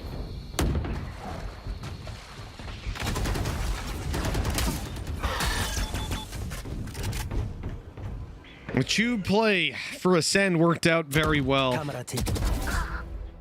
Gambit just could not keep control of it, but now on their attack side, oh, they're going all the way down. They're really rushing into this. Killaz has them almost lined up. The first is his. A good return by Shados. Putting himself up on 2 kills. That's double the previous half already. Beautiful. I love this door play. Open, close, open, close. Bunko's going to leave it this time, though. Going to beckon Shados in. In fact, he's going to try a little bit of a late play. They close the door themselves. Shados wanting to solely focus on this. He has a good read on Bone Cold's play. Bone Cold still manages to catch it. Spots one crossing over to the left side of Madonna. Knows there's another here, and that's going to be the planter. Good little Viper snake bite in. It does connect. Okay. He's taking double damage for now. Redgar heals up eventually, but he's taken down. That's alone. 1 versus 2. They've spotted him. That flash only reveals the left side of cave or where he is. As he comes around that cage, it's about to fade. He's in the open. No bullets left. Starzo leaves him on 8 health after the decay. Goes back to 39 still. 1 shot to the body from that Vandal. Bone Cold stepping around, not quite sure where he is. He's lost track. Nats knows now exactly where he is, and the headshot's connected. Another round for Gambit, and a big clutch out of Nats. Well, at least he's still got that in his locker. That's something at least. This man was a little bit quieter on the last map, maybe not necessarily needed so much, but realistically, that was a big clutch to at least give them something back into this one, especially with the way that this round actually started. It was almost looking over from the get-go with how they managed to open up, but the bring back again from the players like Bone Cold almost managed to make it possible. We're not going to see much into this one, though. Ultimate's a miss when it comes to ACEND, and they're only going to have themselves some pistols.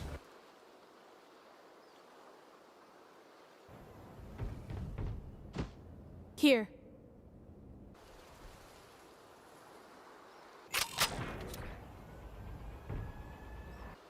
So, Tom, based on what we've seen so far, ACEND should win this round. There was an aggressive push. Look at the position from Nats. I mean this. I've never seen anyone there, ever, in my life. Not even people who are AFK in ranked would be in that position. He manages to get 2, but the rifle is lost, and Killaz will be going to retrieve it. 38 HP. It's just going to float into the ocean. It just takes it away. Just see it sailing away. Like, nah, come on. I don't think you can do that to Nats. I'm going to be honest, man. I think he's been playing pretty decently.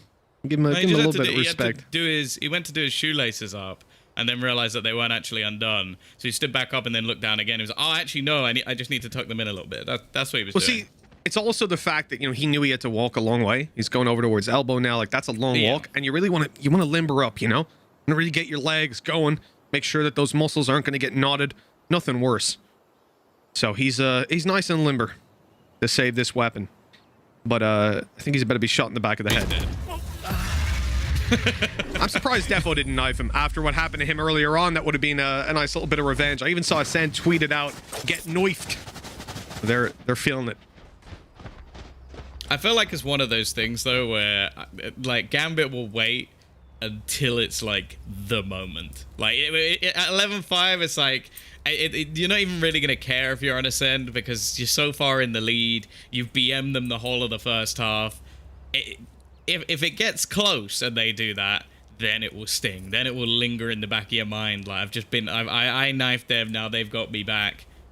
The thing is, though, this is still an absolute mountain to climb. I don't think I've ever seen a board that red before, which, considering how green it's been for the majority of the rest of this game, this is a surprising turnaround when it comes to Breeze. Well, you know what? I tweeted out the timeline at 11-3 and said, what the hell am I witnessing? And we've just had Gambit respond, beginning of a comeback. Okay, I see you. I see you. Not down and out just yet. And it's the attack side where, I mean, on most maps... That's painful. Yeah, that does. I don't know about that one. Gonna leave a mark. Maybe ACEND have decided, you know what, this is going to be the first buy round where we have the operator. Our opponents still have an ultimate or two, and some that are not far away, although the same can be said for ACEND, Bladestorm close, Viper's Pit close. You've even got the Seekers as well on both sides, one away. Making sure that they don't let this one out of control. I feel like once you get to like 7 rounds, then it starts to call into question whether we're about to see one of the most dominant attacking side maps ever. However, that flash is beautiful, but he doesn't get a kill. And in fact, Zeke ends up taking a little bit of a tag out of the, or Starzo, sorry, from the Hunter's Fury. Oh, he's on them, running and shooting with a Phantom, but it's that close it doesn't even matter. Gambit quickly respond, taking everybody down and leaving just Zeke. The Seeker coming out, spotting him for now, and even absorbing the bullet, allowing Shados to wallbang him back through it. It is 11-6 in Gambit. It looks like they found themselves a little bit here on the attack side. Long road, though. And we saw the exact same comeback from ACEND in the first map, though. Could you imagine, though? Like, could you actually imagine if the way that they were to win this game is to be 11-1 down and lose 11 rounds in a row and then just go ahead and win the second half? Like, that would be the most impressive victory I've ever seen, and I just watched a man pull off the best ace I've ever seen. You know what? That would it would also be hilarious then to see. I just want that tough task for Ryan and Kaquka to break that one down. So, the attack not going to be easy. So ACEND had a good attack, Gambit had a better attack, and that's it. That's how they won. I'm going to need to pull out the buff Doge again for both teams. And no one's even got the birthday buff today. Oh, look at this. Well, of course. I mean, that goes without saying. I thought it was very selfish yesterday of Ryan to really steal Jonas's limelight on his birthday. It was... I can't believe he'd do that. Couldn't give it up just for one day. There is no one on B right now. Now they've got the cam on the way available to them. So Killer's, well, he should have the information now. And actually, they've got the rotation almost spot on. Zened also with his Bladestorm in play and a push coming in from behind. This may only be pistols, but Gambit have to be careful here. One knife, only one left for Zened, and he connects it. Of course he does. The spike is now down. And the flank play is going to be caught. Oh, in fact, Nats is able to punish the cage, keeping him alive as he now sees Starzo up behind him. Another cage comes into play, biding his time. Starzo catches. 1 versus 2. A good start for ACEND, but it has become that little bit shakier. Seekers on their way. He's going to follow them. Starzo drawing on his Zened powers in the cam. Let's see if he's got the aim to match. Not able to find the first. A lot more to do. As most certainly not Starzo we're seeing. He's got that Zened laser focus. The timing's so poor. Shados comes out perfectly peeking and taking it 11-7. I am starting to lose words here, Tom. At the Gambit found 1 round in the first half. How a team that themselves said, oh, well, yeah, well, our attack sides tend to let us down a lot, and we've seen it the entire tournament long. They have sucked on the attack. They've been like winning 8-4, 9-3 halves and hitting OTs again and again. But here they are, 4 away from ACEND. Not off the starting mark yet on the defensive side. Is this the most attacker-sided map we've ever seen? It would be pretty wild. We've also got Defo now onto the operator as well. It's that op v op battle.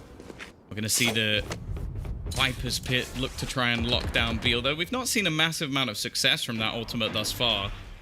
On the other side, well, Chronicle could even just opt to counter it if he really wanted to. We've seen a lot of back and forth ults put into play. But for now, at least, we're going to see them pressure into mid. Taking over the control here. You've got a Viper's Pit, so there's no choice if you're going B except, well, I suppose you could theoretically try to push him out with the Sova utility. We saw ACEND do that over on the A side earlier, but the majority of the time teams will opt to make this split. CNET is kind of being pushed back a little bit. The Viper util, the flashes, they're keeping him at bay, but he wants to watch for them coming on through, and of course, he hits the first shot. He stays here aggressive, but turns at the wrong moment. A complete shutdown by Shados and a good trade.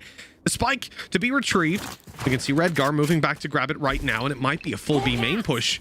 Want to keep an eye. Oh, yes, indeed, it looks like it will be. A deep flash confirms that he's actually close inside of that pit. 30 seconds left.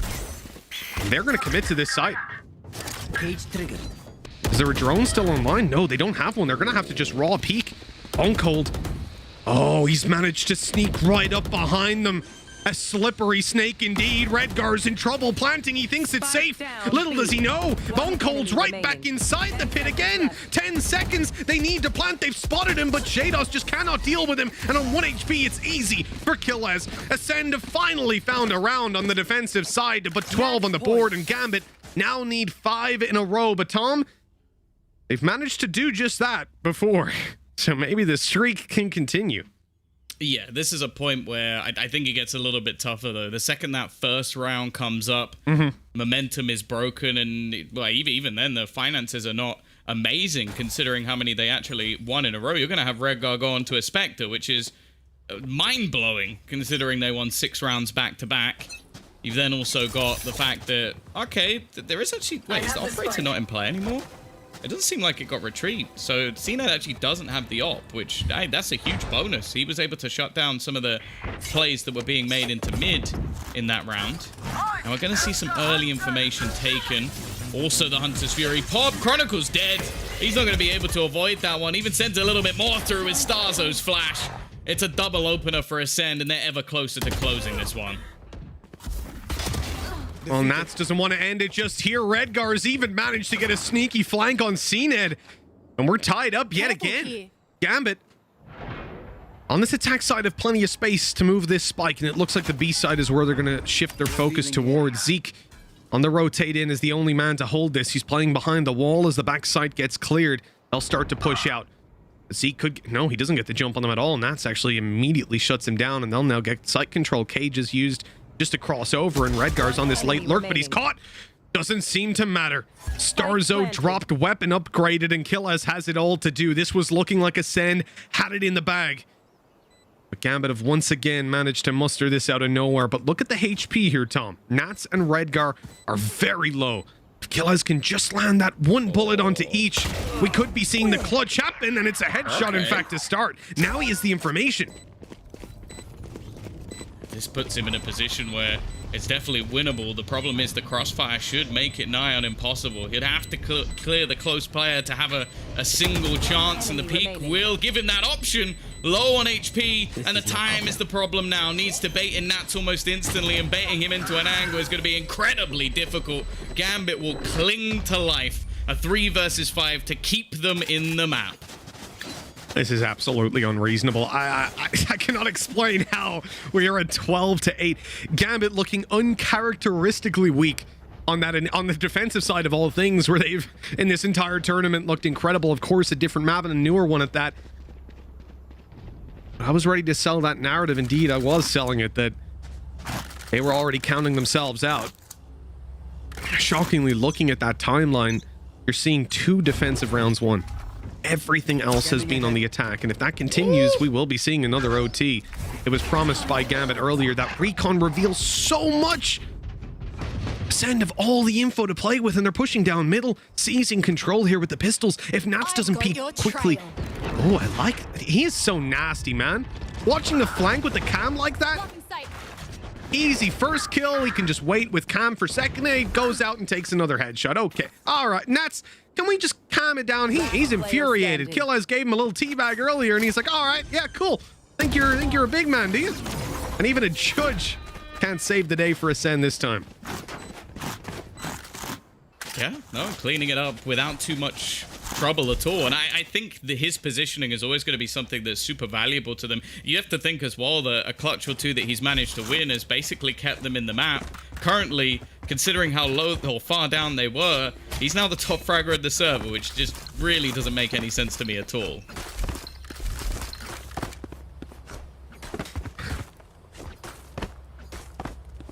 Again, I absolutely do not envy the analyst desk for this one.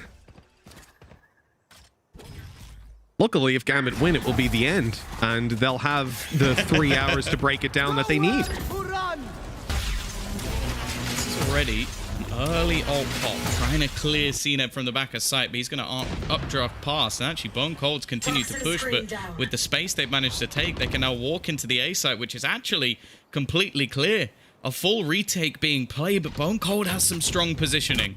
A chance for him to maybe catch them off guard, although they've already started to watch it. Is he going to expect the close angle? He half checks it. Shadow's even going to peek into the angle, feeling his confidence is back in play. Redgar, is he going to be expected? He is. Zeke catches the jewel, and we go back and forth as there's still an opportunity here for the defenders. Starzo has found another, but the pit has been popped. Chronicle last alive on this side. He has his pit to play around. The first kill goes to him. The flash not going to connect, but Zeke takes him down. And at long last, ACEND have managed to close this out. 11-1 in the first half. And we finish 13-9. That is one of the most unique maps of Valorant that I think I've ever seen.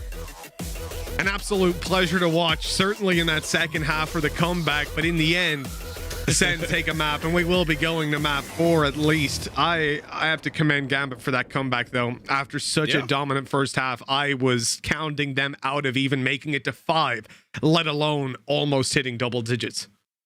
Yeah, no, that was a really weird one. Like, they were knifing players in the first half. It was really, really peculiar, but... you know what, Mitch? There's still a couple more maps to go. Hopefully the next one will be closer in a slightly different way.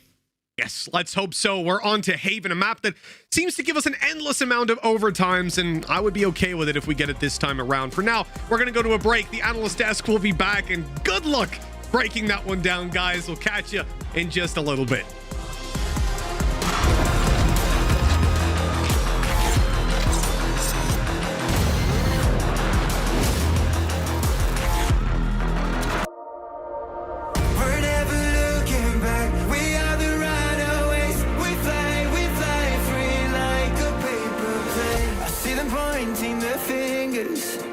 But we're never gonna do as we're told. We're painting by numbers, chasing rainbows like we're looking for gold. Through the oceans, through the desert, across the mountains, on 100 fields of gold. We were born to be legends, but we chose to take the beaten road. We're never looking back. We are the runaways. We try never to stay the same. When the skies are turning black, we're dancing in the rain. We fly free like a paper plane.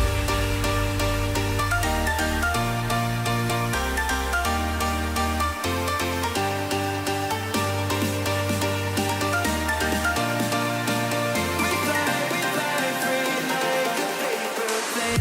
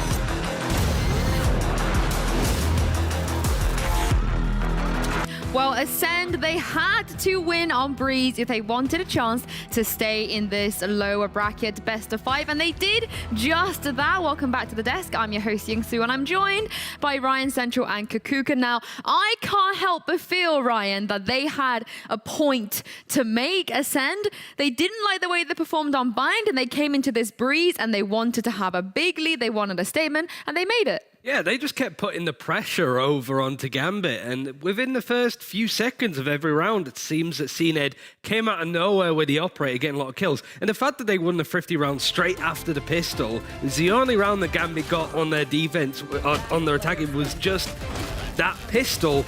Everything else on that first half was purely ACEND. Completely, and it was, I would like to call it the double door issue. Whatever was going on mid, Bone Cold was the one capitalizing it, and I have to say, it's just too strong. What can you do when CNED comes out to play, and he's like, you know, I'm just with my operator jumping and hitting the shots. Sorry, the double door issue. It sounds like a medieval chapter of a war. Like, oh yeah, you know, remember back in the double door issue. But I like it, Kaquka. I think we can coin it that way as well. But also, I gotta say, you know, throwing back to what David P said, the way that he felt like ACEND, they have to rush Gambit. They have to bring the aggression. They have to take the fight to them. And this is what they did, and it worked. Yeah, exactly. And it looked like, especially on A, I felt like they weren't exactly sure of what they were doing. They didn't know exactly how to play around the Viper wall and all of that. And that first half was just too much, and just an ACEND too comfortable. I've said this about ACEND's playstyle a few times, but they're just massive bullies, aren't they? They're really good at isolating players on the A site with a toxic screen that goes through the Madonna, like triangles, I suppose you could call them. Pansy's gonna be happy, yeah. But usually you see like one defender there from Gambit, and then they get cut off from the Viper's pit, and Aldron comes through and tags them. CNED has got the AWP, or will just dash into them. There was no room to breathe for Gambit. They did well to at least make it a little bit more competitive when it came to switching sides, but I still have the same problems with both sides that I have through the series, is that CNED, 15 kills in the first half, and it was 19 total. He only got 4 kills in the second half. Same with Shados. He had 1 kill in that first half, and then it became 12. It's just, I want to see some consistency. Breeze is a very difficult map because it's so big. ACEND are a team that like to exploit space when they can, and they did that perfectly. But just some consistency at this time in the tournament would be nice, because it's making me feel a little bit weak around the knees when it comes to going into Berlin. And I don't mean weak around the knees in a good way. I feel like I'm just going to collapse watching them. I thought only your birthdays made you weak around the knees, Ryan, which is every day. Every day, yeah. But, you know, this was also Gambit's map pick, and we spoke about this in the pre-show, that we were a little bit surprised with the order of the maps that came through. So, Ryan, do you feel like maybe it was a mistake to choose this? They should have gone for something like the Icebox? The concerning thing with Icebox being at the last map, if we got to Haven, which Gambit never played, spoiler alert, they didn't want to play Icebox, but it might be the last map to decide, which makes me think, considering how decent that series was from a defending perspective, not an attacking one for Gambit, it's like, oh, you are really not prepped on your Icebox at all, ready for this. I think it's a weird map for both teams because they've only played it 3 or 4 times each. So it is nice to see them being pushed on it a little more, seeing what they could do, but I think Gambit were hoping for a bit better than that.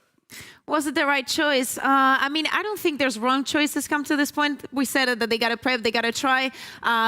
It looked like it was not too well prepared, let's say, but they did try things. They did try and push. It was just unlucky, really. Like the thing that was going on mid, it was impossible to stop. So the double door issue. The double door issue. I think I've spent too much time with Sash.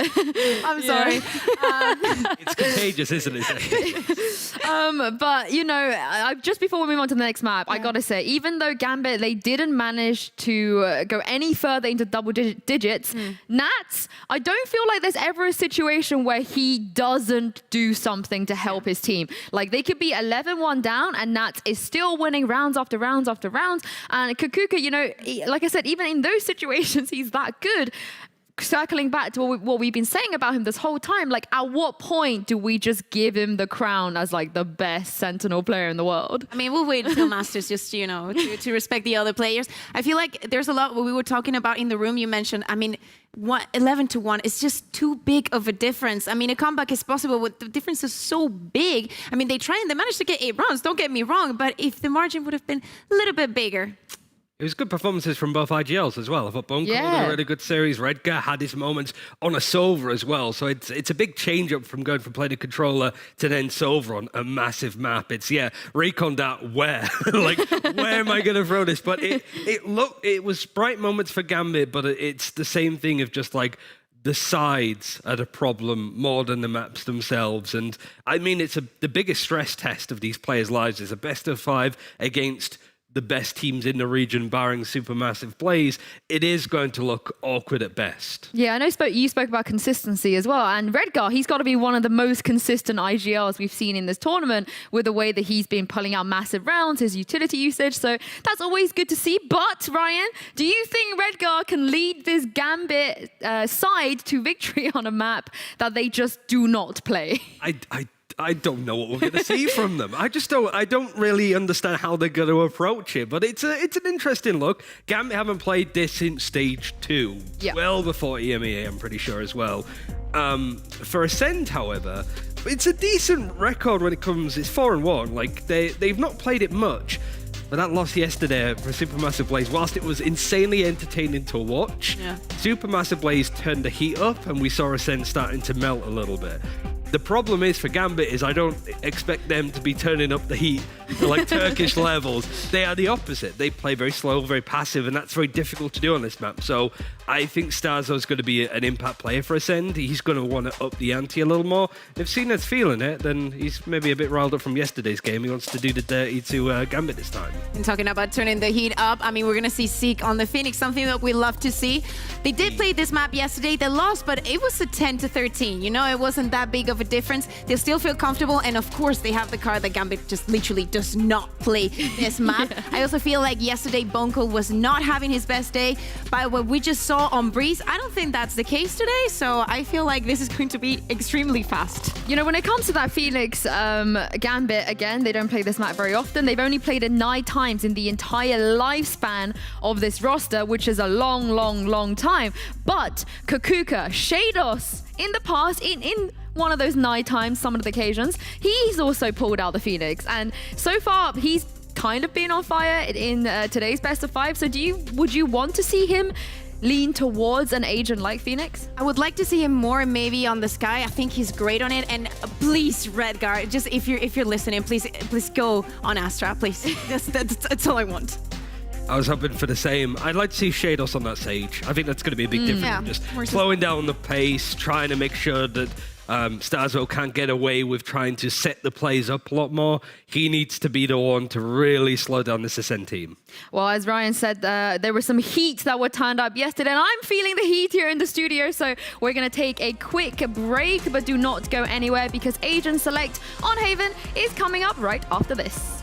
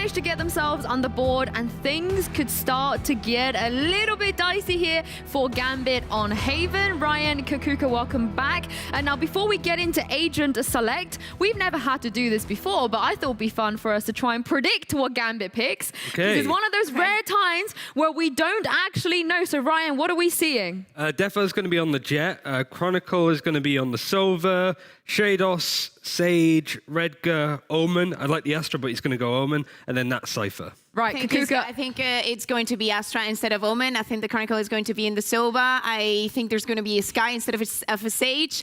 And yeah, go for the Jet as well. Oh, well, let's see, because Agent Select is ready. And let's see if Ryan is the one that's correct here, or give us the KO. But so far, you're both horrendously wrong. Holy moly! Redgar! Hello? Hold on. Let me double check the production here. Was that an intentional pick production? Is this correct? Are we seeing Redgar on the Reyna in a double duelist com and Chronicle on the Brimstone here? Wow. I mean, this series was already pretty hot, but whilst I wait for confirmation on it is correct, I have confirmation now. So you're both really bad at predicting agents. How dare you? How could you not foresee, Kaquka, that Redgar would be on Reyna? I mean, okay, let's admit it. They don't have it prepared, but come on, Brimstone on Haven for real? Okay, whatever. Imagine if Gambit won. Imagine. I think NBS would lose any hair that he has left at this point. Well, I mean, in the green room before, I said that Redgar is the CIS boaster. If we cast our minds back, Ryan, to when Fnatic had to play on Split against Team Liquid, who played the Reyna Oh, it in that happened map? to be Boaster, yeah. And did they win? They did, yeah. Is that going to happen again? No. I mean, real quick. See, yeah. okay, we'll see. Just keep that window open. Very quick prediction from both of you. Are they going to be able to triumphant with Redgar on Reyna here? It's going to be fun to watch. That's my answer. I'm already bringing my code for Icebox. Oh, wow. Okay. Well, that is enough from us, because this is one of the most exciting agent selects we've had yet. And it's time to jump into this map with your casters, Mitch and Tom. All right, and we've got Redgar on the Reyna. Yep. So everything according to plan there, Tom. Exactly as we expected in the agent select. No surprises at all. This is just completely normal stuff going on. Big brains from us, isn't it? Oh, of course. Like, Redgar's one of those players who always likes to use the Guardian, goes for instant headshots. Who's the perfect agent for someone who hits instant headshots? Absolutely perfect. It's Reyna. He can get himself those nice little hits. Like, come on, Desk. Like, who didn't see Chronicle? He's not played smokes in like the last 3 months. Like, why did you not see that coming? Like, it was clearly obvious. It had to happen sometime soon. So, God. Ugh. Exactly. The longer time goes on, the Chronicle doesn't play a smoke, the probability of him playing it increases. It's very simple math. And you know what? I'm surprised that Ryan, the biggest surprise of that was that Ryan was talking about MBS having no hair. All right, buddy. Yeah. Let's get into the game. It's time to launch it up. We're going on to map number 4, and let's hope that this time around it's going to be a little bit of a different story. 2 one-sided halves awaited us on the previous, and Ascend finally managed to close it out, bringing us to map 4. They need 2 more in a row to claim this spot and go to the upper bracket, the grand final. It's going to be a tough one, though. Over here on Haven, we expect a lot from Gambit, and they're starting on a comfort zone over on that defensive side. Yeah. Well, we think. We don't really know. Like, after the last map, I'm starting to question things a little bit, and maybe they're not going to play it like a defensive side at all. This incredibly aggressive Redgar! He's actually going to survive. He's going to somehow claim bottom mid control, even though he was completely blind. A strange turn of events, that's for damn sure.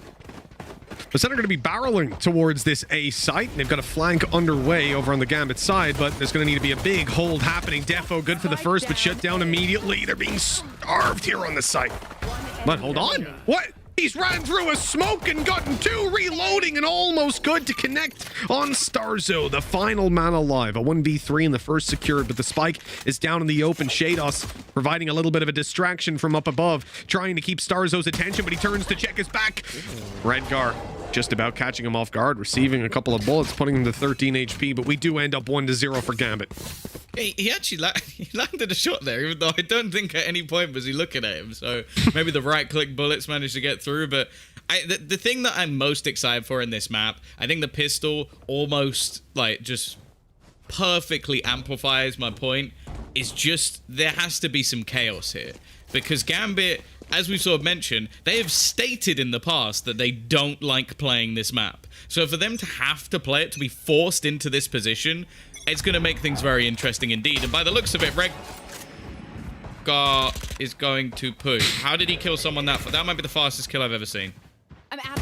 Yeah, it was at the buzzer, really. As soon as the round starts, there's kills coming in. Gambit keep on going. Another for Redgar. He's going to just fade out of there, and his teammates have him covered. Nice round for Gambit.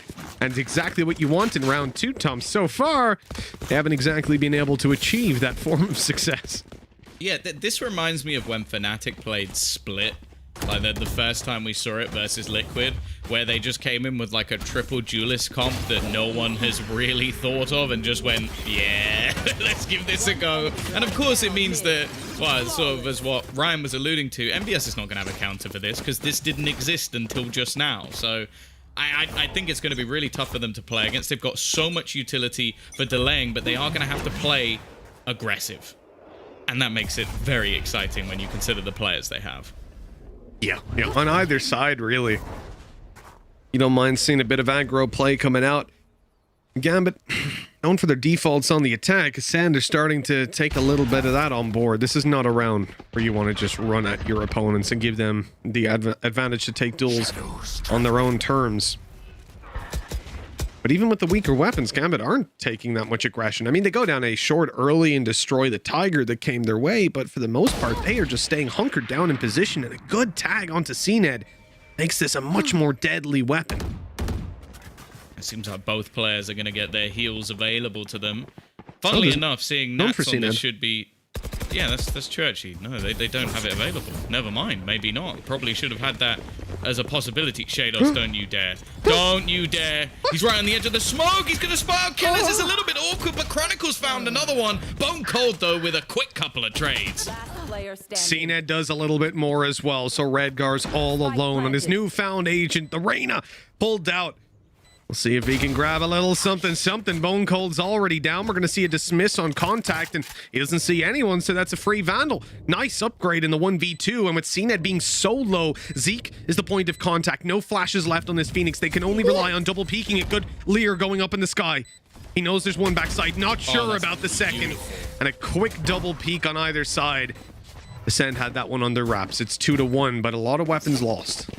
Yeah, I love the peak. Like, as you sort of mentioned, they could have gone together, risked the lineup. Instead, they time it perfectly, knowing his position, and well, that double shot is nigh on impossible. Now, for a bonus round for Gambit, that's still pretty good. They're going to come in with an operator in this. They've got Empress, which, okay, I think for Redgar, who has said just hits instant headshots most of the time when he gets kills, it might not make the biggest of difference, but it will give him the unlimited ability to dismiss and heal back up. So he's going to pop it straight away. No fear.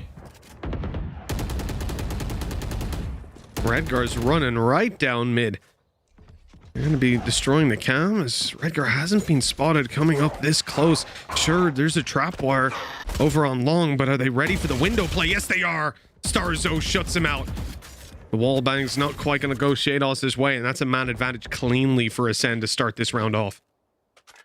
Yeah, they do well. They predict everything that came through so far. They've also been fantastic at using their utility to try and force players back, and with this double flash ability of both Phoenix and Sky, their bursts are going to be so deadly. But this man, he's back on a small site. He's back in his little corners. I'd be worried facing into Nats. Well, Shados not having the easiest of times on the spray, even steps into a smoke, blinding him at the worst possible time as ACEND overrun the A site. A really tough situation.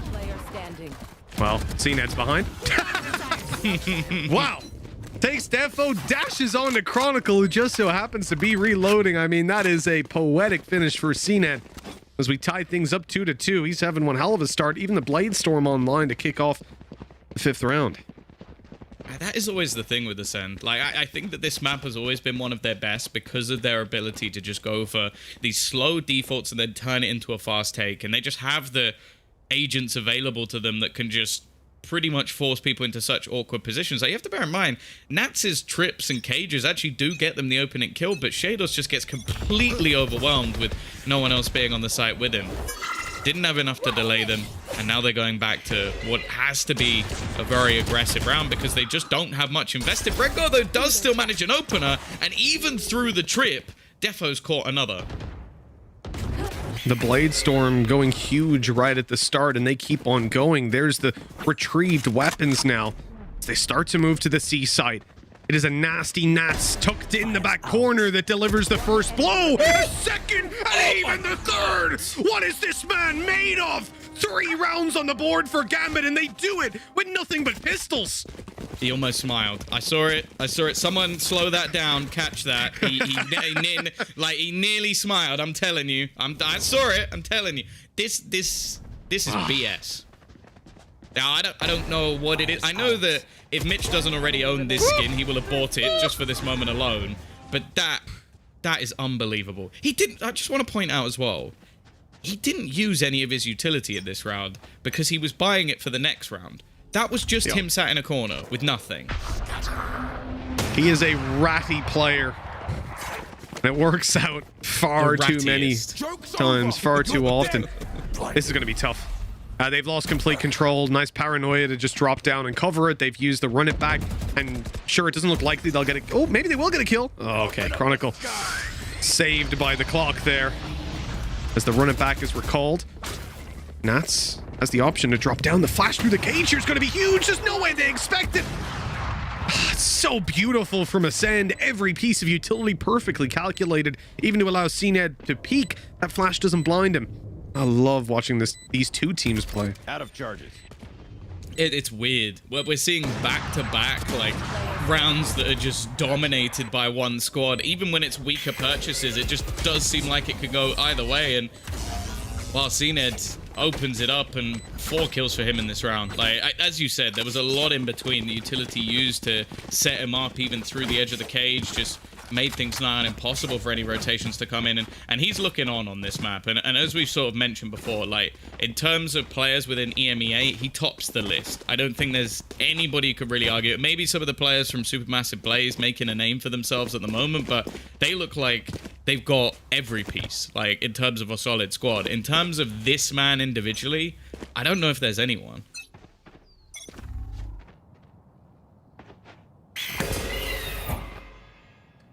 Deep flash pulls Redgar off the angle, but he's tucked on the right side, and CNED might not expect this. He peeks right into it, and that's the operator drop, the man who 4K'd the previous round, allowing ACEND to walk away with such an easy win. Now already taken out of play. We have the camera on middle, watching for someone pushing through. Another op pick. This time it's Defo, that double operator setup now spotted. But it might be a little too late to do anything in this round. Look at Vocal. There's 2 tripwires. How are you even going to get past that? Tripwire destroyed. He could shadow step, but he's definitely dead. And now they already know. Nats is already going to pick up another, and then he walks into the second one. He's actually not going to get killed. He's still alive. And Starzo's opened this up. How is this even competitive? How? It shouldn't be. A double whiff from Defo. We talked about the inconsistencies when it comes to his hopping play, and right there, you see that. Oh, Shados is even going to be delayed. What is this? Bone Cold? One of the most aggressive. It's a 2 versus 3, and he takes this angle atop the box. They've smoked it off. They think they're clear. And as they come out, they'll realize quickly where he is, but can they deal with him? Yes, they can. Starzo, 1 versus 3 clutch needed. Look at this entry. Chronicle running around, but hold on. Starzo's making it work with 5 HP. The Classics pulled out Redgar 65, and the first right click misses Redgar, punishing, and even taking the defuse. Just about enough time. Just about. Just over a second to get that one through, but Starzo made that competitive. We mentioned this Sky before, talked about it on Bind, although let's not talk about that map. Let's forget about that one. Maybe it wasn't his day, but He's looking good, looking dangerous, especially considering how this all set up. The weirdest thing about that is that we have a player literally just trapped in a trip, just standing there waiting to die, and Starzo's like, not today, buddy. It's like the guy who's like, leave me behind, just lying on the floor, and then Starzo just picks him up and carries him through. Very nearly won. He connected some of the shots there. It was, what, 65 HP on Redgar, and I think he finished with 13. And the right click, the RNG could have done it for him. Shade, just lines them up. Beautiful double, and damage done to Bone Cold here as well as CNED finds a pick, but it only equalizes the numbers. What are these rounds? Steps are heard. Just so competitive. He's now got the Seekers. That's going to give him all the information that both the remaining players are currently going to be making their move through the garage. It's a peek out from CNED. Again, so quick on the trigger. Now, they are slowly being flanked. Do they expect a second player to be coming from long? It might not matter. Chronicle now throwing in the operator on the brim, but it's all to delay. And they will drop out Bone Cold. It's left to CNED to close it. 30 HP and an op. That was a little bit closer than I would have liked it. Planty has to gamble here. Hoping that that player hasn't pushed through garage, and he's correct on that, but he has now. Making his way to the site. What a shot to start this off. Chronicle also using the operator, but he hits the shot. So close to another CNED clutch. And he's letting him know. Let's focus on the spike for that one. Have to be streaming on a different site. They really go too in depth there. 5-3. Gambit getting away with another. I have a feeling that animation's about to get changed. Technically, he did not tactical crouch, so, you know. So it's not in the rules. It's all good. Yeah. No one said anything about that, but oh god, I feel like a child for laughing at that. But it is funny. There is genuinely a programmer right now just rewriting that code. Like, oh no, let's. God. Yeah, if you stand on it, it disappears. Let's do that. Let's do. I agree with that rule as well. That'd be nice, but. Yeah, that round was manic. Like, that is one that... I know I always say this about him because mainly I do want Ryan to suffer slightly, but I'd love him to try and break that down because it was so back and forth all the way through that to the very last second, it genuinely wasn't clear who was going to be able to win that. Like, aggressive pushes going down long, plays into garage as well, and then you've just got CNED just hitting every single shot that was put in front of it. Just unbelievable individual brilliance coming through, but Gambit are in the lead. Now, I do want to throw in a little bit of perspective, Mitch, because they don't play this map. So let's just say that for Gambit. The fact they're in the lead here is really impressive because it's not a map they play at all. Here. Absolutely. They've played it once this year. So many of these rounds are getting to be incredibly close as well, even when ACEND are winning. But Gambit's clutch potential is off the charts. And we're going to see the attack side of ACEND look for very early A control. They've actually pushed out long, but what they don't know is tucked in the corner, Nats has managed to find himself a position, although they're not going to continue pushing him. The fight down on middle goes Redgar's way, and now Gambit will presumably just try to focus on range duels. Oh, this man again. He had a nearly round just moments ago. He's got himself a rifle into his hand. A peek out from Redgar, hands him his Seekers, and that gives them the space to try and take over this B site. And after plant, inevitable. Well, I say that, they're not even going to plant. They've taken the control over towards C if they really want it. This round is falling apart. And that flash from Starzo is so good, but even full blind Nats is a dangerous enemy to have. The camera goes up. They've heard it on the left side. In fact, Nats will throw his own out there. Double cams on the wall. They're just waiting. Defo wanting to catch an angle onto these players as they push on through. The tag doesn't come in, but they still deal with Nats, leaving the operator to do it all. Defo dashes out of the way. He's got a close fight and a no-scope to close it out. 6-3, the round goes to Gambit. A hair's length separating the two. Oh, Defo, no. No. Go defuse the spike. Go defuse with you. Stop it now. We've had enough. No. Stay away from him! Okay. No! No! Okay, we're safe. We're safe. 6-3. He suffered enough. You just no-scoped him out of the round, and you're like, I must finish him. Kill has, can you imagine how deflated he feels at this point as well? He's got 1 kill on the board, and it was that one. And then he gets no scope to finish the round. I mean, that is a demotivating loss. Look at it. So good. I genuinely, this is starting to become the point again of like, you could make a highlight reel out of these 9 rounds. It really wouldn't be that hard. Like, I'm sure somebody will probably already be on it. Again, we're going to see this fast pressure into the A site. This has been the weakness. The A site hold has not been particularly good, so they put Nats in place, and he will kick things off. Easy stuff for ACEND on that push. Good trade for them with only the 1 man lost, and CNED makes sure they keep this extending. Oh my god. This man's ability with the operator is ridiculous, but Shados is still keeping the round close in spite of that. Knowing where both players are, he's already got 3, another flash available. He blinds him and gets it. Stop it, this can't be happening.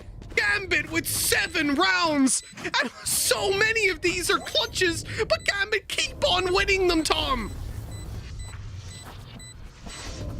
I'm done. I'm done.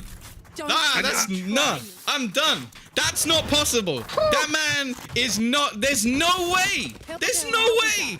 Like, that was a 1 versus 4, and he's in heaven.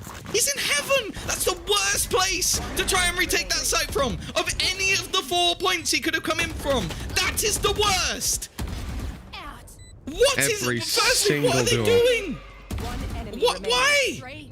1 by 1. Why? There's so many things. Like, first he has to hit all the shots, cool, but why are they facing him?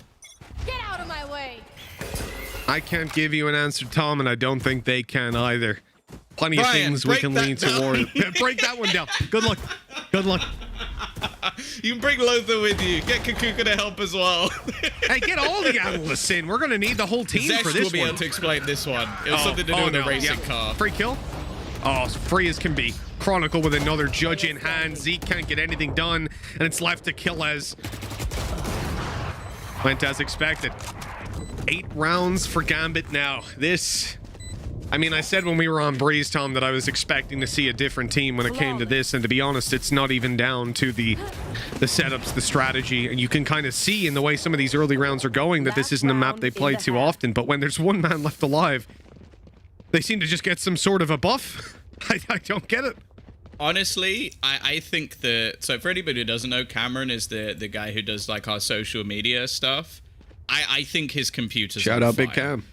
Like, I genuinely think it's just on fire right now with him trying to get all these. I've got to download another one! I don't have time! And it's just like trying to download 17 clips at once. Like, like, it just, what do you even do? Which one are you choosing? Is it the ones where CNED kills everyone? Is it the one before Clutch? Like, what are you putting on Twitter? They'll all get interactions, I'm telling you that. Jesus. We have a normal round. Yeah, can we get a breather for a second? Can someone call a pause? Please? Double ops opening. Shados in a lot of trouble. He panics a little bit on that flash. He's still able to get it done, pushing down the ultimate, but he doesn't want to overextend. He's conscious of someone being behind to watch it, and because of that, Zeke hunts him down, taking the fight to them and putting himself back up on it. Not that much HP still. 1 hit by a battle to the body, and that's exactly what happens. Chronicle evening up the numbers. Starzo low health. This is going to be one hell of a scrappy fight, and it's a C-side attack for ACEND, which means Gambit certainly going to have to go for the retake. Spike planted. Well, the Seekers are going to tell them there's at least 1 player close. The other's a little bit further away. Now, there's still a late push coming through from Starzo. It could cause them problems, but what he doesn't realize is his flank is actually a little bit too soon. He's going to get caught out, 100%. There's no way he expected Redguard to be there. Why was he? It was so late into the push. Pete coming back through, another for Redguard. It leaves it all onto CNED. There's no way he gets that kill. No, no, no, no. Get out of here, man. No, no. What is this game? What is this game? You know why they call them Red Bull Who's clutches? subbing in? Who's subbing in? Who's subbing in? I'm out. I can't do this anymore. Gone. Oh, do you know why they're called Red Bull clutches? It's because after this many of them, you're gonna need a damn Red Bull. I mean, hold on. I need a pacemaker. What do you mean a Red Bull? I need something to stop my heart from exploding. How? Oh, there we go. Yep. It's feeling better already. Thank you, Red Bull. That's Have a couple more gulps there. All right, that was a half of Valorant. I don't want to talk about it ever again. My mental health, my physical health can't physically take it. So yeah, that happened, guys. Half number 2. We've had weeks of Valorant that had less high intensity clutches than this. Killers starting it out well with a pistol in hand, the classic. Zeke on his way up behind, good shutdown. Now we're looking better over in the Ascend camp. It's all on the Nats, and there's no way he wins this. I'm calling it here. And thankfully, logic follows. Do you know what? There is one thing like, I've never said this before, but I'm quite glad that we're not doing the final tomorrow because I need a rest. Yes. Like I'm ready to sleep. It's 8 p.m. where I am right now. I need a rest. Thank you for Ascend giving us a nice clean pistol round. Bit of a breather. In everybody in chat as well. In. Out. Where's the Gambit? Where's the Gambit tactical pauses when you need them? You know, like I know they obviously don't need them. I do. 424 ACS. I just wanted to throw that out there. Carry on with your point. I'm not sure if we can get the scoreboard up again, but if we can, just pull it up because that's the kind of thing we can sit and watch for a little bit. We can just stare at that. What do you say? 400 and what? 424. I think he has 20. 24. 21. 21. Yeah, that's pretty incredible. And then got 4 rounds. That's the kind of thing that happens in your ranked games, right? Only in mine, yeah. My teammates seem to hard. When you're smurfing, you get your you get your 30 kills and lose the game. I've seen it many times. Shout out Jonas. I've seen those games, man. Oh dear. Oh dear. This is very bad. They've already got the opening kill. They're waiting. This kill is free. It is as free as can be. There's only one defender left, but killers will rotate in time. CNED in the corner, but they're not going to push him. Oh, that's a spike. That's a spike. He needs to run. Help is there. Defo on his way, and he shuts him down. They've spotted. Oh, wow. They keep on trading it back. Percent, if they're not able to catch these small percentage, good timing picks, then they're out. But they're still in the round.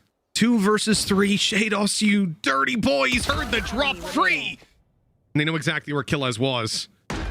They will be towards spawn or coming out of garage. He's found the first, but there's still 2 more to go, both relatively low. Got about as much HP as them combined. But they've got 2 guns to play with. That's going to be the problem. Where's the second guy? One was long, the other planted the spike. Now must be towards the spawn or inside a garage, and they are just hiding, playing the time, and eventually shutting him down. Like that. he had 150 HP. I think he used 2 bullets. Tom, I don't think any of your guns work like that. I'm going to be very... none of our guns work like that. See, he peeked... My arms don't work like that. we do the same thing, right? You and me in a clutch, we do the same thing. We hide, right? That guy goes to defuse. We're like, all right, peek now. The problem is, we do everything right up to that point. And then we miss all the shots. That's where the issue lies, not with the gun. I'll be honest. Spike has been defused. Yeah, guys just sat there while we're spraying all around him. He's defused the spike. We're at 9-5. Gambit. Okay. The trade back and forth come in. How? It's 1 second. Oh, well, that's a great flash. That's an angel flash right there. Oh! I thought it was 2. God. This is giving me anxiety. Stop it. Both cards just hit another one. They're now into a 3 versus 2 situation. Now there's a rifle for Rengar. He's almost got his Empress. I don't know if he's going to get to use it. In fact, he will. There you go. Pulled it into the round. Give himself the chance to heal up off of any fights, but they got to be careful because Starzo's coming in from behind. Killer's looking to try and push through the defender spawn. They've spotted out one, but they have the chance to wrap around. Defo, though, gets both? Okay, never mind then. No worries. Gambit are going to close out the round. They're going to double up the scoreline as they hit double digits in the singles. God damn it, Tom. You know, this is a lot like what are they called? Those machines in an arcade that like that grab the teddy bears. You know, like you always think you're like, oh, here we go. I know it's the claw. Are they just called the claw machine or whatever? I don't know. Yeah, something like that. Or whatever. There might be someone screaming in chat, but yeah, who cares? Yeah, everyone knows what we're talking about. It's like that, you know, it picks it up. You're like, oh, I get what's happening here. I'm going to win it. And then there's just like some weird turn of events. It drops it. You're like, oh, I didn't get it. Bounces into the hole and then hits off the flap and goes back up. What is that? Oh, God. No! Oh, the timing couldn't have been worse. These rounds are so back and forth. Oh, I can't cope with it. Peak 3, even knew it was there. That's still going to hit the shot. They've got the A site. And it's going to be the rotation already coming back in, but it will be an after plant.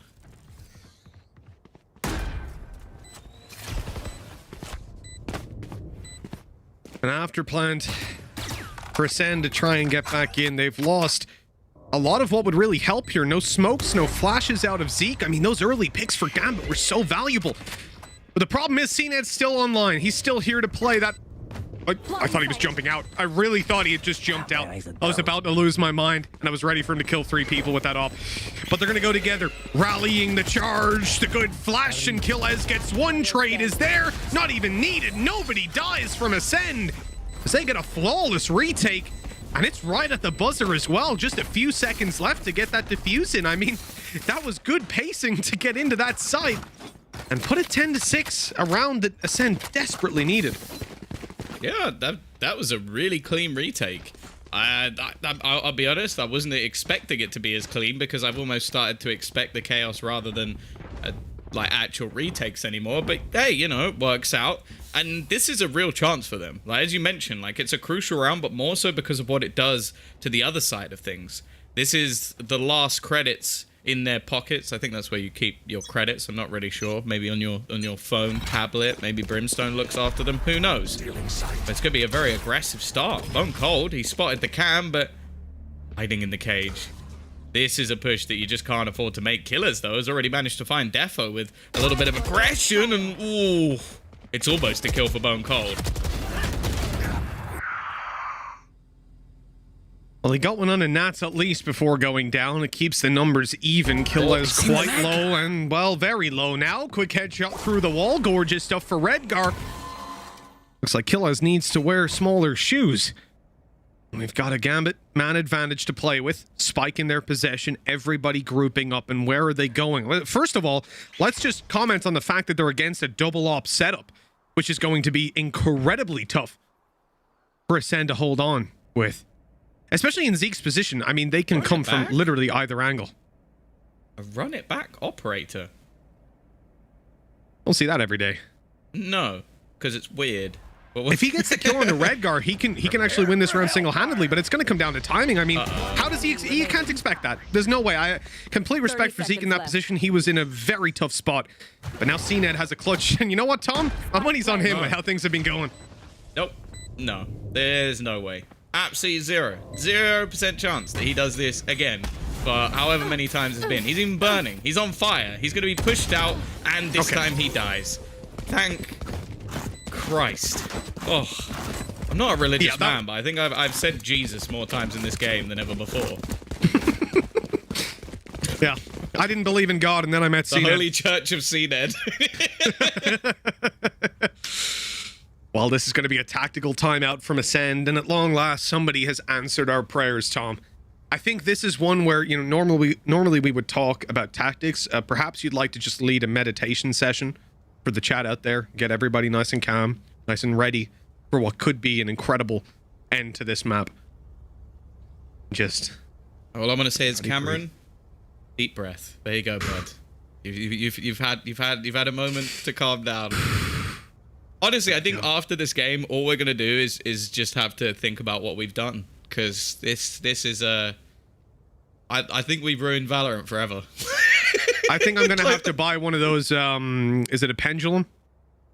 The one from music. I need a defibrillator. Like you can take your pendulum. I need to I need to restart my. Is it a pendulum? If it's I know a pendulum hangs normally like in a father clock, grandfather clock, but like you know the ones that are like it's a little triangle. and it swings left to right, but upwards. It's used for musical timing and stuff. I know what and they you use it for mean. meditation too. Yeah, they use it for like piano players use it quite a bit as well, don't they? Who do? Sorry?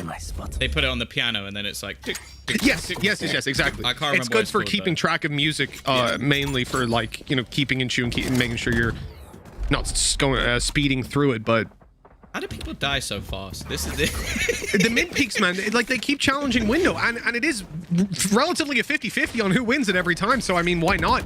The advantage Gambit gain, and with the amount of rounds they've got to go, they are speeding into this A site though. After losing the opening pick, they just seize A instantly.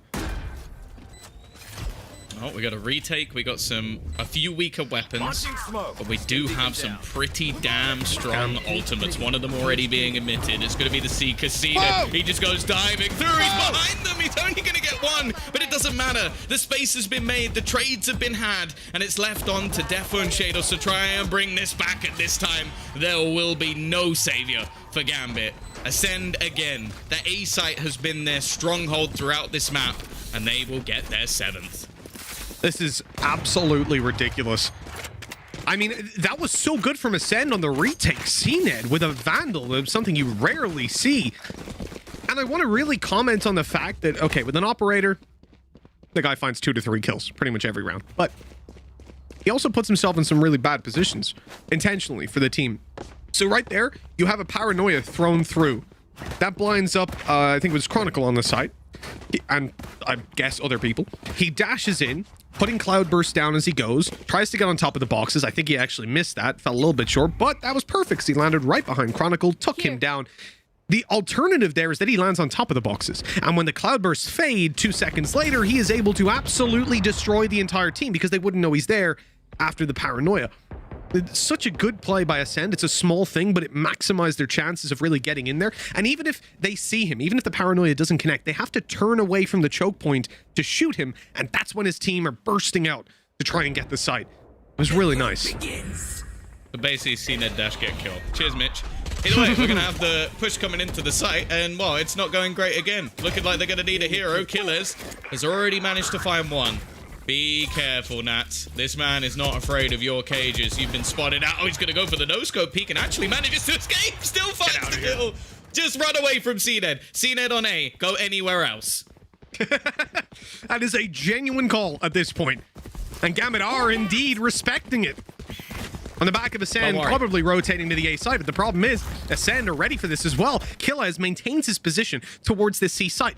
If they smoke it off, in fact, it'll be a molly towards spawn, and they're going to take the straight fights. Killaz good for 1. Now, CNED, we said this guy with an Operator. 2 to 3 kills, guaranteed. He's already got 1, Tom. And now his chance to clutch this out in a 1v2. Wouldn't be the hardest clutch he's won today. Oh, Defo's going to push him as well. He's not going to expect it this time. I feel like there's a very real world where CNED snaps and finds that kill, but we're going to have 12-7. I want to reiterate a point from earlier. Gambit have not won a map of Haven this year. This year. Yes. We are in August. They have only played it once, and they lost. They are now playing Ascend, who are a very, very good Haven team, and they are winning 12-7. This game makes no sense. And I'll say for Gambit, a lot of the early rounds, especially on the defensive side, were losses immediately. You know, they were looking like they were down and out, and yet they pulled it back again and again, and that's a very valuable kill. With Chronicle going down, they lose their smokes. Redgar's out as well, so now you've got the Sky Flashes to play around, but no Leers, no heal-ups. Nats, I cannot believe this man is tucked in this corner. That is utterly ridiculous. He was even watching a cam on short. He wasn't even sure that they wouldn't push him. If they went up, they would kill him. How does he have the gall to just do that? Oh, I don't know. I'm so confused at this stage, but hey, almost a year of casting Valorant. I still don't know what's going on, but let's go. It's going to be a retake coming through. Now a 3 versus 3. Defo lands the instant shot. The other 2 players a little far behind. It's his time to shine. It's Starzo in a 1 versus 3, and this time there's no clutch to be had. Gambit get their revenge as they come through the lower bracket and take themselves through to the grand final. We're gonna have a Turkish versus CIS grand final. EU in tears. EU in absolute tears. But you know what? I have long avoided. Yeah, I'm fine with that. I've long avoided saying EMEA, just saying EU as a blanket, just to cover everything. And EU were always winning over the CIS in Turkey, which took us by surprise because, I mean, think back to the previous event. Going to Reykjavik, I said comfortably on the stream, on Twitter, everywhere. I was like, oh, FPX and Gambit, those are the teams that will go and represent us. I was even counting Fnatic out. I was counting Fnatic out. I mean, I'm a huge Fnatic fanboy. And yet, they didn't make it, and that surprised not just me, but the majority of the scene. That Gambit especially didn't make it there. Now they come through. They are looking better than they ever have before, and I have to say, it is an absolute pleasure to watch these guys play. That series, I don't know, can we have a poll? Can we do the 5th map anyways? Can we just for the fun of it? Because that was damn enjoyable, and I have to say, we have had like a full week of Valorant before, Tom, and there have genuinely been less clutches, less big plays, less explosive plays than what we've seen just here. Oh yeah, you can make the top 5 plays of the week from that map. Like that map. Not even the match, that map. And that doesn't include what we saw on Bind, which was maybe the best play ever. I don't know. I'm starting to call into question after some of the stuff I've just seen in that map. I don't know. Yes. And also, I know what you were about to say, and I want to premise this by saying I have absolutely no idea. Don't ask me a damn thing, Mitch. Hey, safe card player of the match. Let's attempt it. Let's attempt it. We've got 3 players for you to vote for. I think an argument could be made to just put 10 on there and let it go. But unfortunately, you know, we have got a hard limit of 3. So we've got Redgar, we've got Nats, and we've got Shados. Those are going to be your 3 options. Head on over to @ValEsports_EU to get your vote in for which one of these players. Honestly, make 2 different Twitter accounts, throwaways, and vote for all 3 of them. I think that's the way to go. See where it ends up. What an incredible series this has been. A pleasure to cast, a pleasure to watch, and I hope you all at home agree. One quick thing, tiny note, Metronome is the name of the thing in the music that clicks back. So Cameron has let us know, John Allen as well, shout out. I didn't see it on Twitter yet, I don't have it open, but thank you everyone for responding and letting us know, informing us. Claw Grab Machine also confirmed to be the name of the claw teddy bear picking up thingy. So that is us done and dusted, Tom. What an incredible day it has been. Any closing words here in the lower final, and of course for our last game of the EMEA playoffs? I'm gonna go and sit down and think about what we've done.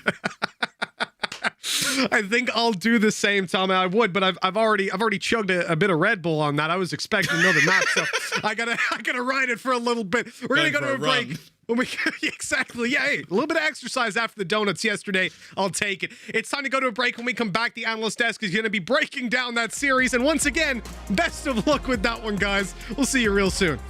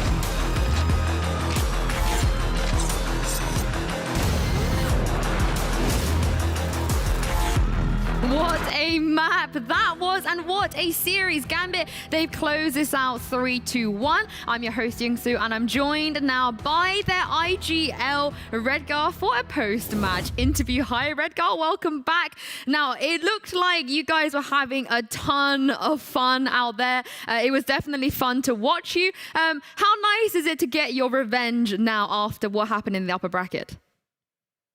Hi, Yinsu. Hi, everyone. I guess it was pretty bad game from us on Breeze. We can show our own play style on this map, but we very much bind, which was for us really important because we trained this map. But Heaven, it was really fun because we stayed down all together. Like, what do you want to play? I said, I want to play Reyna. And after that, it was very fun for me. Everyone kill and escape. Yeah, I mean, it was really fun for us to watch you too. Now, I got to ask, why Reyna, Redgar? We've never seen you play a duelist in an official, let alone someone like Reyna. Is this an agent you play a lot in ranked or something? I played it like 5, maybe 10 times. Because I just want to kill someone. On Omen or Astra, you can't escape after kill. When we after Breeze, when we have team talk, we didn't pay too much attention on Heaven, and we just like, who we want to play? Shadow said Sky, Defo said Jet. I said I want to play Reyna. Yeah, it worked out for you so well. But are you surprised, though, that they didn't pick Haven early on and they left it quite late in the map pool? Yes, we thought that Heaven will be a second map, but they picked Wind. It was really a shock for us. Maybe they want to practice it on official games. Maybe that was the point. I got to also ask you, you telling me that you all sat down and said who you want to play. Did Nats really sit there and go, yeah, I'm going to play sapphiRe? There's no other agent I want to play except for sapphiRe. Yes. Yeah, I guess that pick made complete sense for him. And lastly, before I let you go, we spoke before that, you guys always play against European teams in this tournament, the way that's worked out. And tomorrow is going to be the first time that you're not facing a European team, but a Turkish team. How do you fancy your chances? I just want to have fun versus my Turkish kankas. That's all.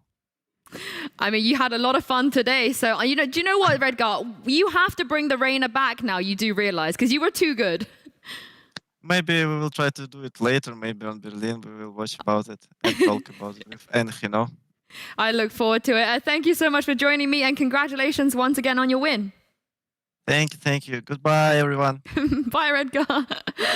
Well, there is a lot to break down there, but we're going to take a quick break now, but do not go anywhere because the Analysts will be back right here with me right after this.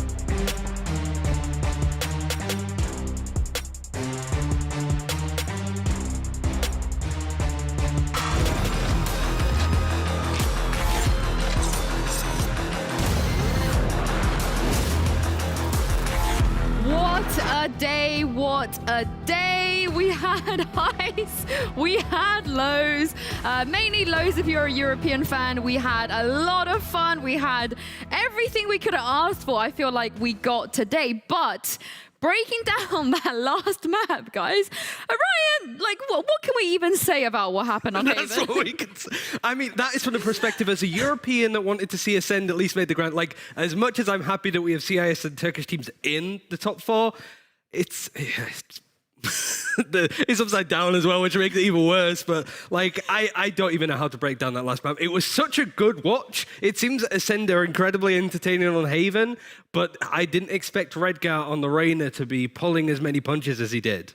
I've never had this much fun watching a game ever before. Redgar on the Reyna, Chronicle on the Brimstone, and all the plays, they were just crazy. I mean, what could ACEND do? There was no structure, there was no default, there was no nothing. It was just press a W, get in on the sides, and get in the kills. It looks like they were really just on there for a good time, and apparently a win as well. I mean, we talked about why this map didn't come up earlier, but in hindsight, if this had come up earlier, Kaquka, it would have been a 3-0. Yeah, probably. Probably, and we would have loved it. I mean, if this was like the third map that gave us this 3-0, I don't think we would have, and none of us would have believed it. I just wonder what the tactical timeouts from NBS was like. I feel like Bone Cold's there going like, Redgar, he got me, the Reyna boomed me, he's just too... It just felt so out of sorts. And it's nice to know and see, finally, this is the Gambit that people have been scared of. Because this is Gambit with no fear, with no care really. Why play a composition like this if you're not assuming that you're going to lose this map and go to the full best of 5? This is just Gambit really looking a bit odd, let's be honest, but looking incredibly scary going into tomorrow and Berlin. Wow. Wow. Look at this graphic. This is beautiful. I know, I've got no sway in the Pay Save Card Player of the Match anymore, but come on, Redgar, I think he deserves it. And also, Ryan, in that interview, his answer was so simple. Why did you want to play Reyna? I just wanted to kill somebody. I can imagine Boaster at home just being like, me too, that's why I like to do it as well. It's just, he was almost a meme to begin with because it was like, all of Gambit looked good, apart from the RGL who's looking a bit like he has to control everything. But then going into this, not only is he stood up to be counted, but he is legit being the brightest thing to watch. Not only from how he's performed in the server, but the little like, hello, do you like it? It's like, we loved it, mate. Like, that is one of the most entertaining series I think I've seen. We gotta protect him, and even if it was as an entry fragger, as a lurker, Redgar, thank you very much for the content that you have given us today. Yeah, I think in the green room, Ryan even said that his Reyna was having better... It had better entries than Defo. It sounds horrible, but like it was the funny fact that he was walking onto sites, finding a kill, and it's sort of looking around and then dismissing out. Like, it wasn't as snappy as, say, Tens or Keyless or something like that, but it worked. And I think if you could throw in a spanner like that, clearly ACEND didn't know how to deal with it, because how on earth are you supposed to? I wouldn't say it's really concerning for ACEND. Like, I just don't know how useful that'll be for NBS and the rest of the team when it comes to, let's not VOD review that game. Let's just pretend it never happened. What's the counter strat to no strat, right? Yeah. I mean, also, just before we move on, because I think, Kaquka, you pointed this out, but I believe Redgar won an operating duel against CNET as well in that map. So it was just pure chaos. And CNET was completely onto the game. He was like, I'm going to give my 100% on this one. You saw him with the operator getting the kills, but it just wasn't enough, because it doesn't matter where you turn around. There's going to be a new player just holding you. And, every single day you learn something new. Redgar today was learning how to play Reyna, so I guess it's fine. He nailed it. He absolutely nailed it. I think the IGL Reyna buff is a real thing now, so I'm fully expecting Bone Cold and Masters whipping out the Reyna. Why not? Yeah. It's got to happen. It's got to happen. But also another interesting thing, we've got a round to break down here as well, Kaquka, is that Redgar confirmed that every single person had free reign on any agent they could play, and Nats still picks the Cypher. Yeah, I mean, they went in like with no hope. Let's just see what happens. But Nats, he's just cold-blooded. He's like, okay, I'm just gonna be on the Cypher, just doing my thing. And of course, there is no Gambit map without a play from Nats, and we're seeing it here. 4 rounds in, and they're just pushing. They're just pushing, trying to see what they can find. But Nats is just holding on to C just with the Sheriff. And this is something that he does on ACEND on A all the time, just playing around the point. He doesn't even need the cages. He only needs the Sheriff, and that's all. What is this, man? It's the fact that there's no sapphiRe utility on that site at all, which is actually like 200 IQ because you're going onto that site and execute and you're going, Nats isn't here, there's no camera, there's no tripwire. No, he's just sitting on the back, he's got a lounge chair and he's just bop, bop, bop as soon as they walk past. He loves that agent, and he is that agent, I'm pretty sure. If you take off Cypher's mask, it's just going to be Nats and he's going to be like, hello, how are you? That's just how he is. The smirk. Honestly, they do this, Riot have done this with like League of Legends. They kind of cartoonize players into the game or making animations of them dressed as certain champions. If Nats is not a Cypher in like one of the hype trailers, like anime hype trailers we see, I'm going to be very upset. Like they've got to do it. But also, again, Ryan, we've got to talk about CNED. Kaquka's already mentioned it. He was trying his darn hardest on that map. I mean, there was a lot of really good moments from ACEND. I think it's just one of those ones where maybe when there isn't any pressure, they don't play to the level you expect from them. It makes sense. Why show anything? I mean, NA, those whole games were kind of like, let's just, keep our cards close to our chest. But in this one in particular, I wanted to start off with actually some really good play from Redgar, and then it goes into one of the most impromptu 4Ks I've ever seen. And it's the fact that, again, Redgar's sort of on the lurk, the spike gets planted from ACEND, it's straightforward stuff. But it's this glorious movement that comes through. Even the Seekers is dedicated on the attacking side. It's just the patient stuff. Defo, also interested to see him still being on the jet, and he looked like he didn't have that sort of stress on him for the most part as well. Maybe you don't do that in a qualifying match, for example, but it's Redgar, it's the perfect lurk. And he goes in and gets more. This was like, oh my god, like Redgar's looking, but this only CNED can do. Yeah. It's just, you don't even need to talk over it. Like, that is one of the most brilliant clutches that I've ever seen. And I don't think ACEND can be too upset from today. Maybe they should have won it based off what maps we saw. But realistically, Gambit had nothing to hide. And that is a very scary Gambit that the rest of the world should be paying attention to. People might meme on this, sure, but take no response from the fact that Gambit is a very scary team, especially when they've got it all to play for. Yeah, and I cannot imagine what they're going to do when they're on stage and all hyped, being around each other and so on. But we got to announce our Pay Safe Card Player of the Match. Now, I'm a little bit upset it wasn't Redgar. I'm super biased here. I would have given it to Redgar, but I think the person that I did go to is definitely very deserving and fitting as well. Nats, at this point, Kaquka, arguably one of, if not the best player in this tournament. Yeah, completely. And it's the fact that, as you mentioned, he even wanted to play completely seriously, even on a Haven when the rest were just going with the random picks. What can we say about the player? As I said, in every single map, it doesn't matter what he's playing. He's going to be there for you. He's always going to be a star. And also, it's just not an agent that you typically see. Even some teams will just not play the Cypher anymore because they've fully opted in for the likes of Killjoy. It went from a stage in Stage 2 where he was a unique selling point almost. He was a bit of a gimmick almost for Gambits of like, they're good, but this Nats guy, he's got some cool stuff, to being legitimately somebody that people need to pay attention to going into Masters. Like, from all corners of the globe, he might bend the meta a little bit for people to play more Cypher, because, I mean, you could do stuff like that. Yeah, I mean, it would be very Nats as well for him to turn up a Masters with a brand new agent, with some new stuff, yeah. And he's just going to be brilliant on it no matter what. Now, the bracket is looking very different now, you guys. We only have one more best of 5 left. It's taken all this time in Stage 3, hours and hours and hours of competition, and it comes down to a Turkish team and a CIS team, Kaquka, Supermassive Blaze versus Gambit. Where is Europe? Most of the people did we not don't talk about that. Most of the people did not expect this, but holy, I cannot wait until tomorrow. It's going to be, as you said, another best of 5, so please, I just want to see Haven again. It's so nice though, because I think a common retort is, why does it have to be that Gambit and any, like Supermassive Blaze, any Turkish team have to be in our qualifiers? Why can't they have their own? I think the whole region of EMEA is made better when you have these teams kind of in their own vacuum when it comes to qualifiers, coming into EMEA and making each other strong. I think there was top expectations of Gambit being this far up, but not beating ACEND is a more surprising factor. I'm not too worried about ACEND going into Berlin, but seeing Supermassive Blaze, the Turkish region, rise up when two of their other teams bottomed out near on instantly, CIS looking scary with Na'Vi now in the fold, it's nice to see a final like this, despite there being no European team. I mean, this is also good for us, I feel, for Europe and for EMEA, because we saw in the last EMEA playoffs, when Europe, they dominated, we sent 2 teams to Iceland, and you had CIS teams and Turkish teams in the background, hungry, playing, wanting to improve, wanting to prove themselves, and now we're creating, Ryan, an ecosystem where it's very, very competitive. Yeah, and that's all you can really hope for. I think you look at something like North America where there's lots of top talent, and I think those talented teams make each other stronger.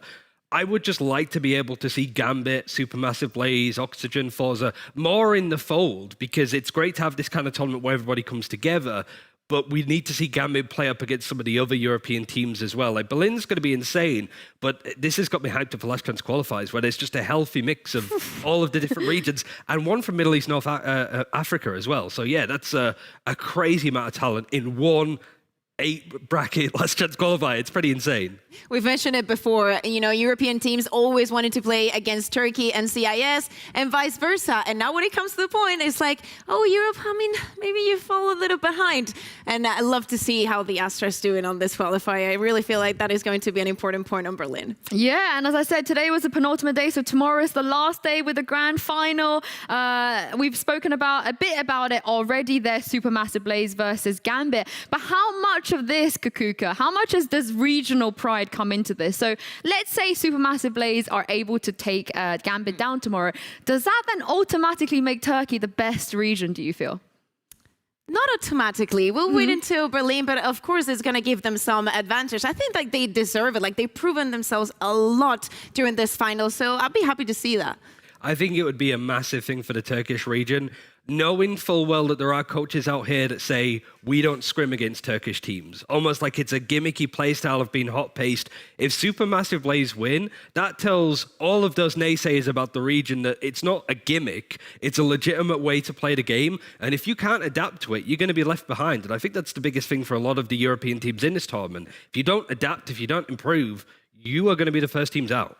Well, and speaking of teams going out, if you guys haven't had enough of today's action, we've got more of VALORANT for you. I really highly recommend going to check out the Brazilian scene. They're also looking for their second team as well to make it to Masters. You can definitely, like I said on the screen, it's here. It's going to be Vikings versus, I believe, Vivo Key, VALORANT_BR. And there is a team that's missing here, Ryan, because we were expecting perhaps Sharks to be the ones to be going up against Vikings. They got knocked out from VK, and VK also knocked out Gamelanders earlier on in this tournament, so they can make it 3 Giants that they've knocked out. Fury is waiting for the winner, and then the winner of that game will be joining Havan when it comes to the top one. I hope I'm saying that right. Like, it's Havan Haven. Kuka will know. We might see Havan on Haven in Berlin, and ACEND on Ascend. Don't. Today has been enough of memes, Ryan. I hope like there's not like a new map being added called Gambit or something like that. Like, Kaquka, come on, give us some normality. Bring it back. What can we say? I mean, I feel like we're just lucky. I love the process, all the finals, the things coming up together, just looking forward to Berlin, all these teams just get in there, and feels like it's going to happen tomorrow. Oh, yeah. Well, there's something else that's going to happen tomorrow, Kaquka. But that is enough from us for today. What a day. What a series we have had. There's no way that tomorrow is not going to get even better as well. Thank you so much to you guys for watching at home. Thank you to Mitch and Tom as well, their last cast here at the EMEA Challengers playoffs. But we will be back tomorrow with the grand finals between Supermassive Blaze and Gambit, starting at 2:30 p.m. CST. We'll see you then.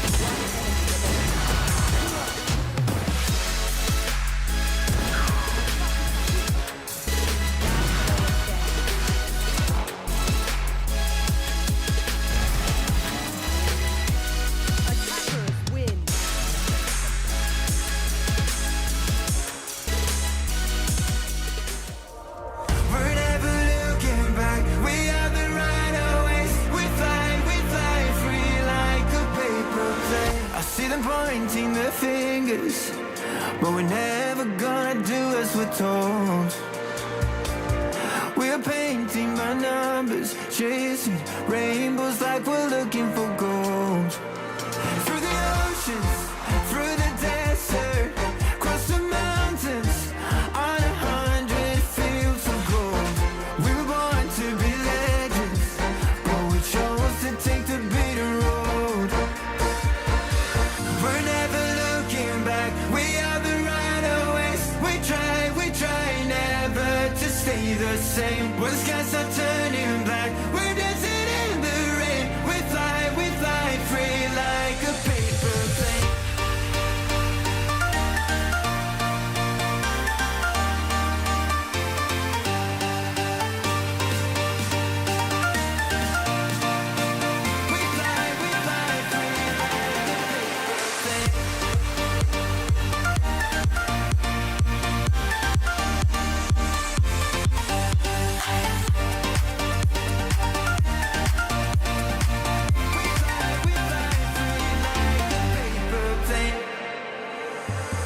Dark clouds on the horizon, but I'm safe inside the back of your mind. Yeah, we say goodbye to the ones we were, then we leave all of our troubles behind. Through the oceans, through the desert, across the mountains, on 100 fields of gold. We were born to be legends, but we chose to take the bitter road. We're never looking back, we are the runaways. We try never to stay the same. When the skies are turning black, we're dancing in the rain. We fly free like a paper plane.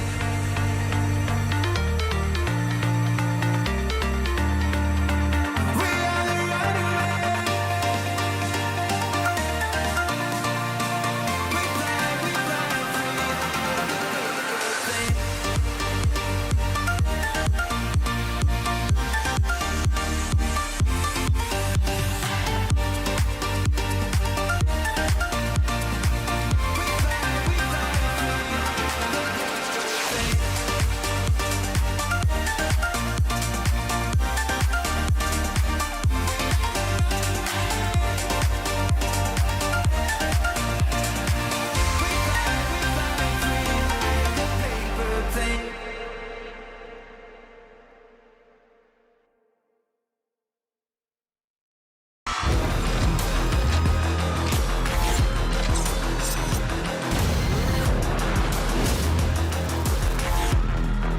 Get it crunk in the club, with a crunk in the club, crunk in the club, crunk in the club, crunk in the club, with a get it crunk with a couple hundred thugs. Crunk in the club, crunk in the club, with a crunk in the club, crunk in the club, crunk in the club, crunk in the club, with a get it crunk with a couple hundred thugs. Everybody round, everybody round, everybody round, everybody round here. Everybody round, everybody round here. Know we getting hype. Everybody round, everybody round, everybody round, everybody round, everybody round here. Know we getting hype.